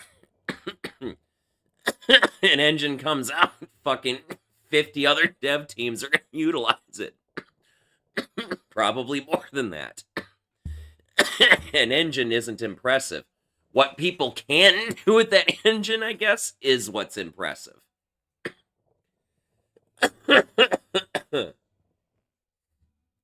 There's another Unity game that wasn't terrible. Not my cup of tea, but it wasn't terrible. I have Synthetic, the first one, I think.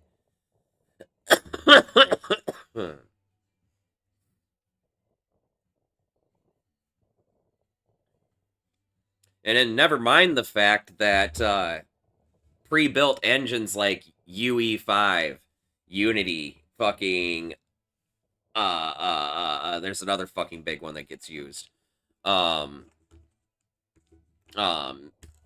These pre-built engines that they're using allows these smaller dev companies to actually try and get into the market. Yeah, Gadot or something like that, yeah.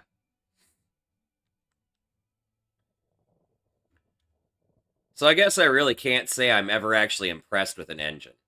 New engines really actually don't come out that very often. The new versions of an old engine come out, but a brand new engine doesn't, right?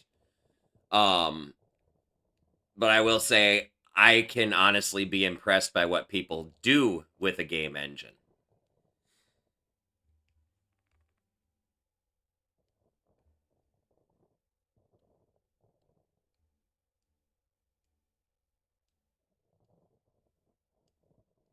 RPG Maker is not my cup of tea, but I know quite a few people that fuck around with it. It's not really... Well, yes, you can make an awesome game with RPG Maker if you want to put enough thought and time behind what you're making. Not everybody has that capability. What it is, however, is a tool to learn how to do some of those things. Fear and Hunger, no.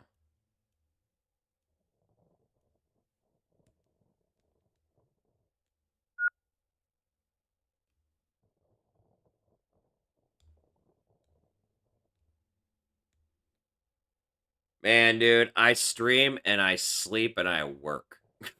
That's all I do. I'll take a peek at it. Yeah, Doom's, the engine that they used for the original Dooms, they built that engine. Interestingly enough, the engine that's used for No Man's Sky was built by Hello Games. But to be fair, what they were trying to do, you weren't going to be able to get Unity to fucking do. You weren't going to be able to get fucking UE5 to even come close to being able to do. They needed a straight up custom engine. There was no fucking choice in the matter, right? But, you know,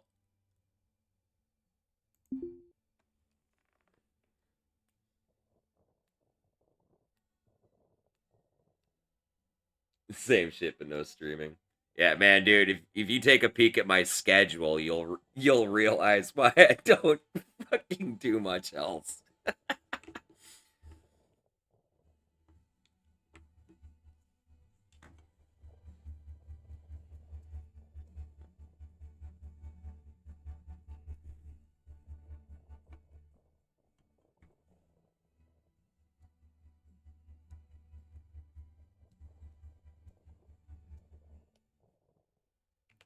Alright, I'm sorry, Incognito. I need to change the music. I'm sorry.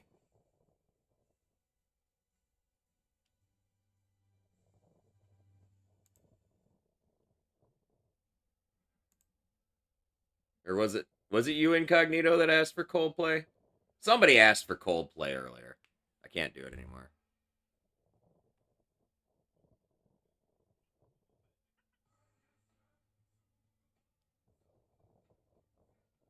Wasn't you? Somebody asked for Coldplay. Oh, you know, never mind. I know who it was. I don't think they're here anymore. It was a while ago.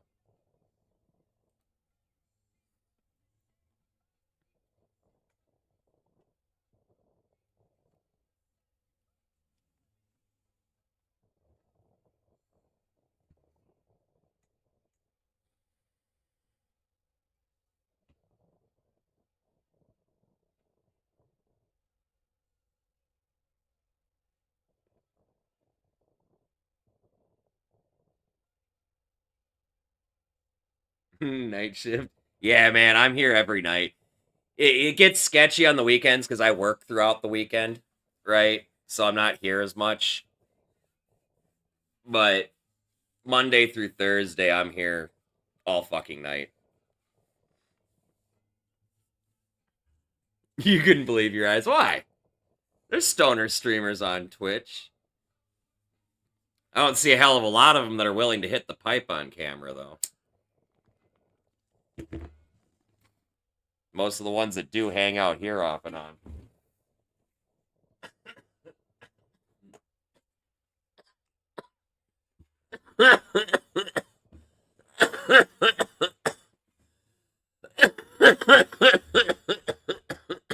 Hmm.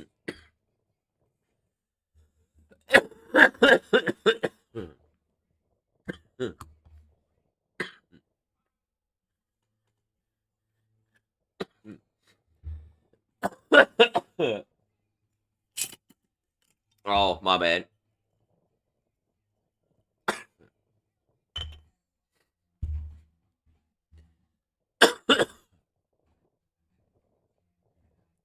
Ostranauts makes me smoke too much weed.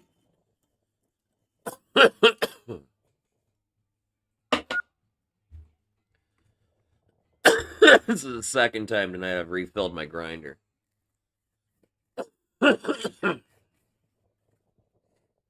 It is such a fucking chill, stoner-friendly game for the most part. As long as you're not one of the peanut brain stoners.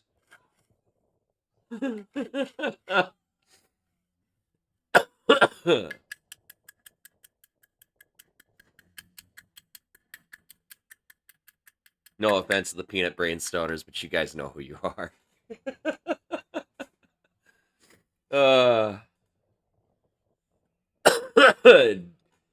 Dynamite TW. Thank you very much for the follow, my friend. Welcome to the Church of the Lead Pipe.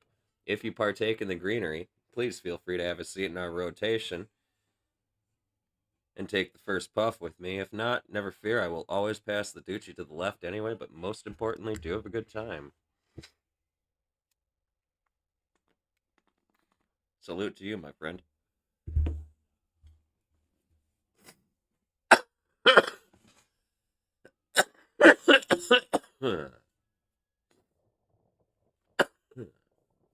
Oh yeah, it's a Sherlock bubbler. It's a water chamber down here. I guess you might as well. Yeah, you can kind of consider it a mini bong, I guess. We always called those bubblers.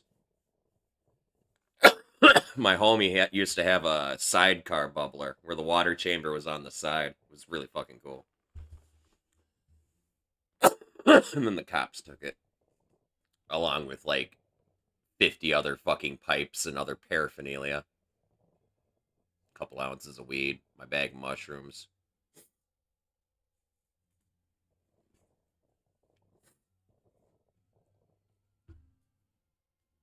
What's interesting, the water pipe?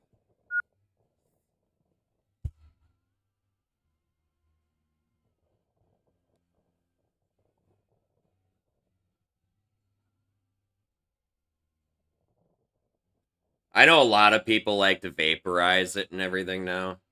Oh, bongs, bubblers, pipes. That shit's all old school, man. That shit's just all old school.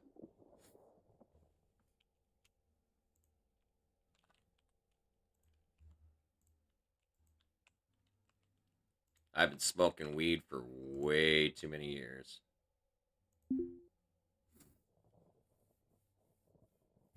Ah, you're still a joint guy? See, I always started, to be honest, I started back in the early 2000s when we were really hardcore looking over our fucking shoulders for the fucking cops, okay? And we had to do sneaky things like fucking... We used to use, like, sockets from socket sets and stuff like that, right? Because it was so fucking taboo back then. That throw into the mix, I lived in a fucking cunt. I can't fucking talk. Fucking country hick town, okay? Not literal hick, but just like fucking suburban area, fucking with like farms and stuff on the outskirts. Okay. But we used to, so like, you couldn't just walk around with a fucking pipe, okay? Like, you could get away with things with like wooden tobacco pipes. Most people didn't bat an eye at unless you were a kid with a fucking wooden tobacco pipe, at which point they assumed you were smoking weed. But if you were some old dude, you could fucking get away with it. But no, I used to use fucking sockets from socket sets for screens because you'd have to put a screen in there. A lot of times I'd take apart the fucking where the water comes out of the sink, the faucet. There's a fucking filter screen in there. I'd fucking unscrew that and take the fucking screen out, and I'd use those as my fucking screen. Just torch them with a lighter for a little bit, you know. Fucking tech and Holiday, man. The tech at Holiday, our fucking maintenance tech, could never figure out for years where those fucking screens went. He'd be looking all over because he absolutely thought to God they were fucking just popping out of there. It was the wrong size or fucking something like that. It drove him fucking crazy. I never fucking said anything, obviously. Apple's a good classic. I've never tried banana. We've done carrots before. Winty 420, good to see you, man. How are you? Salute.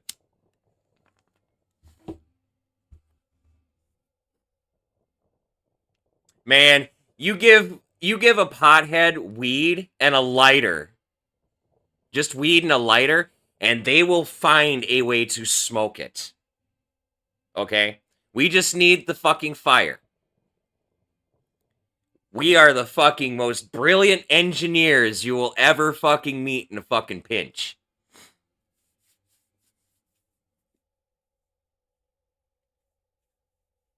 Put a group of potheads in a fucking room with a pile of weed and a fucking lighter and nothing to smoke it out of. Watch what they come up with. Guarantee you, 5 minutes. 5 fucking minutes.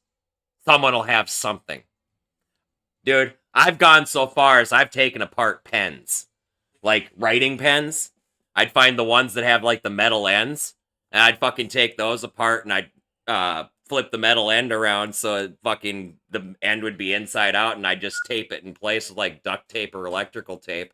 And then I'd just pack it in the fucking metal piece and fucking hit out that. Fucking all sorts of fucking shit, dude.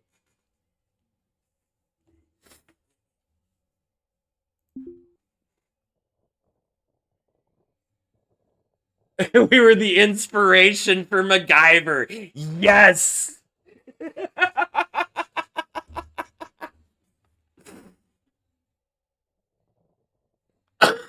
I used to live in Waconia.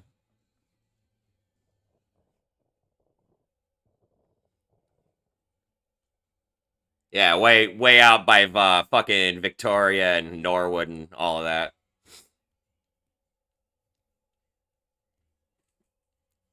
Well, it's between Victoria and Norwood.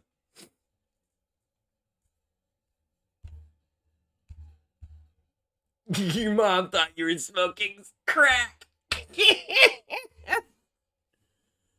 Oh, to be fair, when potheads get ingenuitive about making pipes to smoke out of. This thing's oversized, isn't it? It is. Fucking fuck. I'll have to come back for that. Some of the things that we come up with to smoke weed out of literally look like something you'd smoke crack out of. I'm not gonna lie. Some of my fucking writing pen pipes, you probably could double them up as crack pipes too. In a pinch. Honestly. And to be fair, most crack pipes do work for smoking weed. You might have to throw something in there as a fucking catch, but yeah.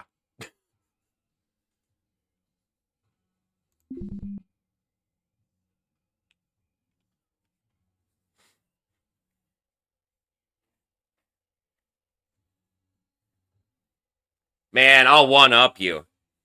Take a fucking take one of those big cooking stock pots and a fucking gallon milk jug. And make a gravity bong out of that.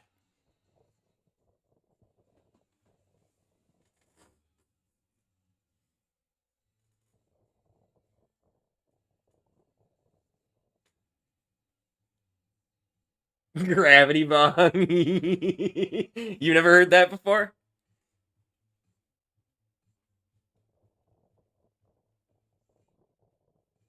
There's so many ways of making gravity bongs, man.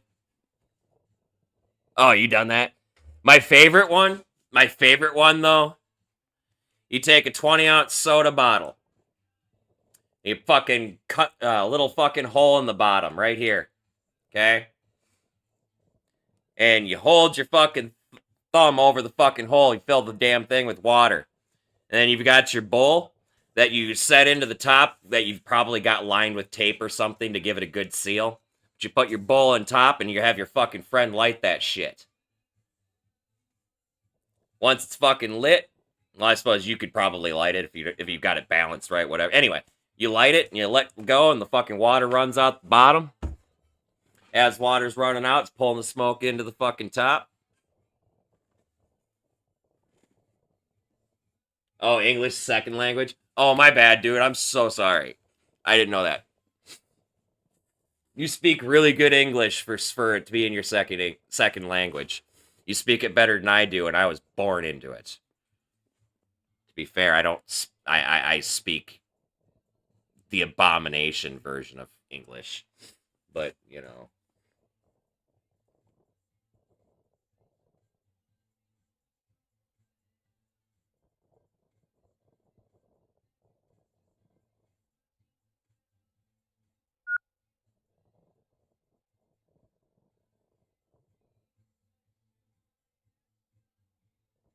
I never called it that. I never called joints that. Um, when we got him to the end, I always called him a roach. Or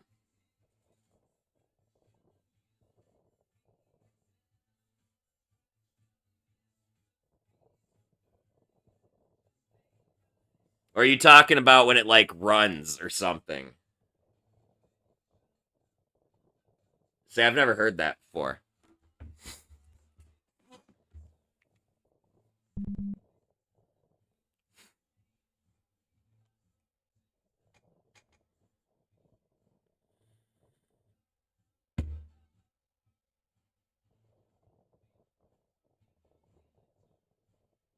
That one's new to me. I've been smoking weed for 20-some fucking years.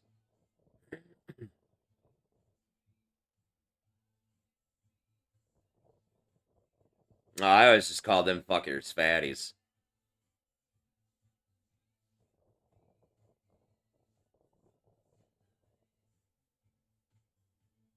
Oh, we always called it running. When it runs down the side like that, it's exactly why. It's running down the side. Yeah, I always called it running.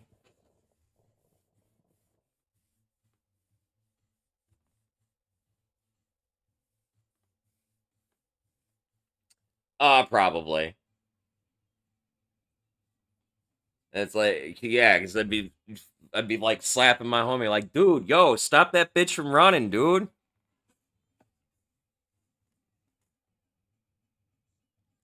Hey, what's up, Jay? How are you, friend? It's good to see you, man. Stream's going pretty good.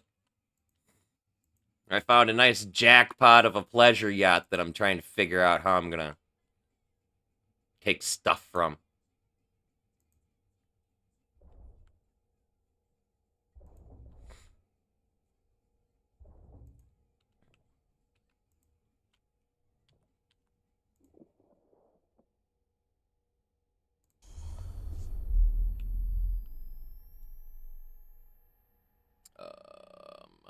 Food is in this.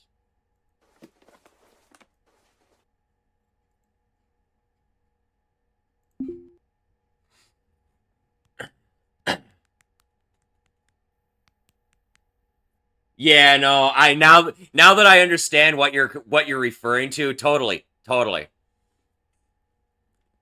Another way of looking at it would be like looking at it like a taco.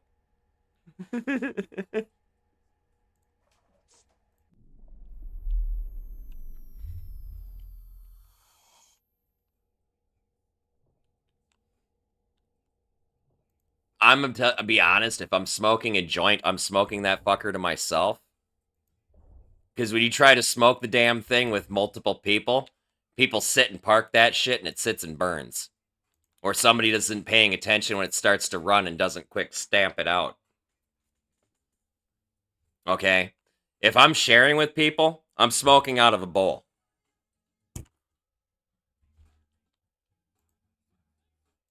I will smoke a bowl all day long.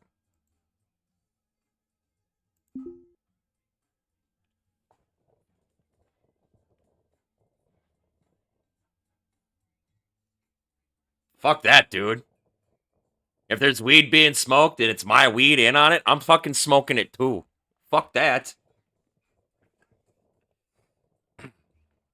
I love it too, because like people will be like, "Hey, yo, can you give me some weed or whatever? You know, you got any weed? I can whatever." And I'm like, I'm not gonna give you any of my weed, but I tell you what, I'll smoke my weed with you.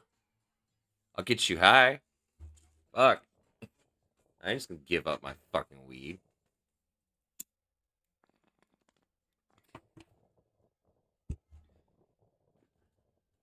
Oh, I got. You know, I've been trying to get started on that. I have the tent. I have the dirt. I have to hang the fucking lights in the tent. I have to put the dirt in the fucking bags. And then I've just got to go get seeds and a fucking seeds and fertilizer fucking shit.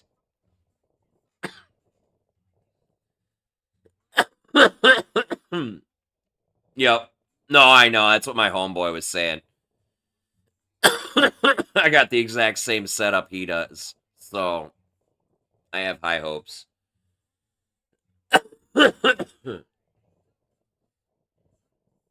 I just call it dirt because it's just dirt.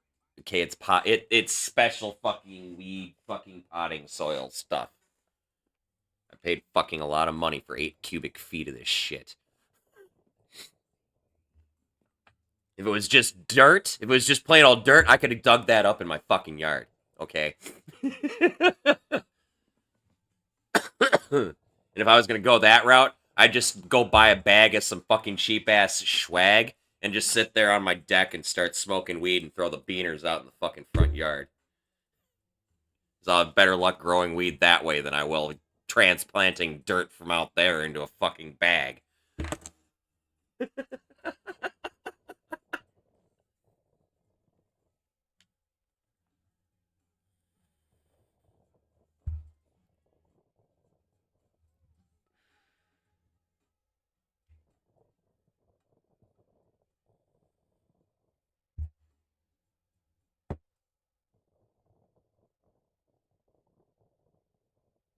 Yeah, I'm not ready to do hydroponic yet. I'm gonna work with dirt first and make sure it doesn't go the route of my cactus. Okay?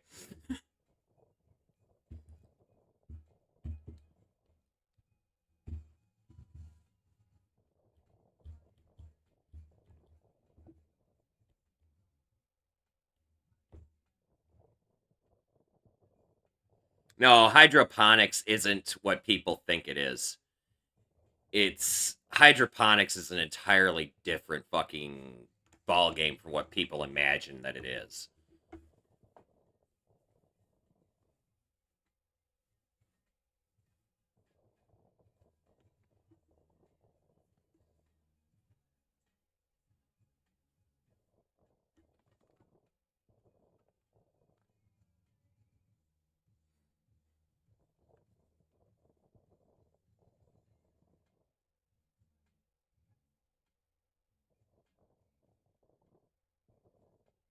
Yep.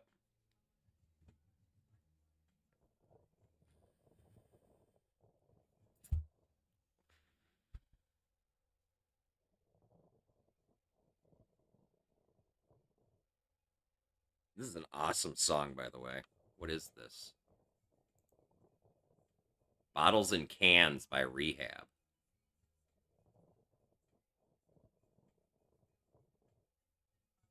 This is a really good song. No, you're all good, man. I'll eventually get to that point too. I just need to get started on it. I am a fucking procrastinator. But once I get going on something, I have hyper focus. Which means I'm going to need you guys to make sure I don't, like, kill myself with this project.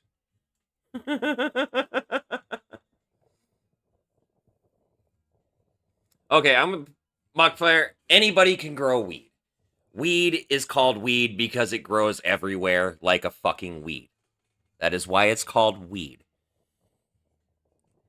Smokable weed, phenomenal weed, high quality weed requires special conditions and love and care and a lot of attention.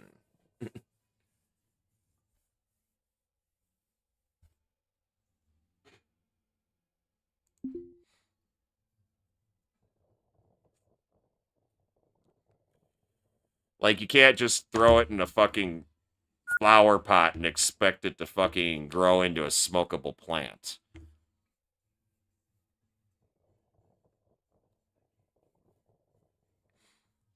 I used to get a lot of weed sent to me by a farmer a long time ago, which is actually why I'm now here rather than still out in that suburban hellhole. I got busted. No, I used to have a farmer buddy. I know entirely way too much about this shit.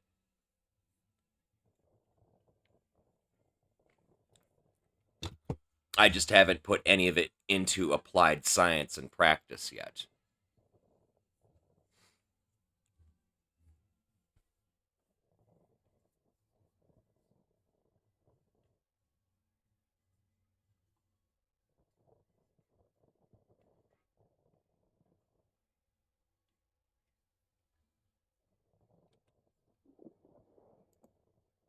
I need to get survivable plants first. Once I have plants that don't die on me, we'll go from there.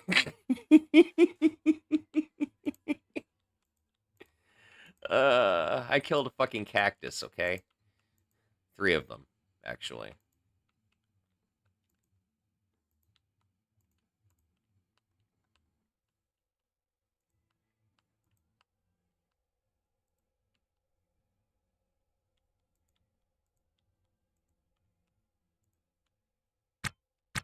Yeah, supposedly these ones were, like, supposed to be really hard to kill, and I still killed them. So, I don't know. It's really hard to kill something that requires 6 drops of water every 3 fucking months, okay?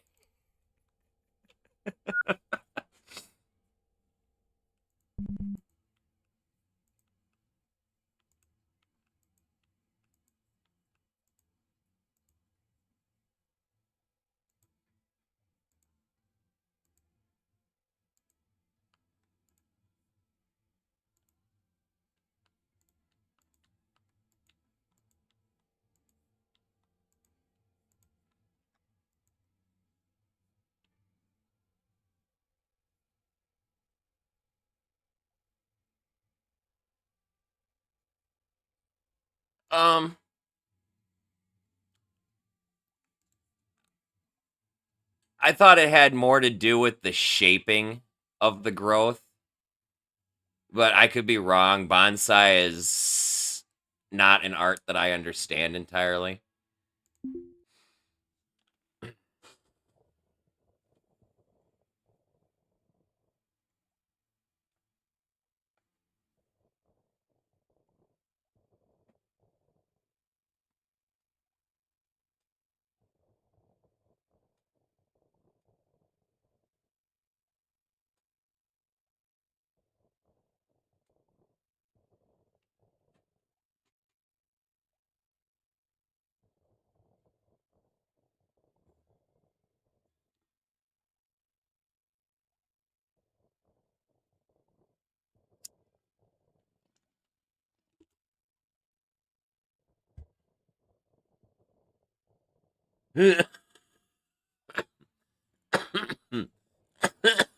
Nice.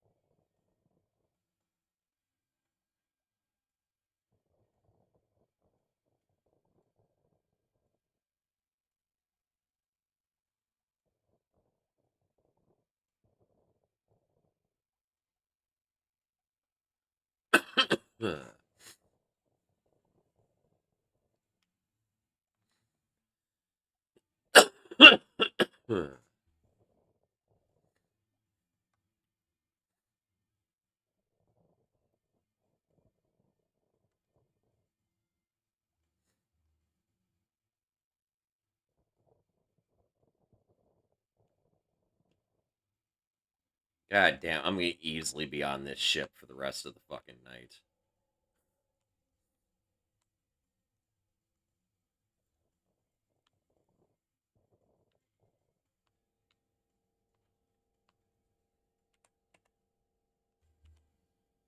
I got 2 thrusters here, yet 1 I'm working on right now.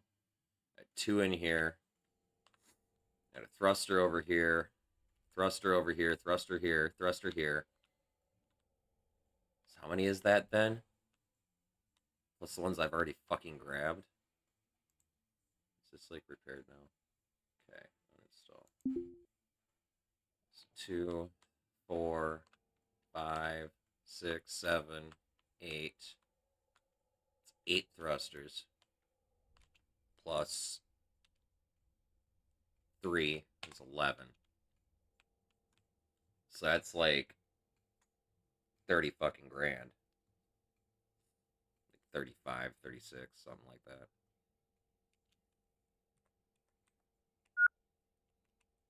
Actually, what else we got? Well, I'm waiting on that. There is a CO2 scrubber. So it's another 10 grand. Nav console, it's 10 grand.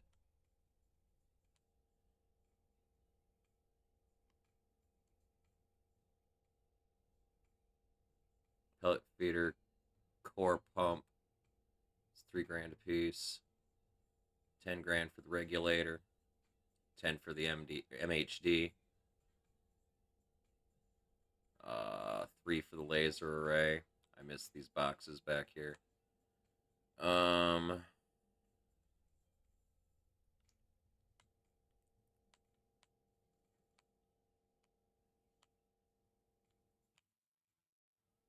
Plus, we've pulled the D2O tank, which has $50,000 worth of fucking water in it.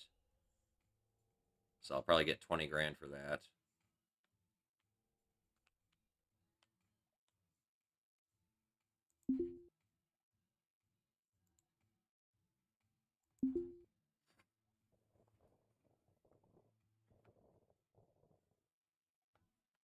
Oh, this game's fucking great. For what it does, it's fucking great.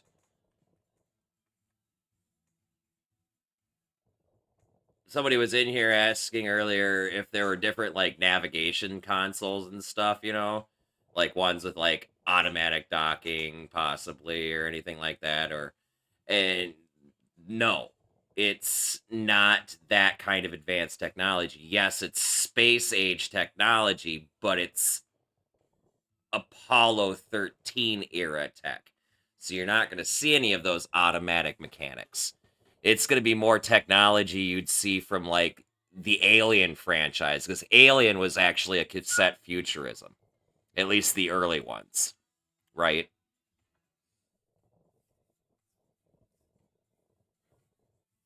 Starfield is a children's game compared to this. Fucking kidding me?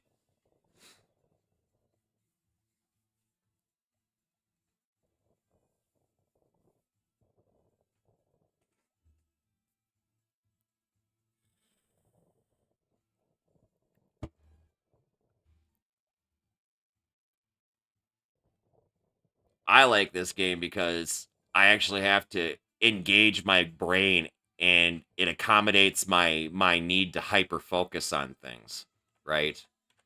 But it also affords me the same benefit of being able to step back while I'm waiting for shit and smoke some weed or catch up on chat or any number of other things. This game is fucking great in so many ways for what I do anyway.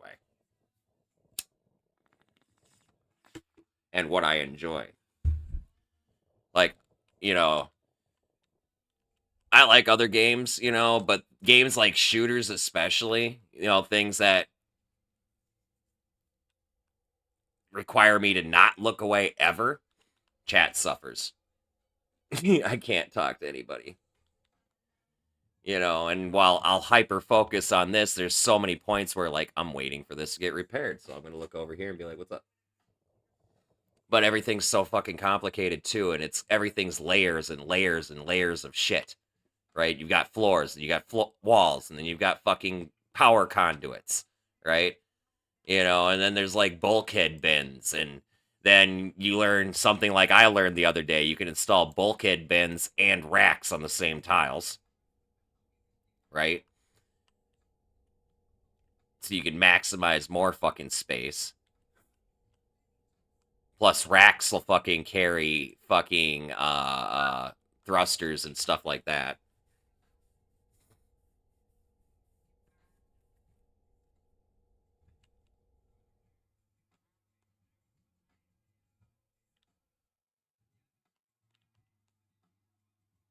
Okay, I need to remove this first.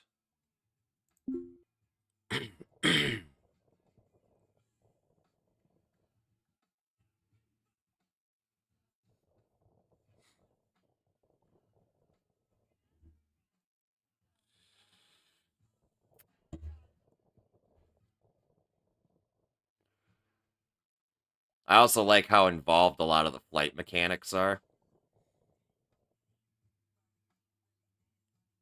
Um,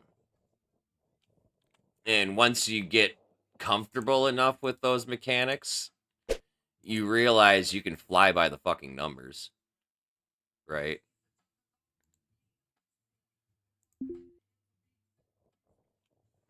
You know, I don't actually look at my map when I'm going to places, except for maybe when I'm like right there.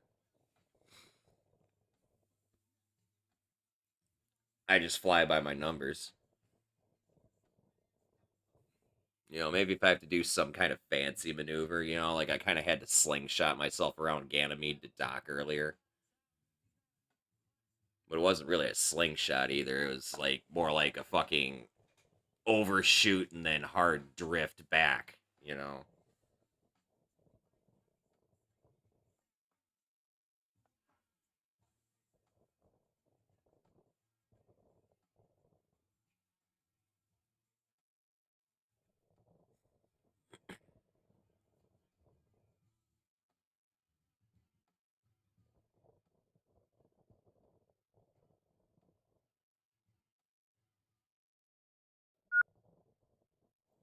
So there's the redacted.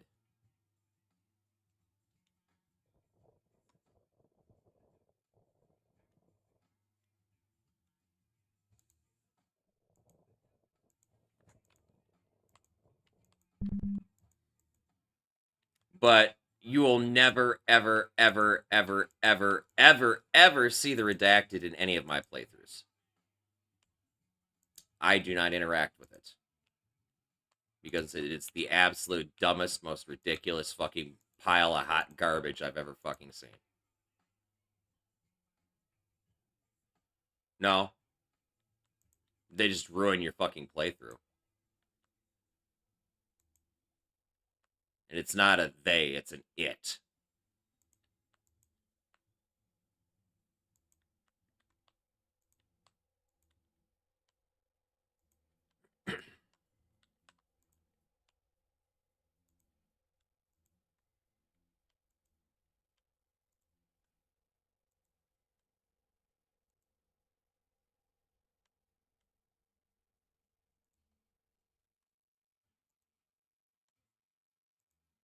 No, I don't like the redacted. I'm very vocal about it, and I will continue to be very vocal about it because I fucking hate it. But I don't count it against this game because once you've figured out what triggers it to show up and you know how to avoid it, you can completely go your entire fucking playthrough without ever fucking seeing it.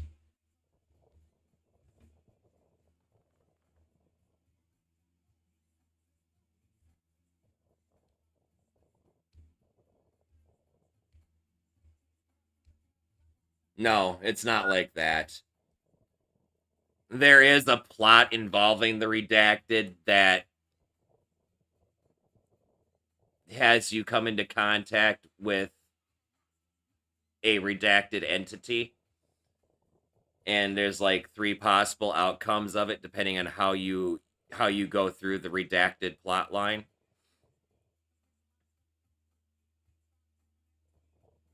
There's no necklace in this. I don't remember a Neo Scavenger. Neo Scavenger I never finished, so...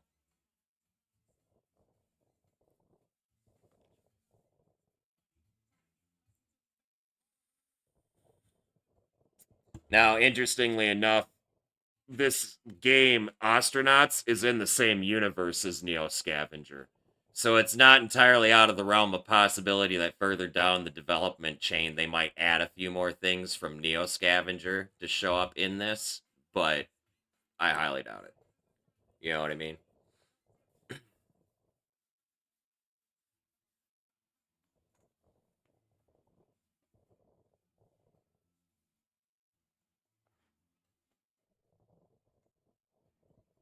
When you play this game and then you encounter the redacted and you realize really quickly why I fucking hate it, you can come ask me how to avoid it for future playthroughs. Unless you have a save to go back to. Once it's there, you're fucked. There's like 4 or 5 things that you can do that'll trigger it.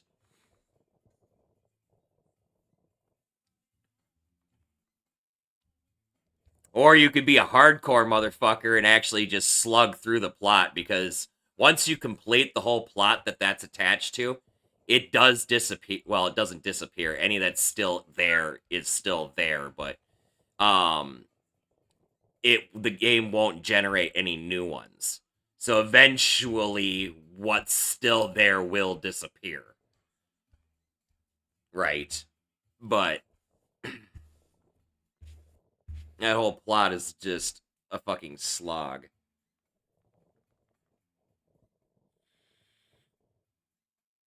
Investigations? Kind of. But it's a specific one. It's related to food and mystery meat.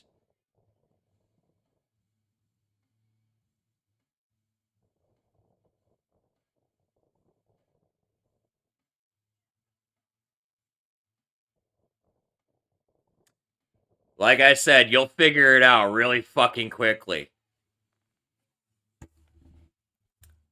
I do, however, have, I think, on this nav station in my ship, I think I have a file on the redacted. It's the very first entry in a 8-page document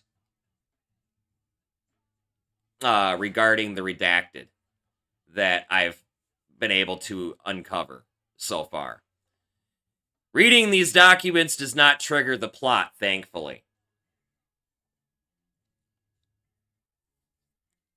So I am collecting the documents because I want to know the fucking lore and shit behind it, right? I just don't want to interact with it. Where am I? Here.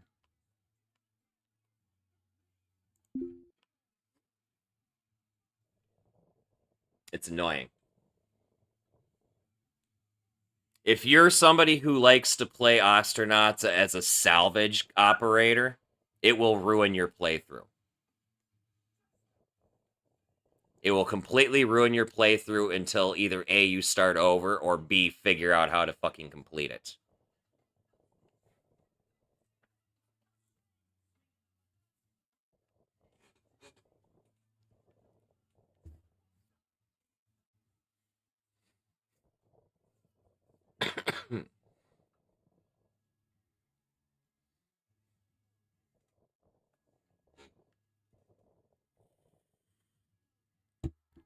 And don't eat trenchers.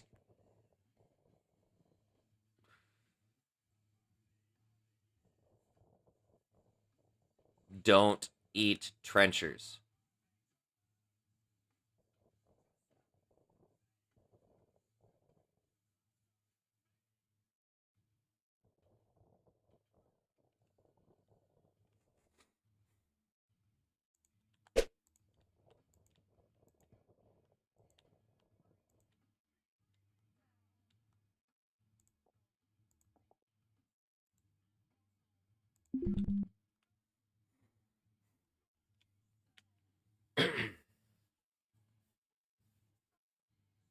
Just spend the extra money and get real good food from the fucking food vendors. Food doesn't fucking go bad in this game. Doesn't matter whether it's the fucking trenchers or if it's vendor food. It's good for fucking ever. Trenchers also have negative health impacts because they're literally not real food. They just make you feel full. They have no nutritional value whatsoever to them. So if you're on a diet of trenchers in this game, you will eventually become emaciated and have health problems because you're not getting the vital nutrients. Like, the packaging, if you read the fucking description of it, it says that it's fucking spacer food, blah, blah, blah. The whole thing is edible, including the packaging.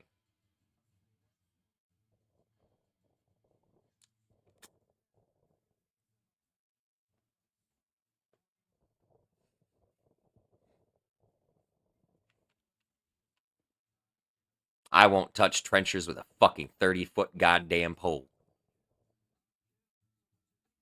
I wouldn't touch it with your 30-foot goddamn pole.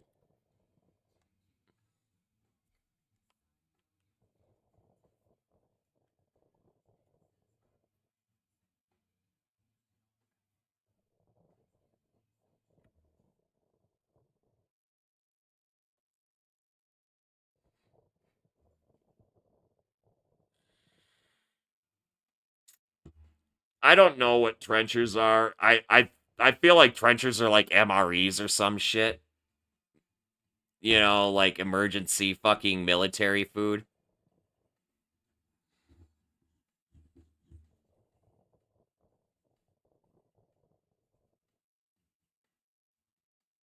But you gotta seriously, like, see some of these fucking trenchers food packets. Like, I think a couple of them are probably safe. But the ones that mention mystery meat and shit, I ain't touching them. Mm-mm. The only one that looks truly safe is the algae broth one or whatever the fuck it is. Algae paste. The not terrible algae paste. It's not terrible, but it's not good either. It says so on the package.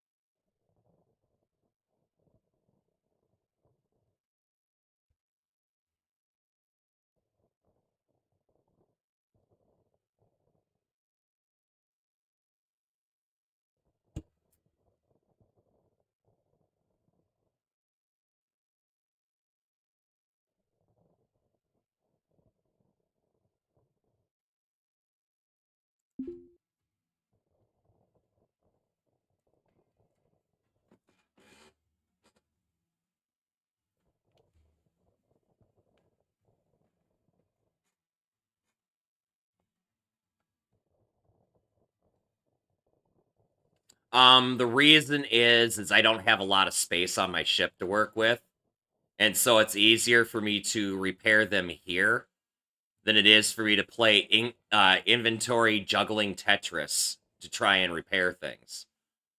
It's more, at the moment, it's more convenient for me to just waste the oxygen and EVA batteries and do it here. Later, once I have a bigger ship, a way bigger ship, with lots more floor space and stuff, I'll just yank things out and fucking deposit them fucking somewhere on my fucking ship and deal with them later. The other thing is I'm still early game, so I have a very limited amount of pieces, parts to repair damaged things with.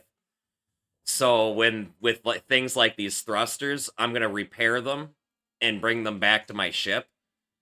And if I can't repair them because I'm out of parts, I'm going to stop grabbing them. Because they're not worth shit when they're fucking broken. Right? So as soon as I can't repair something, it just gets left behind. Later, once I've got fucking 15 million bags all filled with pieces, parts, and shit, and my brain is about to fucking explode trying to keep track of what's fucking where, I don't worry about things being broken, because I'll always have parts to fucking fix shit. I just don't have parts right now. I have parts, but I don't have lots of parts. And especially with this ship, this is a very big ship that I'm salvaging off of. So it's going to have a lot of stuff, and I might very easily run out of crap.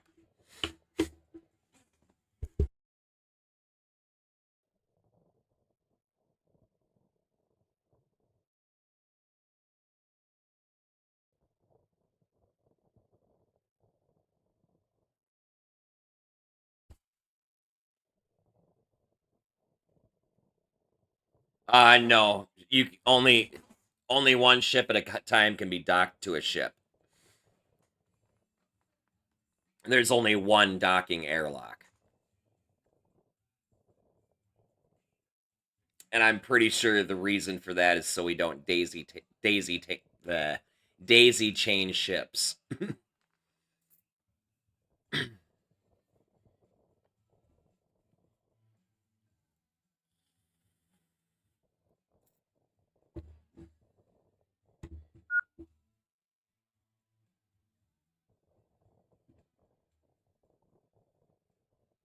Although I would really love to have the ability to have like one big mothership, you know, like a carrier vessel that brings everything everywhere, and a bunch of smaller ships that are docked to it for whatever purposes, you know, because like these like bigger ships and the ships that are capable of traveling from K-Leg to Venus, as an example, they, while they can get there, they can't handle Venus's gravity so well, right? So the best you can do is dock at V-Orb, which is the orbital station there. You try to fucking dock at the fucking, on the planet, it's a pain in the ass. You need special ships with special aerodynamic parts and special fucking atmospheric rotors to give you lift while inside the planet's atmosphere. Otherwise, you end up burning too much RCS just trying to get back off the fucking planet.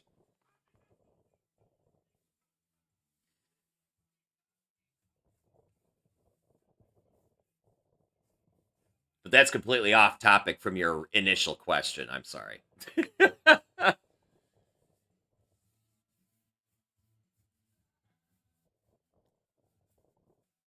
Yeah, so while you can build a flying brick and shit, you gotta remember things like its weight, the weight of its cargo, and everything inside it and shit like that are all accounted for once you're under the effects of gravitational pull.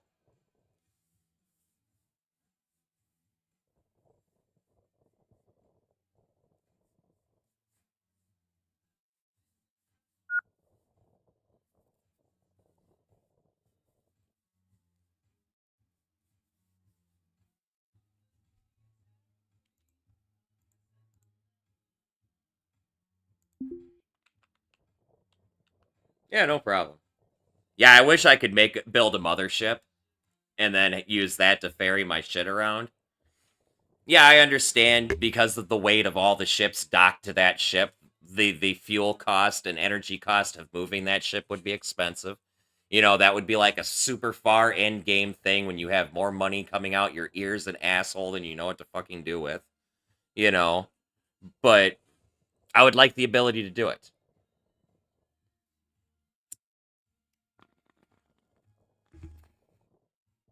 Or at least have one extra ship with me, you know?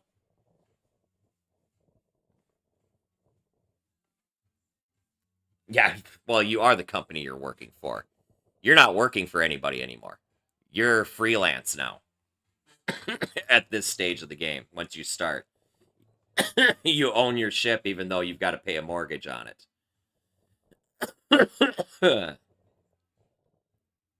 But you just quit or retired from working as a shipbreaker and got a ship mortgaged and started with fucking crap.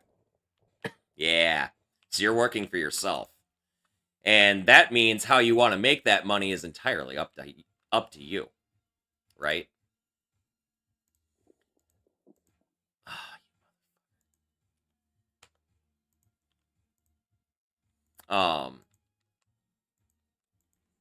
Example, Salvage isn't the only way of making money. You can take gigs at the job kiosk.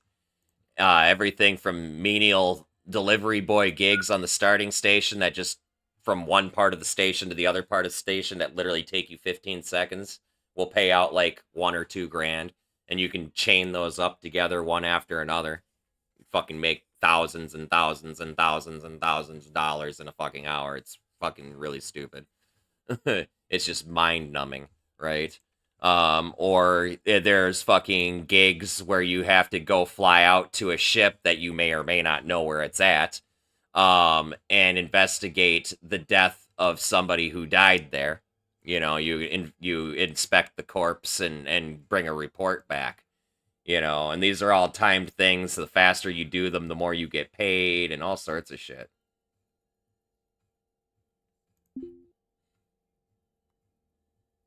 You know, otherwise, you know, there's the salvage deal, right? Or you can get a really big ship eventually and buy cargo pods and start shipping cargo between stations. You know, you can buy control system cargo from K-Leg, and you can run it all the way to Venus. I did that in my last run, and with 10 cargo pods full of control systems, it cost me like 800 grand to buy it all from K-Leg. I fucking I made like fucking 7 million, just shy of 7 million, when I sold it all in V-Orb over at Venus at the orbital station. One trip. I had more money than I knew what to do with.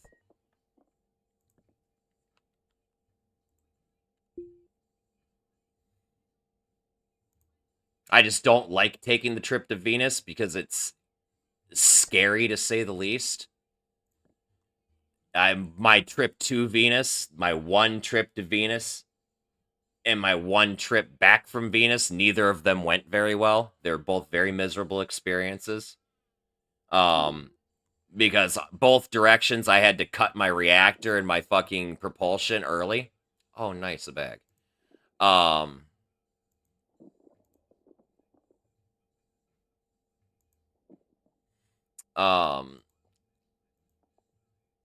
Oh crap, there's yet another bag. Fuck. Frick. Frick.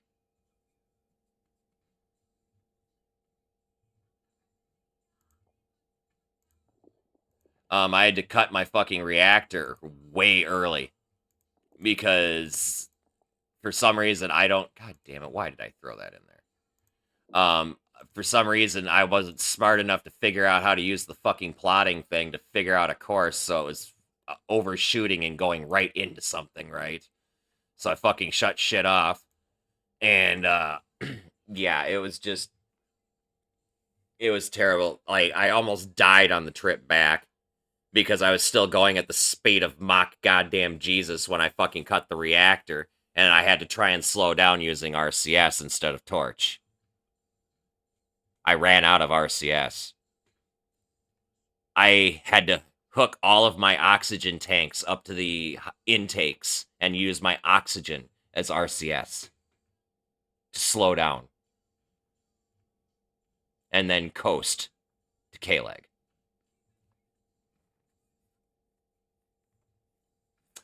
I am sitting there in my fucking cockpit, or in my navigation with my fucking EVA suit and an extra O2 bottle and an extra battery in my fucking inventory, just fucking drifting. Because I don't have a lot of fucking RCS left.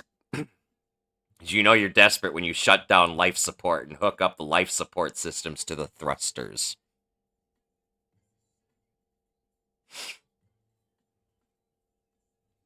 Make things worse, my ship was peppered with fucking holes. Okay, because I'd taken a few micrometeorites in transit. And when you're under torch like that, it's high G maneuvers, so you can't move. So you just deal with it, right? Like, yeah, I lived, but it was the most miserable fucking experience of my life. I need to throw this on the ground because I need to come back for this.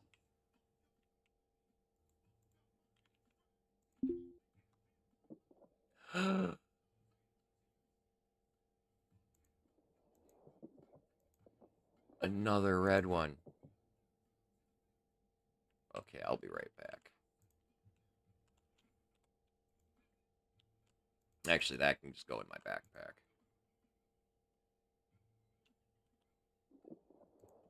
Dude, if I learned anything, it's that I don't know how to use autopilot. Okay? If I learned anything, it's that I just don't know how to use the autopilot plotting. Okay, you know what? This can stay here for a second. I need to run back to the ship.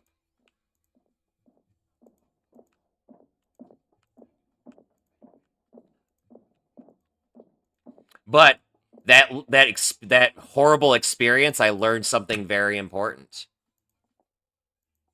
I learned that I could use my life support oxygen as RCS.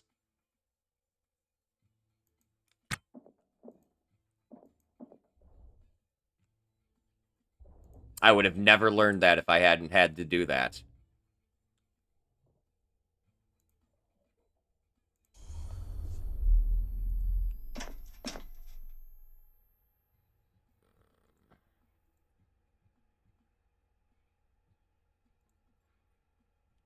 Inventory.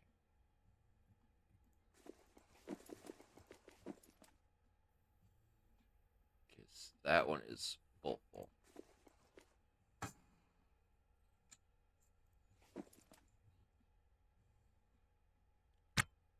Hey, KBM, thanks for the raid, man. I appreciate you. How was your stream? What were you playing? Welcome, Raiders. Welcome to the Church of the Lead Pipe. For those of you who partake in the greenery, please feel free to have a seat in our rotation to take a puff. Those of you who do not, never fear. We always pass the doochie to the left, but most importantly, do have a good time. What's up, guys?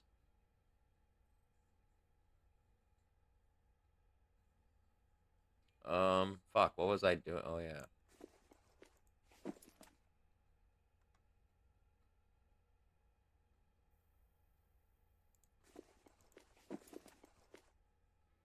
That one's full, too.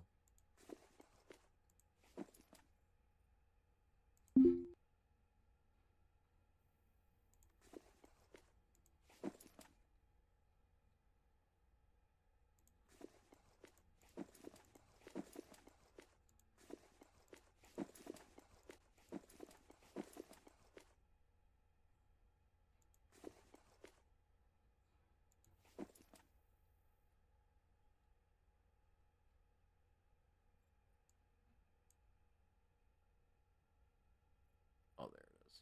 Okay, that one's full.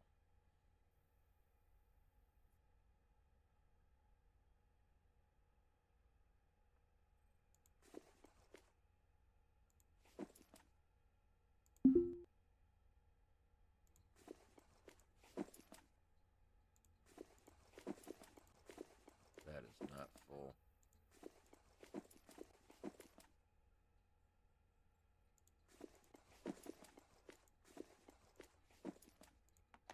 We're gonna throw these in those spots. Ugh. Inventory management, my favorite.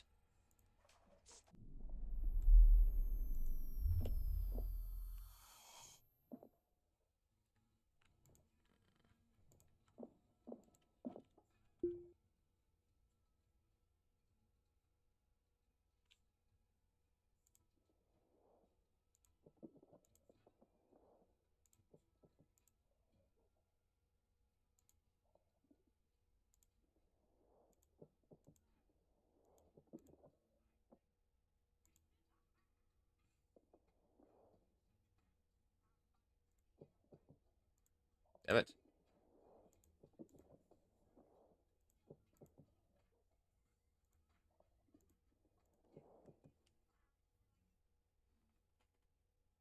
Oh, you're playing COD? Nice. Did you have fun?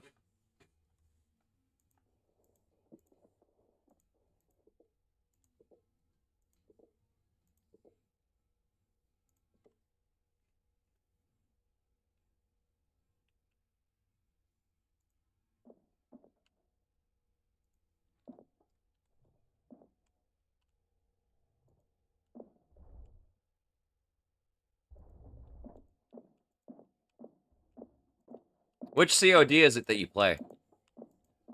I meant to ask you the other night and I squirreled.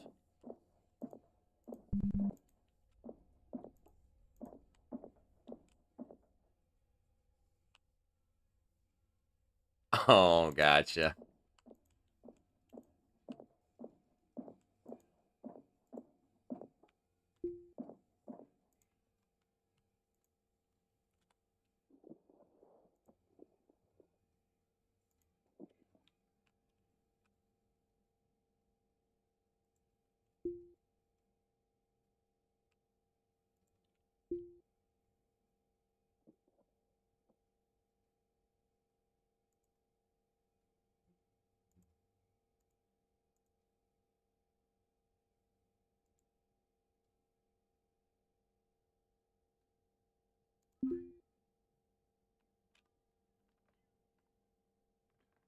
You're playing BO6?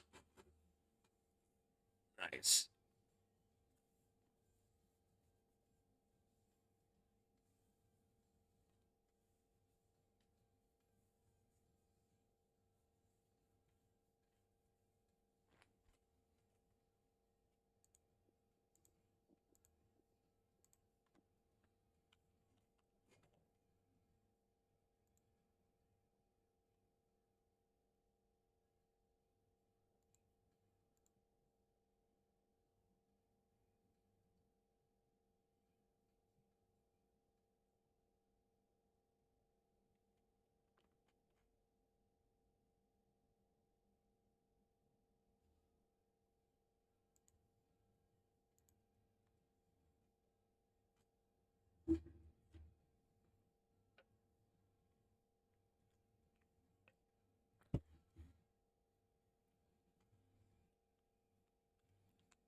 Oh, Dino, are you still there? Thinking back on your question again about are you still there? I hope you're still there. Thinking on your question about people boarding the derelict while you're salvaging.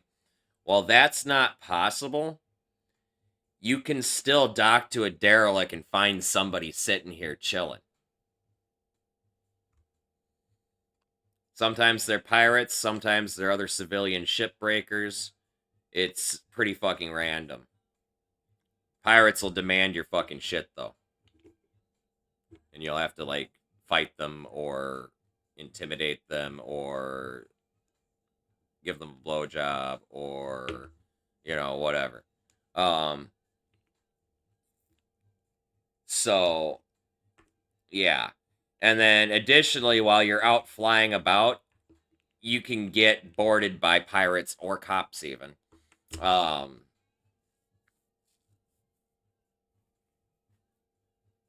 No, I suppose I should be careful with games like this that have this level of realism.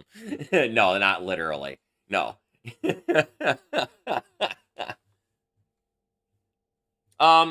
Probably to extort you. The whole Salvage game is an extortion racket. Okay, you're also joking. Okay. Fool me. So the whole Salvage game is an extortion racket, right? You have to purchase a license to go out there and salvage shit. But because the universe is controlled by fucking fat corpo fucking bigwigs, and it's all fucking corrupt, fucking that means the cops aren't really cops. They're more like security goons, and they're just as bad as the fucking pirates, dude. But the fastest way to leave them alone is if you show them your $5,000 daily license.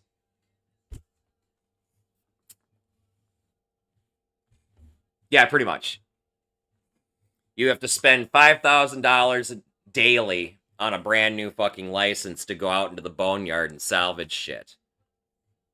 Yeah, it's daily. Yeah, but fuck, dude. I'm out here so time passes in a real-time scale. 1 second is 1 second, unless you're like fast forwarding or whatever, right? That being said, this right here, this cargo load right here is about $30,000. With just what's in this cart. And I've only been out here for a couple hours.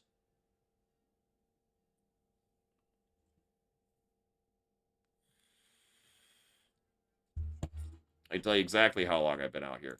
We'll just look at the last time I fucking paid something.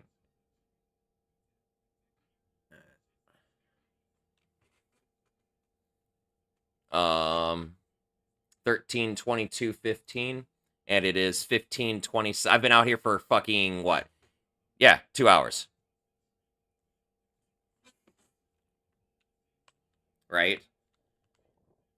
You go back and you come back out, and you go back and you come back out. You can make your fucking one trip, and you make your money back on the license. Everything else just goes to paying off your fucking life-crushing fucking mortgage that's on your fucking piece of shit starter ship. Piece of shit starter ship.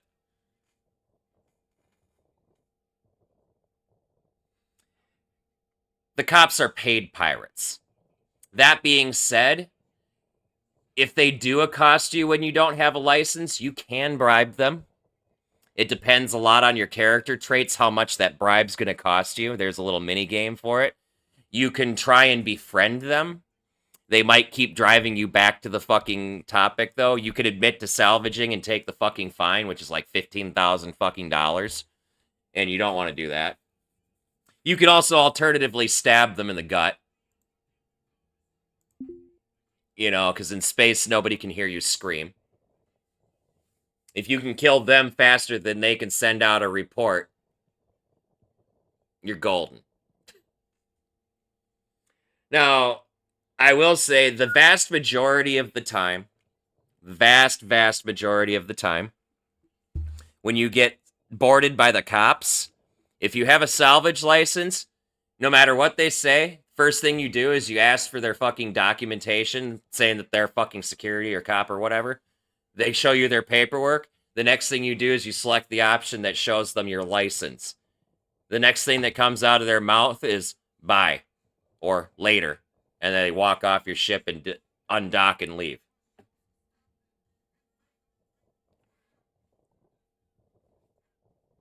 You've paid your don't fucking bother me license. But that being said, even if you're not out there salvaging, they might still accuse you of salvaging if you don't have your fucking license, right? You can just be minding your own fucking business and they fucking pull you over. Because you're in K-leg space, they're going to assume you're salvaging.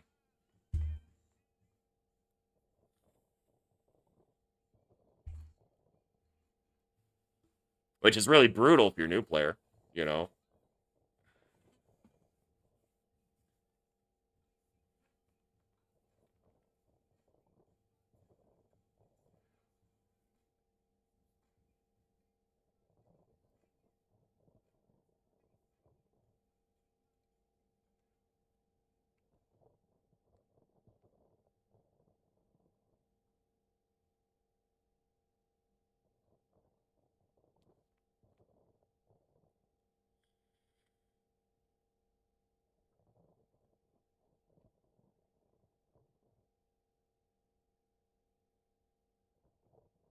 Yeah, but all that realism comes with its own share of problems, too. The realism is based on an algorithm that can go a little fucking wonky sometimes. And because of the sheer number of moving parts to this game, there are hitches and issues and bugs, and the AI has the intelligence of a fucking ape seeing rain for the first time.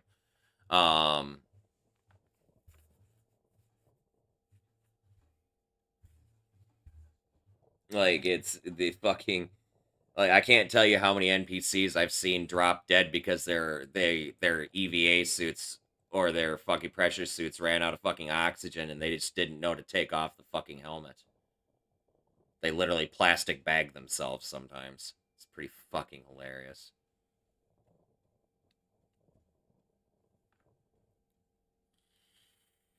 You know. But the NPCs... That's mostly the NPCs that aren't cops and aren't pirates. The ones that are the bad guys are the ones that actually more or less work properly. Kind of. So... It's just, don't be surprised if you go to port and find a pile of dead bodies in the fucking middle of the walkway when you get off of your ship. Don't worry, a new maintenance tech will eventually come out and clear those corpses away, and they'll be like they never fucking happened. But, you know, while they're laying there, you might as well pick through their fucking corpses and see if there's anything you want to take. You know, it's a good way to get brand new EVA suits, PDAs to hack into and steal files and sell in the black market. Fucking... extra bags and fucking God knows what else. You know, like, I pick up so many random fucking things from the piles of corpses that just show up in the fucking middle of port. Or hell, fucking earlier tonight, I had a technician that was working in my fucking, or working on fixing the airlock area, and he just dropped dead right outside my fucking ship and disappeared. And I walked outside and I grabbed his fucking toolbox, which had his PDA in it. Fucking took the PDA or took the files off the PDA and tossed most of the rest of the crap out of the toolbox. I just took the fucking toolbox and I think one other thing that was in it. I think it was a battery or something. That was fucking station technician. Okay. Those poor guys, those poor bastards are just programmed to work until they die, and then the next technician comes out and clears the corpse. And goes back and finishes what the old one fucking was doing. I figured that out earlier.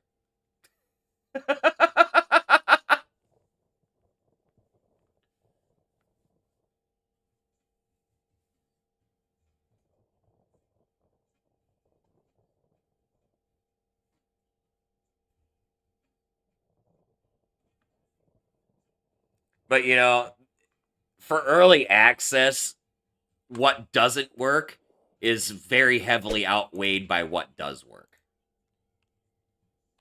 I will say that.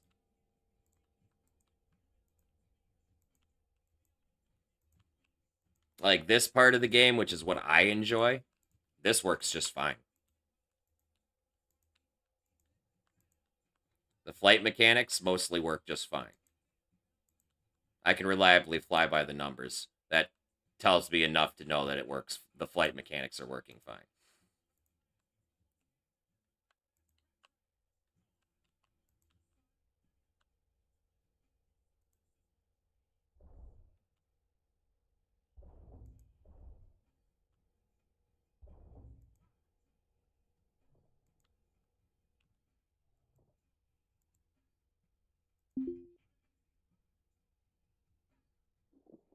This song is stupid.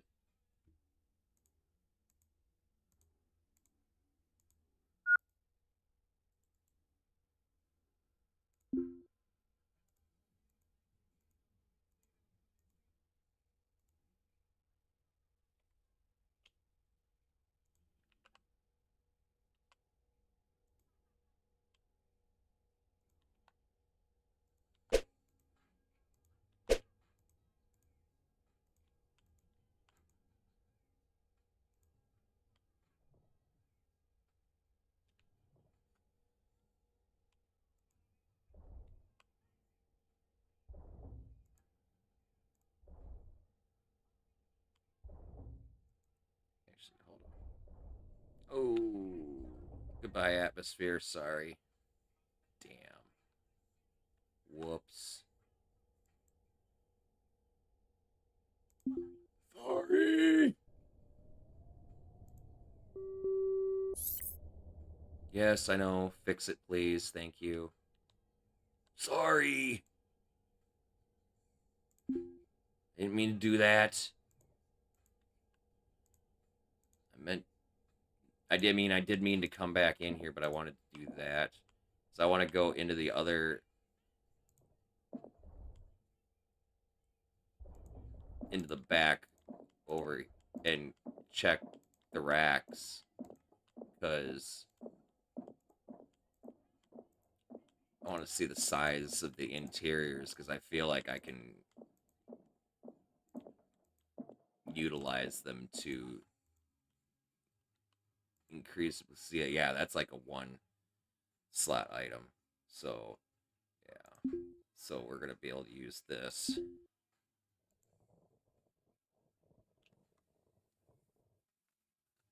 I don't know how much space that corner one's going to take up. I'm sure it's going to take up like 4 tiles, though, which is going to be a problem if that's the case. Oh, whatever. Inventory. I want to see what the interior is. It's 9. That's so nice, though. Uninstall.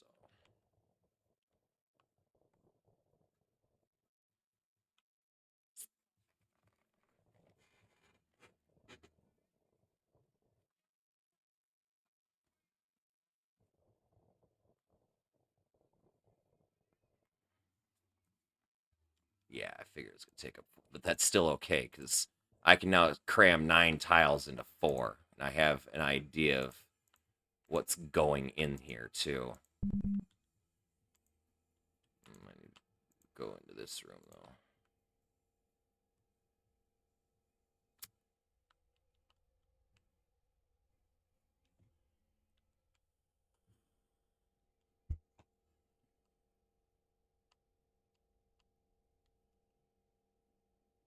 Is that... Nope, that's broken. So we're going to ignore that for now.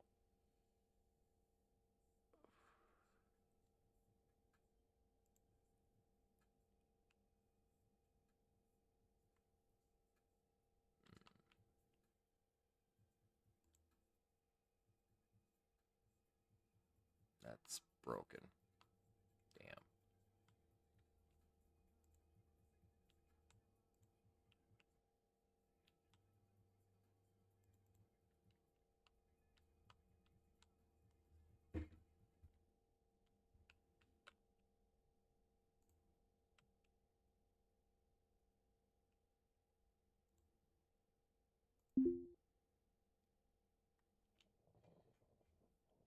that need to repair? Motherboard.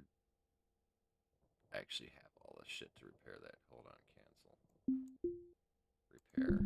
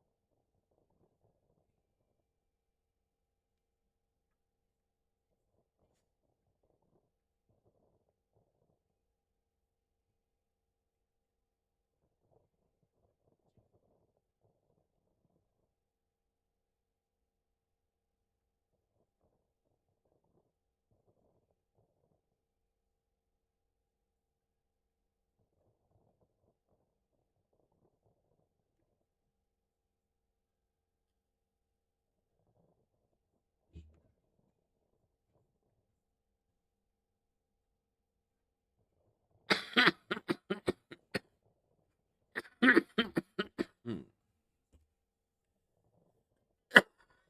Hmm.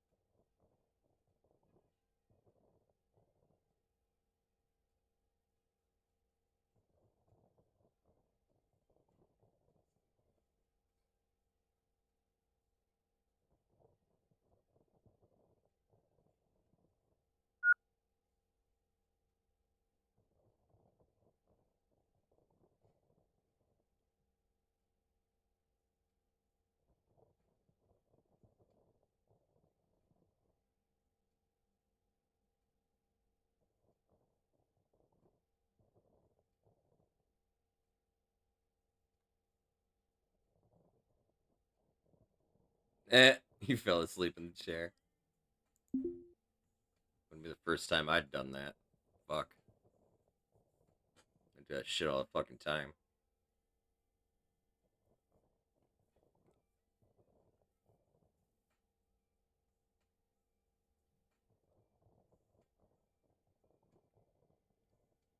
Oof. Go sleep.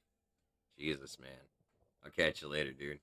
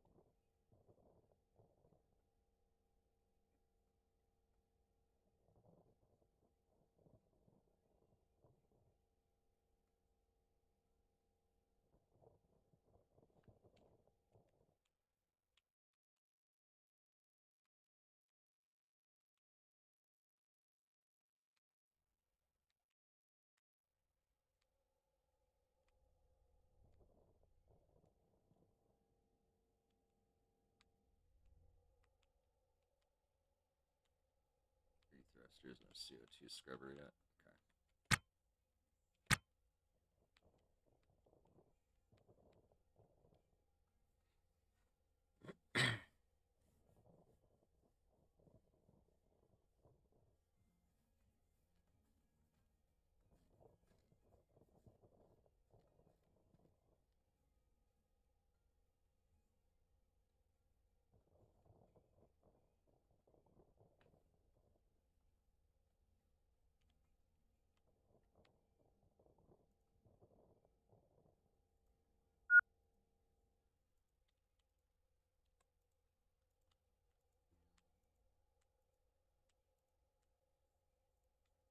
Okay. Good morning, Mary Jane. How are you, friend? Good to see you.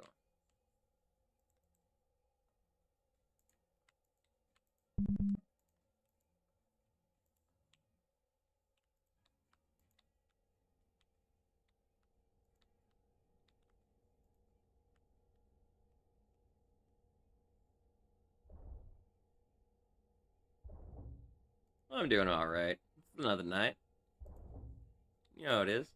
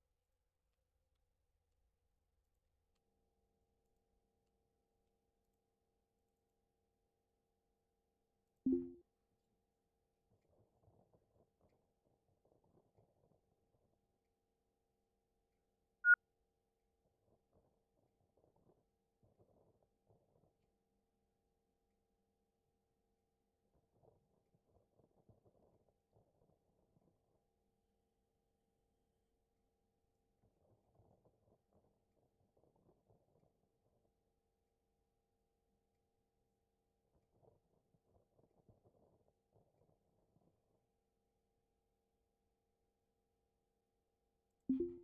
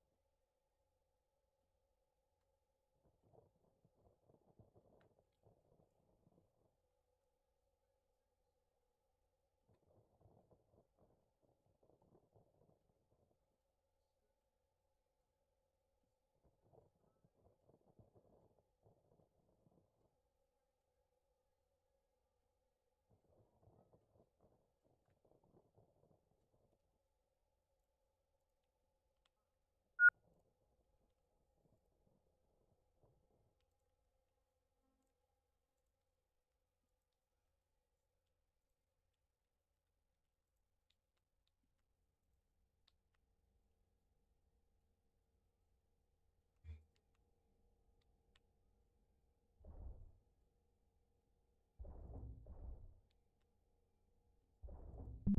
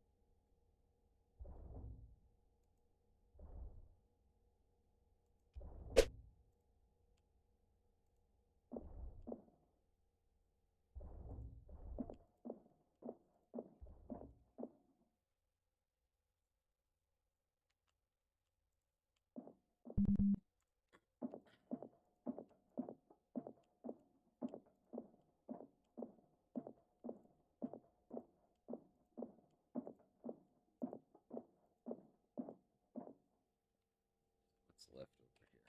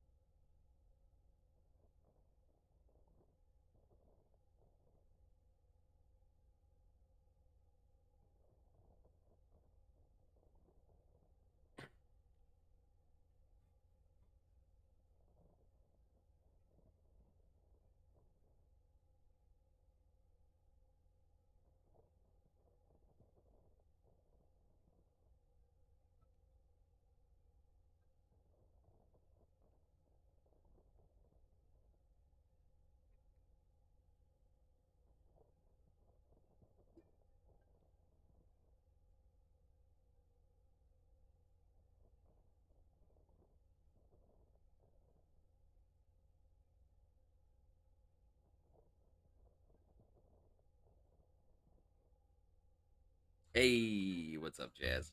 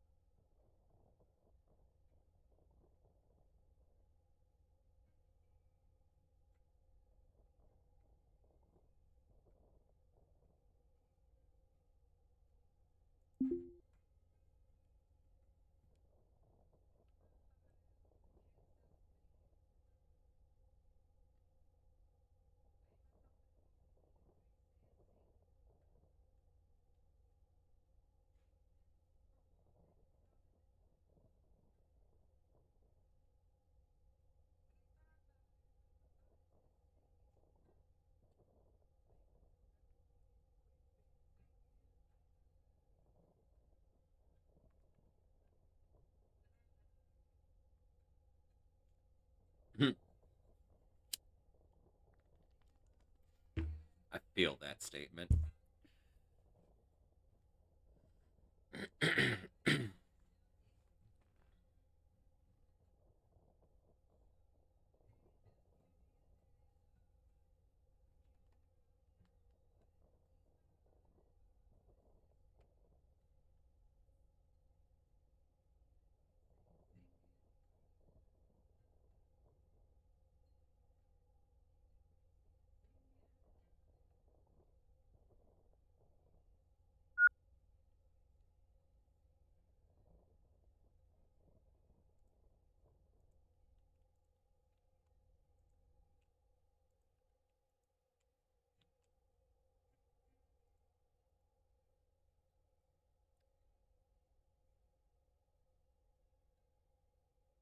That's full. Fuck. I'll have to come back for that.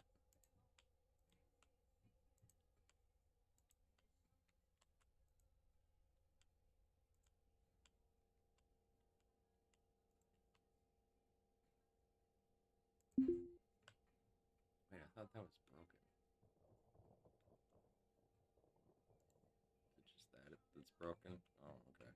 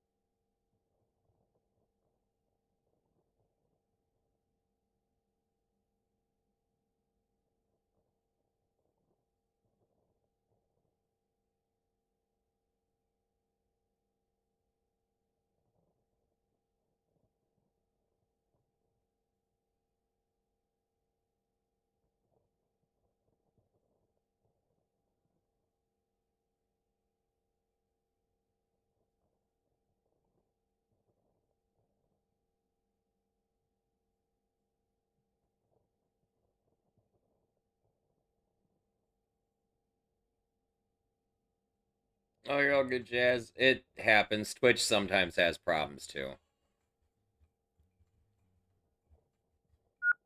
It might not even be you.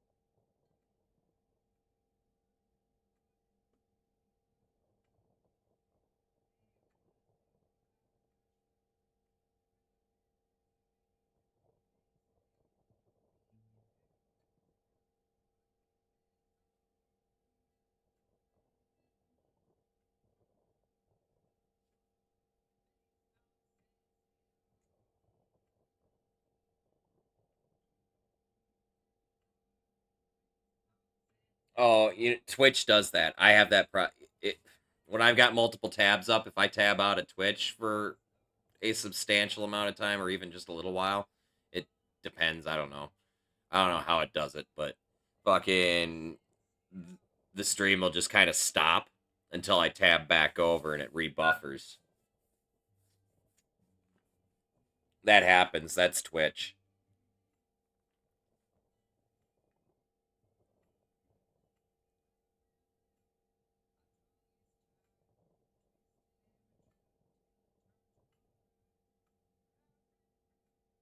Hey, what's up, Jared? How you doing, dude?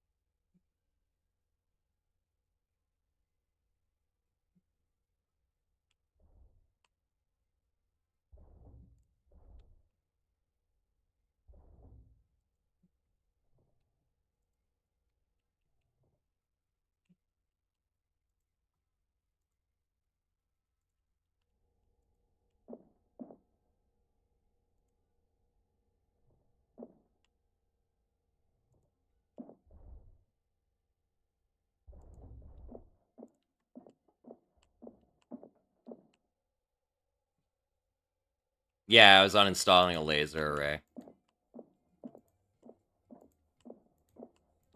It's part of the fusion system.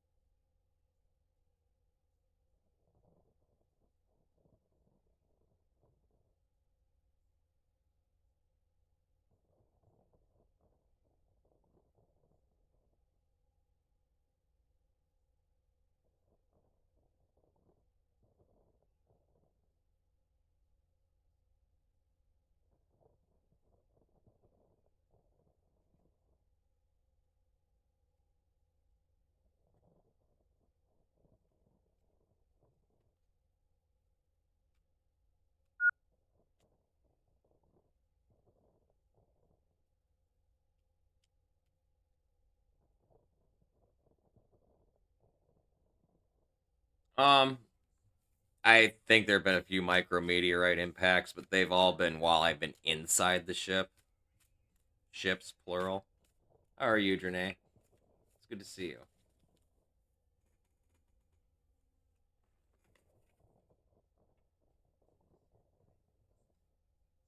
Jared, would you rather have Morgan Freeman or Gordon Ramsay narrate your life? I say it before and I say it again. Give me Gordon Ramsay. He would lose his mind narrating my life. I'd be called a donut so many fucking times, it'd be hilarious. I'm doing alright. Jim Astronaut.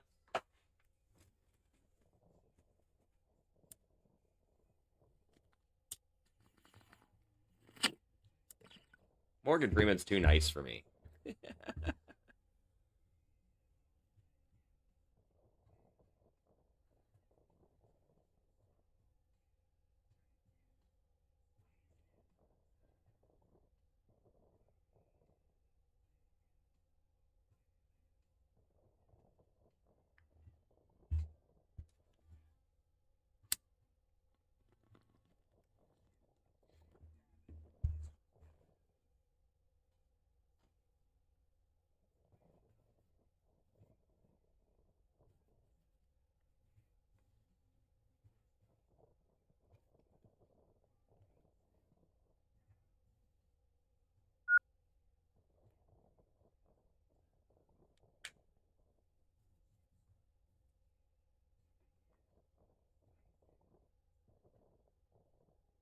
I'm gonna need that level of swearing. Fucking right? Jesus.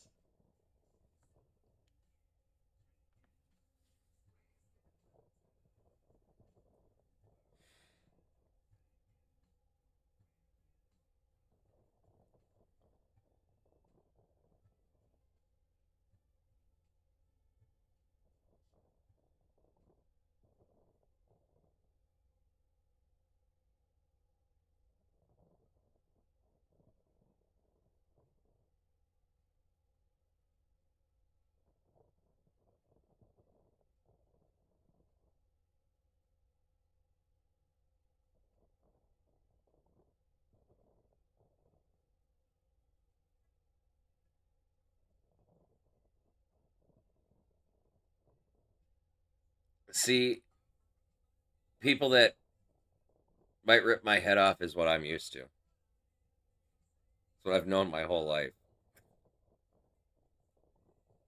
Family, lawyers, friends.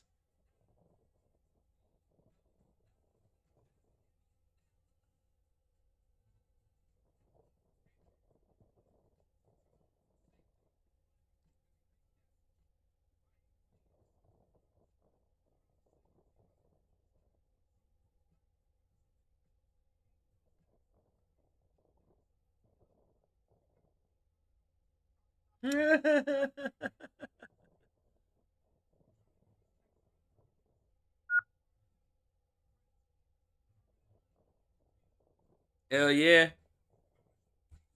Oh, Mary Jane. Salute.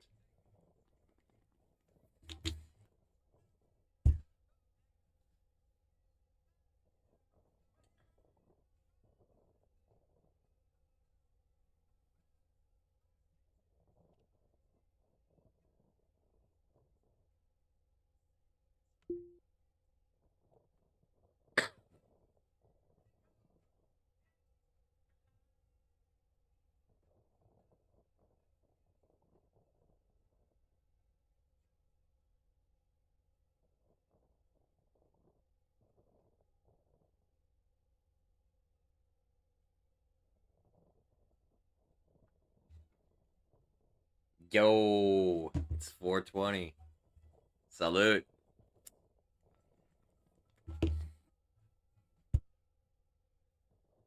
Oh,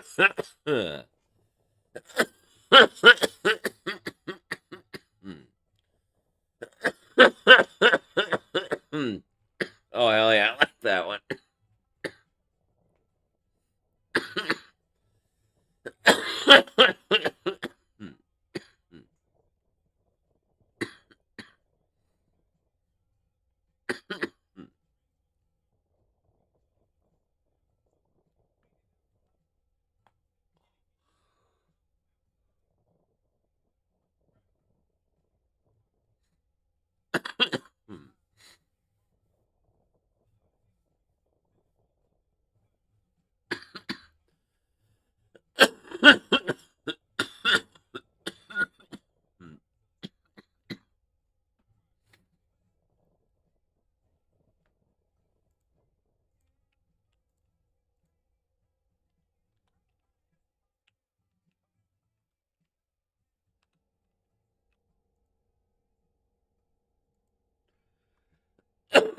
I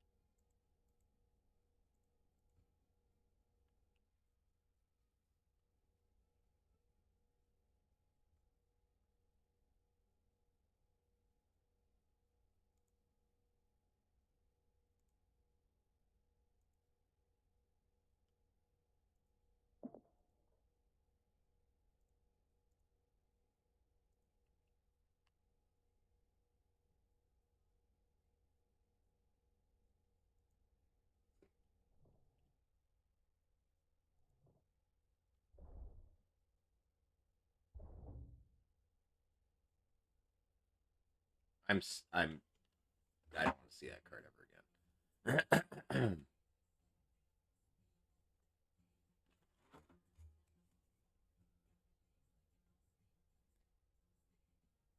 Trivia: when dissolved in water, this drug can make cut flowers stay erect for up to a week longer than they usually would. What is it? Which song? This one, Jazz, or the last one?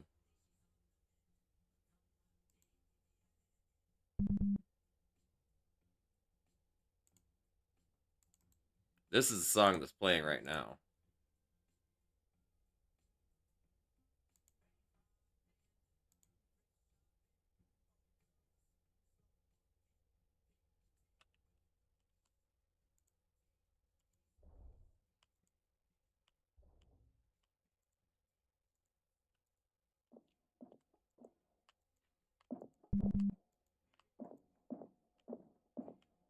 You are correct.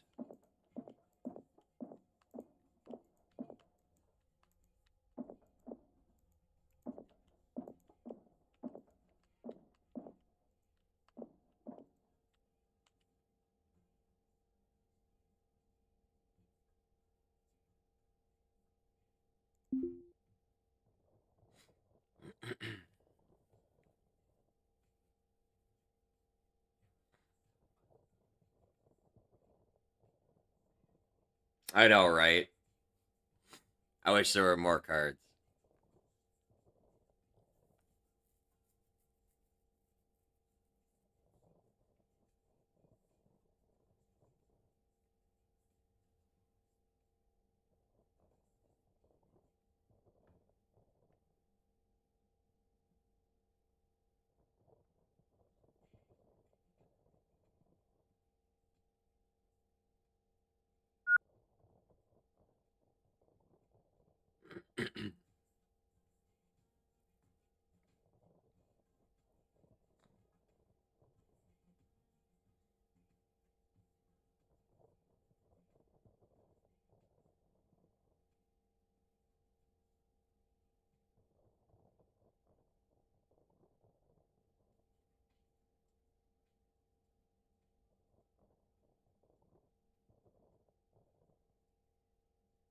What do you mean?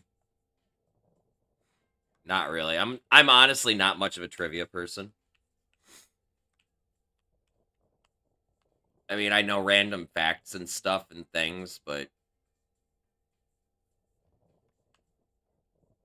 I don't know. When it comes to actual useful trivia, I don't know that fucking much.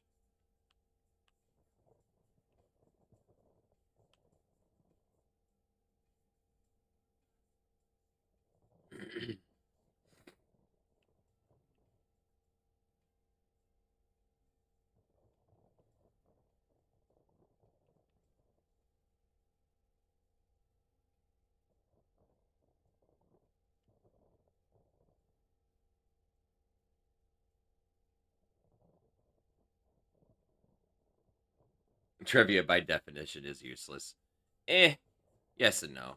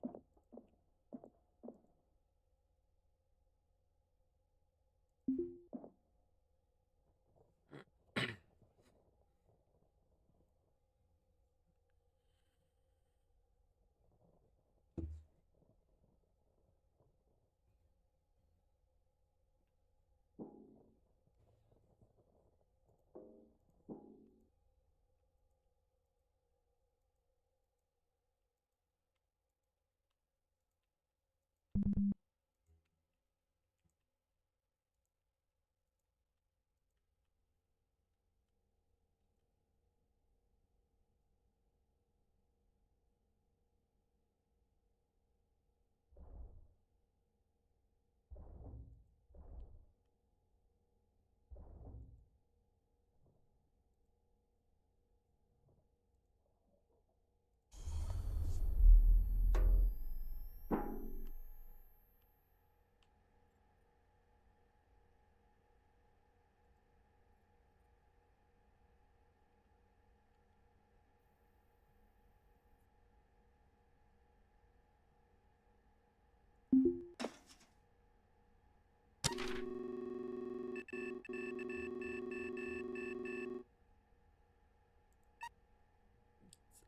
gonna be a terrible angle.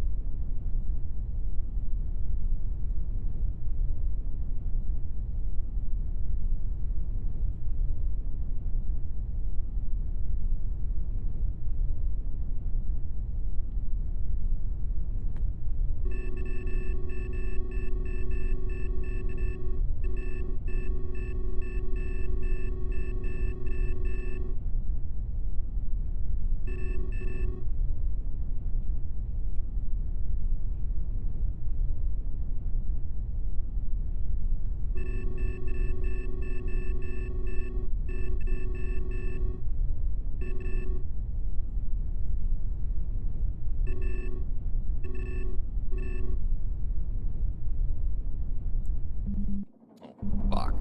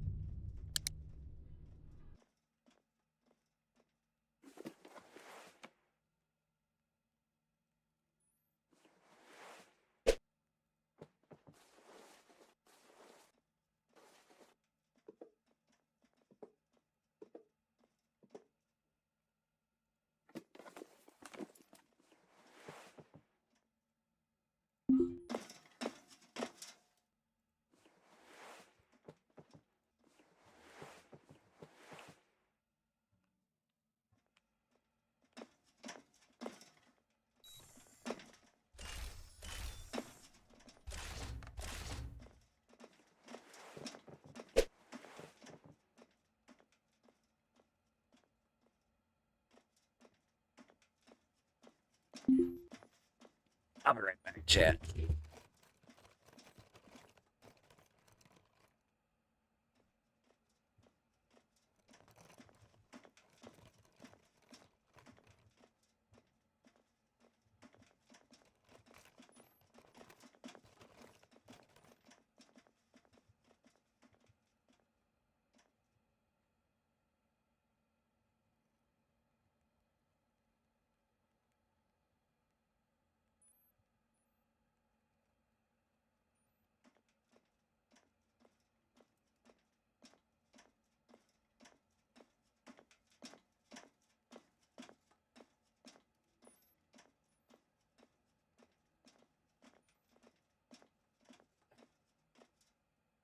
That.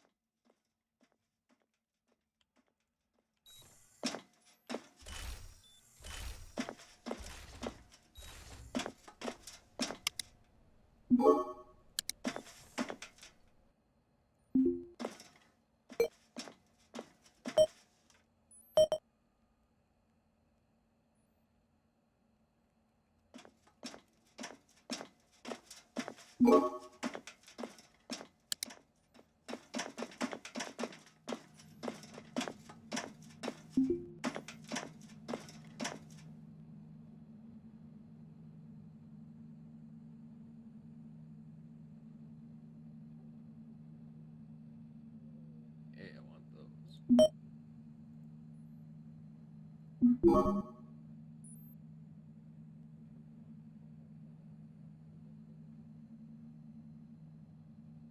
Still not selling bags though.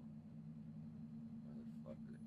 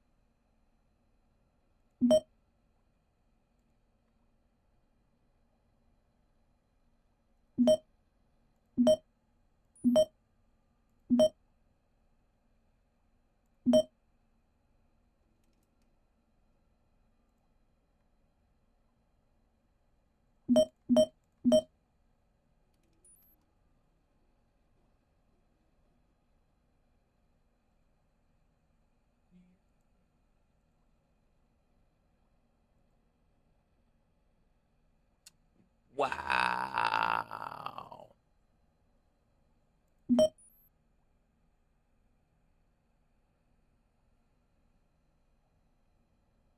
Wow.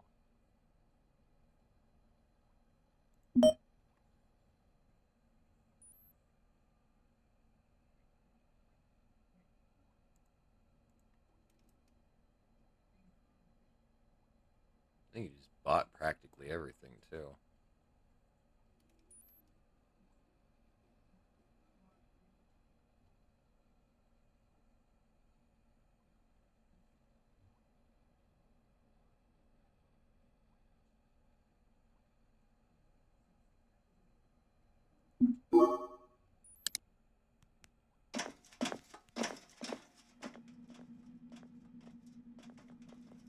Just need space zombies to add chaos. No, no space zombies. If I want zombies, I'll go play Project Zomboid or 7 Days to Die or something.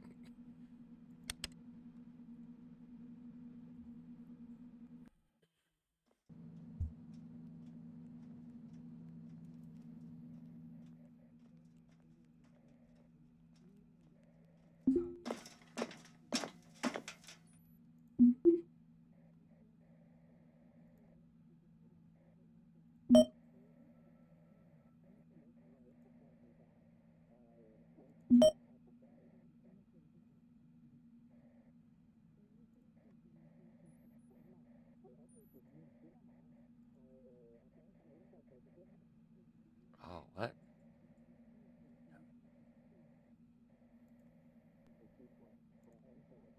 Thrusters.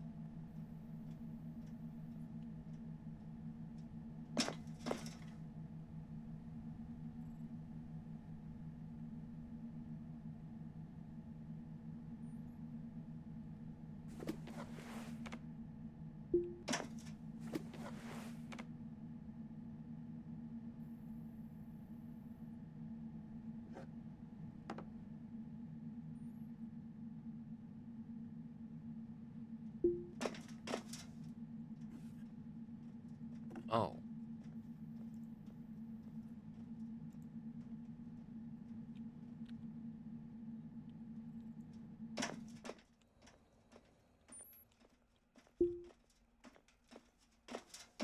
Those have probably been sitting in there a while.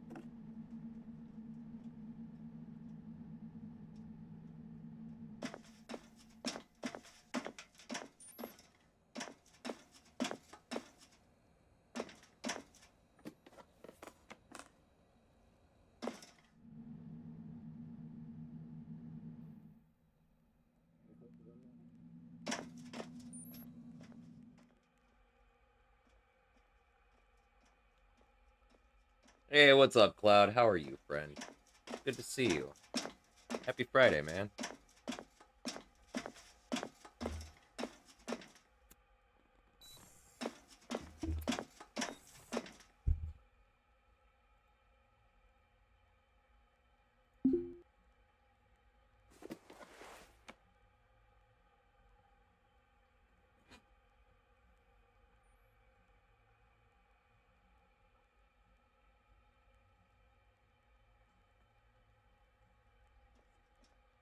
Nice. One more hour. When you go on holiday? 'Cause I know you got that coming up here pretty quick.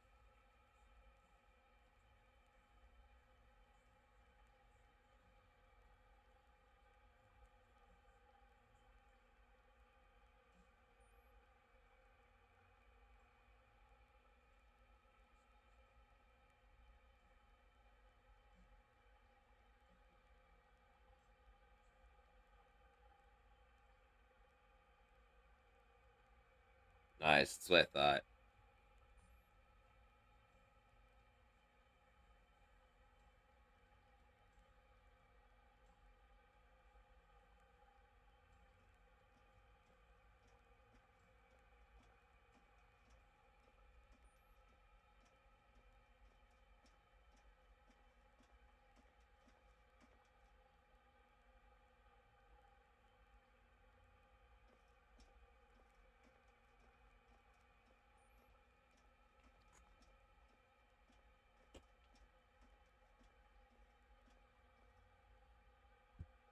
That was a nice salvage haul.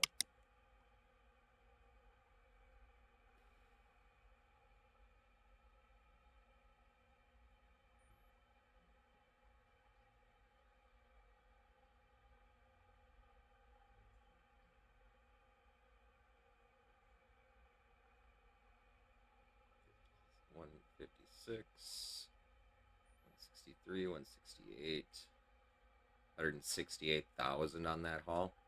And I didn't even take everything off the ship either. I left one of the reactor parts, and I left the nav console. If I wanted to cheese my inventory space again, I could have fucking had like another fucking 20, 30 grand.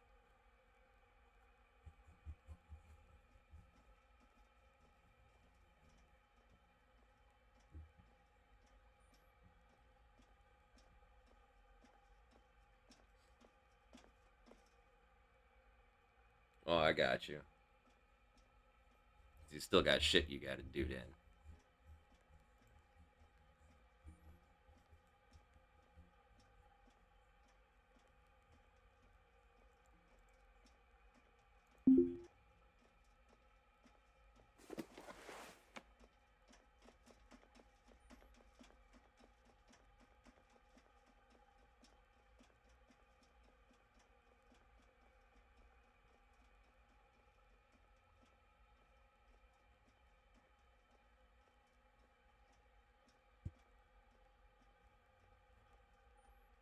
Nice.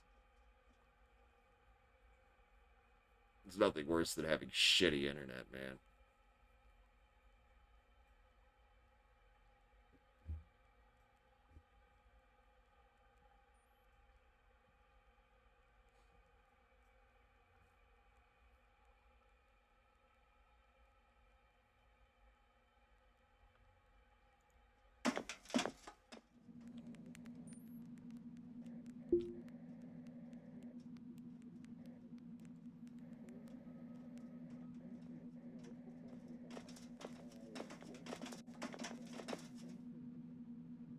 Hey, backpack.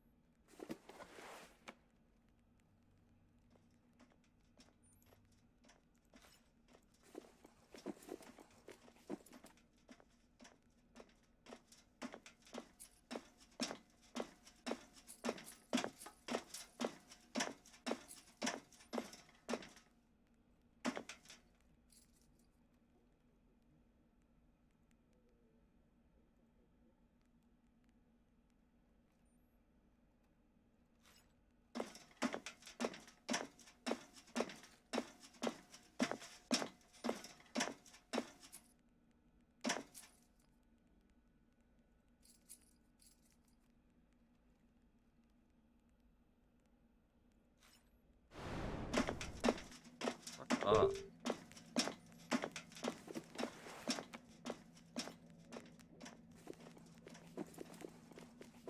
Middle of doing something.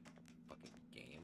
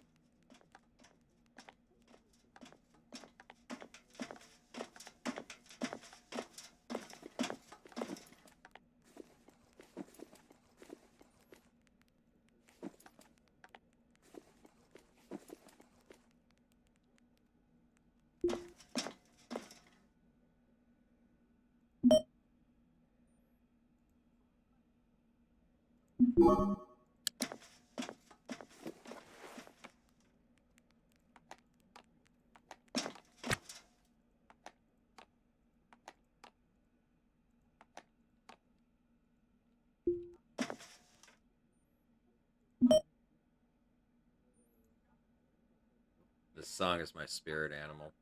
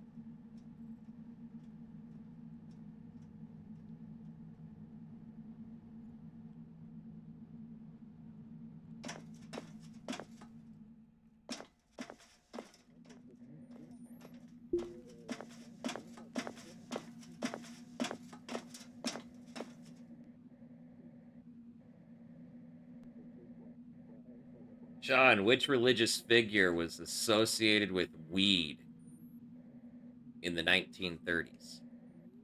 Or specifically, what religious figure was weed associated with in the 1930s?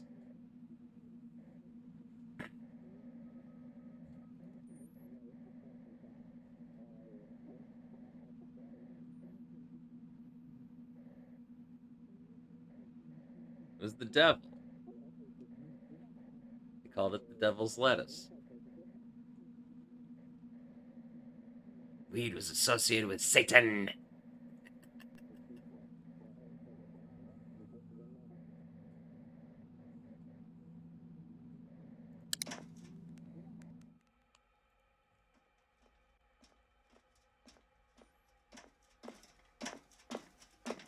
Hi, Inquisitor. Oh, shut up. You got me fucked up, man.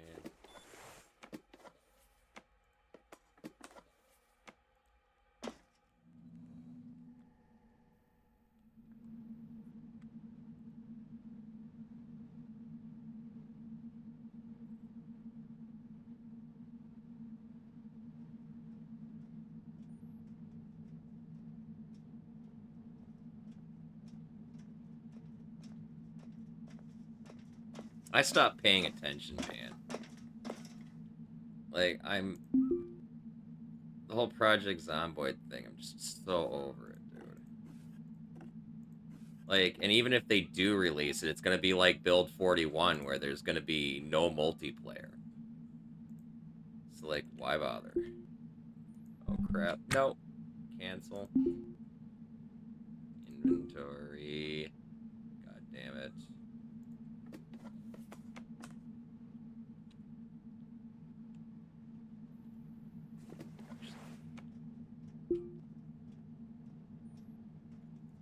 Throw that in here with the extra EVA set. I can't, because there's already crap in there.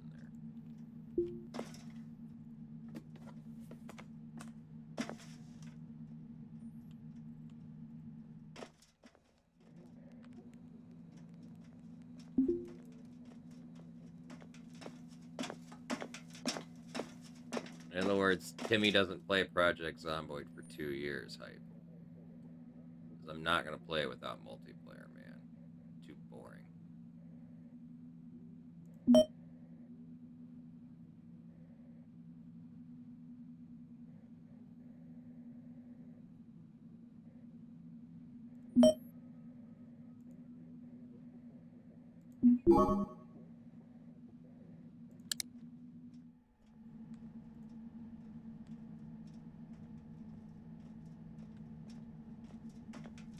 I'm still waiting for them to show us some fucking gameplay footage with zombies to actually show off how improved their optimization is. Until I see it with zombies, I ain't gonna fucking believe shit. Born at night, but not born last night, motherfuckers.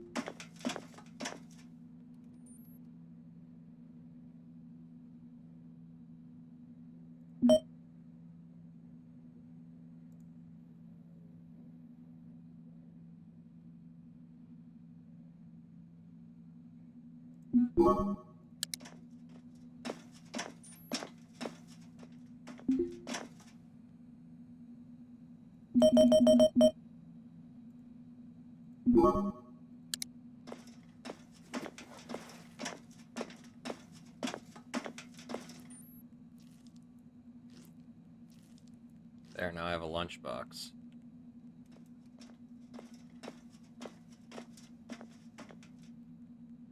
Although...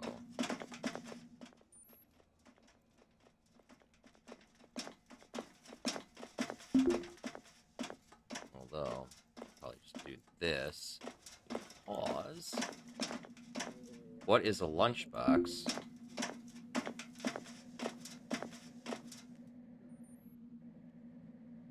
Lunchbox just isn't a lunchbox without a drink pouch.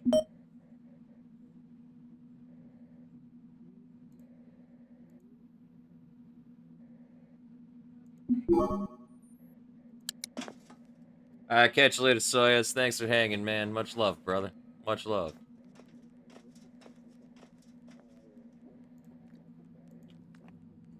Salute, brother.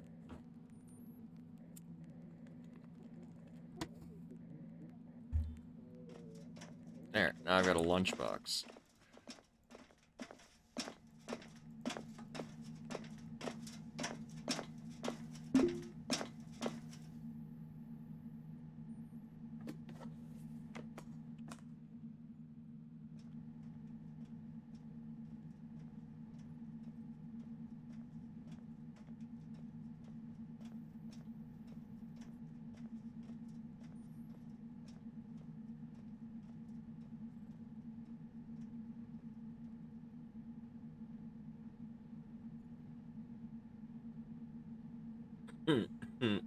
Jesus.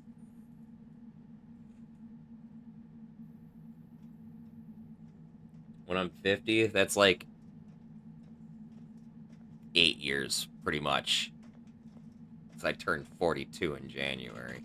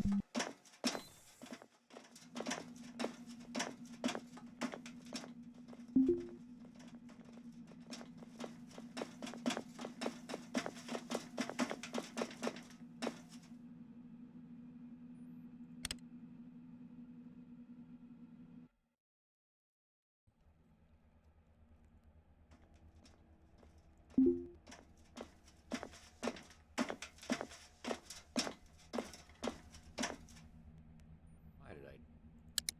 Not where I was going. Oh, I do need to talk to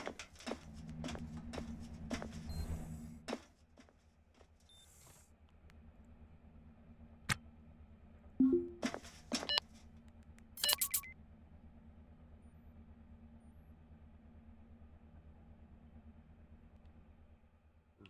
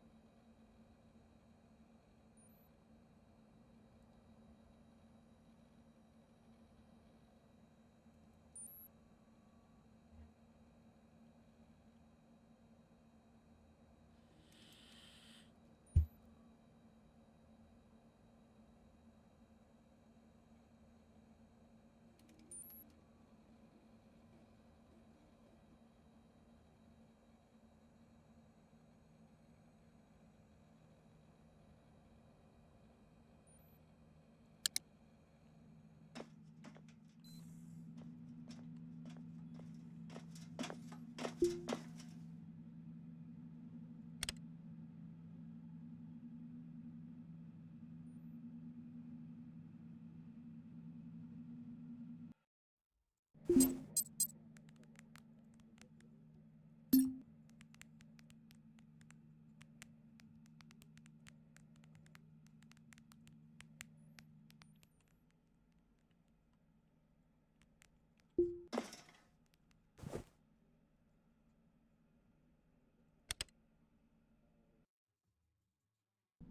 right, Janae, have a good night. Get some good sleep. Stay safe. Much love, friend. Much love.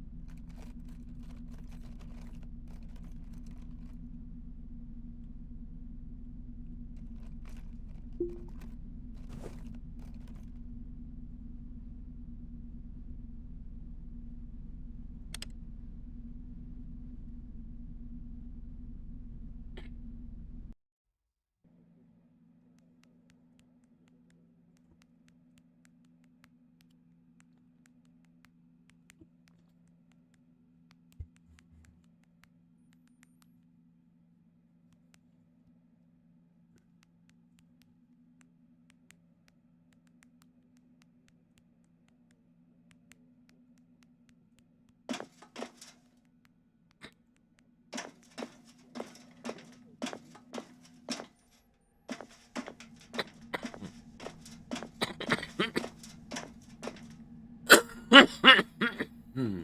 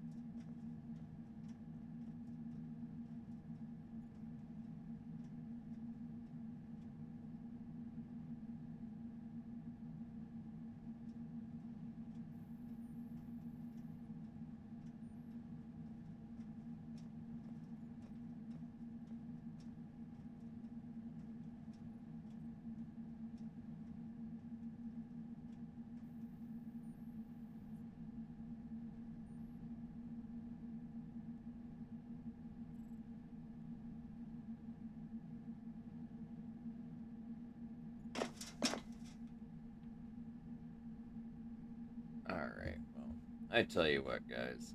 It's almost 6 o'clock in the morning. I gotta work today, so I gotta wrap things up here fairly shortly here. We did pretty good tonight.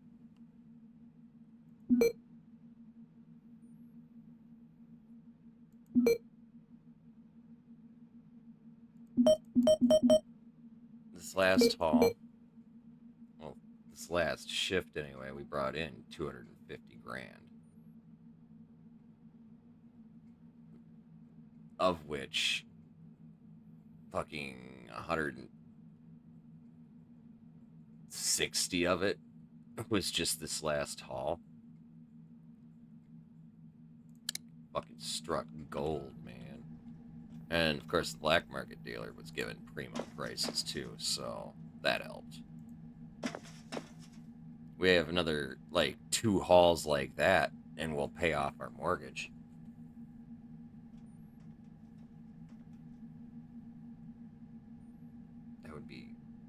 fucking phenomenal. Because then I can start saving up money for shite.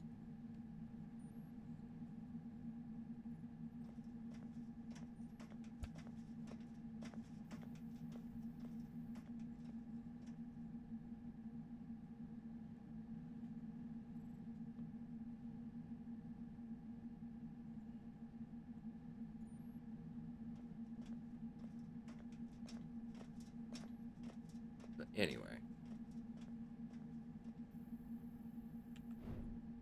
I'm going to go ahead and save it here. And we're going to find someone to raid.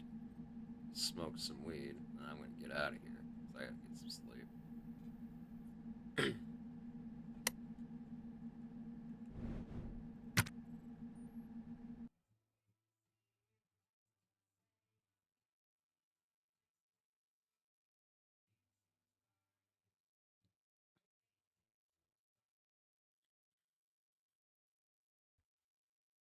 I did, right at the very end there, take the opportunity to spend a little bit of my excess wealth on pieces, parts to repair things.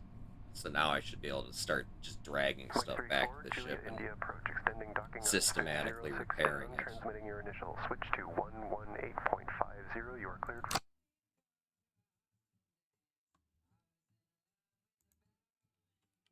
You know, rather than sitting there on the derelict and fucking do it. Because that burns up fucking O2 and EVA battery, and it really contributes to how short a time I can be out there. I should also probably get my hands on a couple of bags just to fill with floor tiles, so I can pressurize some of these hulls, cause on these derelicts, so I can maybe save a little bit in line of resource. When doing salvage, so all things to think about and eventually get around to doing. You too, Cloud. It was really good to see you, man. Love you, brother. Who do we got streaming right now?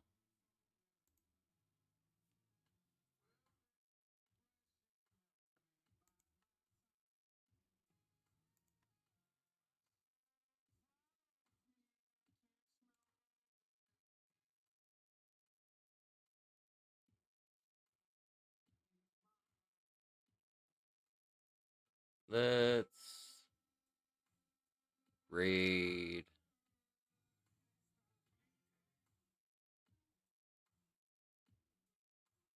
Let's raid Random Planet.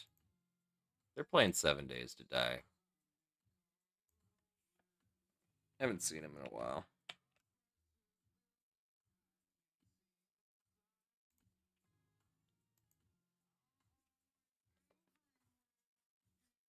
Thank you, Mary Jane.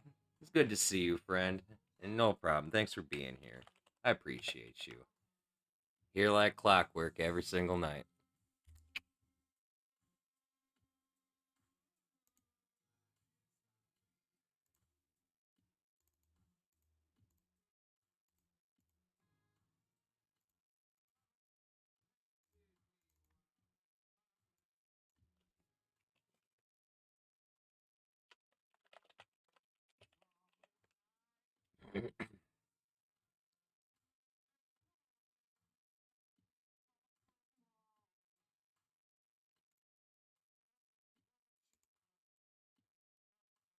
All right. Looks like I got some weed in my bowl. So that means it's time to take a puff. Our raid target tonight is going to be Random Planet, and when we get over there, I want y'all to give them a follow and show them love and support from our community and let them know that the Church of the Lead Pipe is always with them. As for me, I'm getting ready to get out of here, you guys. I'd like to thank y'all for coming and hanging out with me tonight. I love and appreciate all y'all. If you like my content, be sure to click the follow button so you get notifications as to when I'm live. I am here Monday through Thursday nights from 7 p.m. Central Standard Time until at least 5 a.m. and Saturday through Monday mornings from 1 a.m. Central Standard Time until 4 a.m. That means I'll be back again tonight when I get off of work. I will be back for some more Ostranauts, you guys.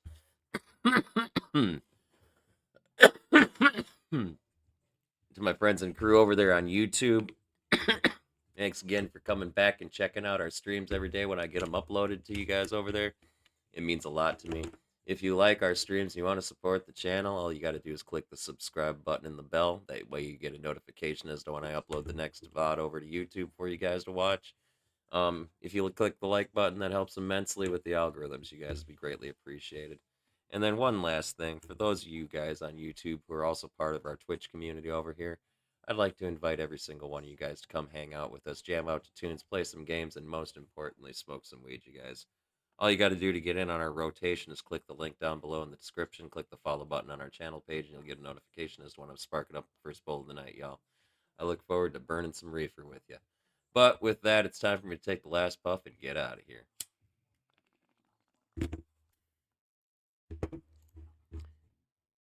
And with that last puff, you guys, whoo, that's right. That's going to do it for me, wrapping things up for tonight, you guys. Thanks again for coming and hanging out. Thanks again for coming and hanging out. I love and appreciate all y'all.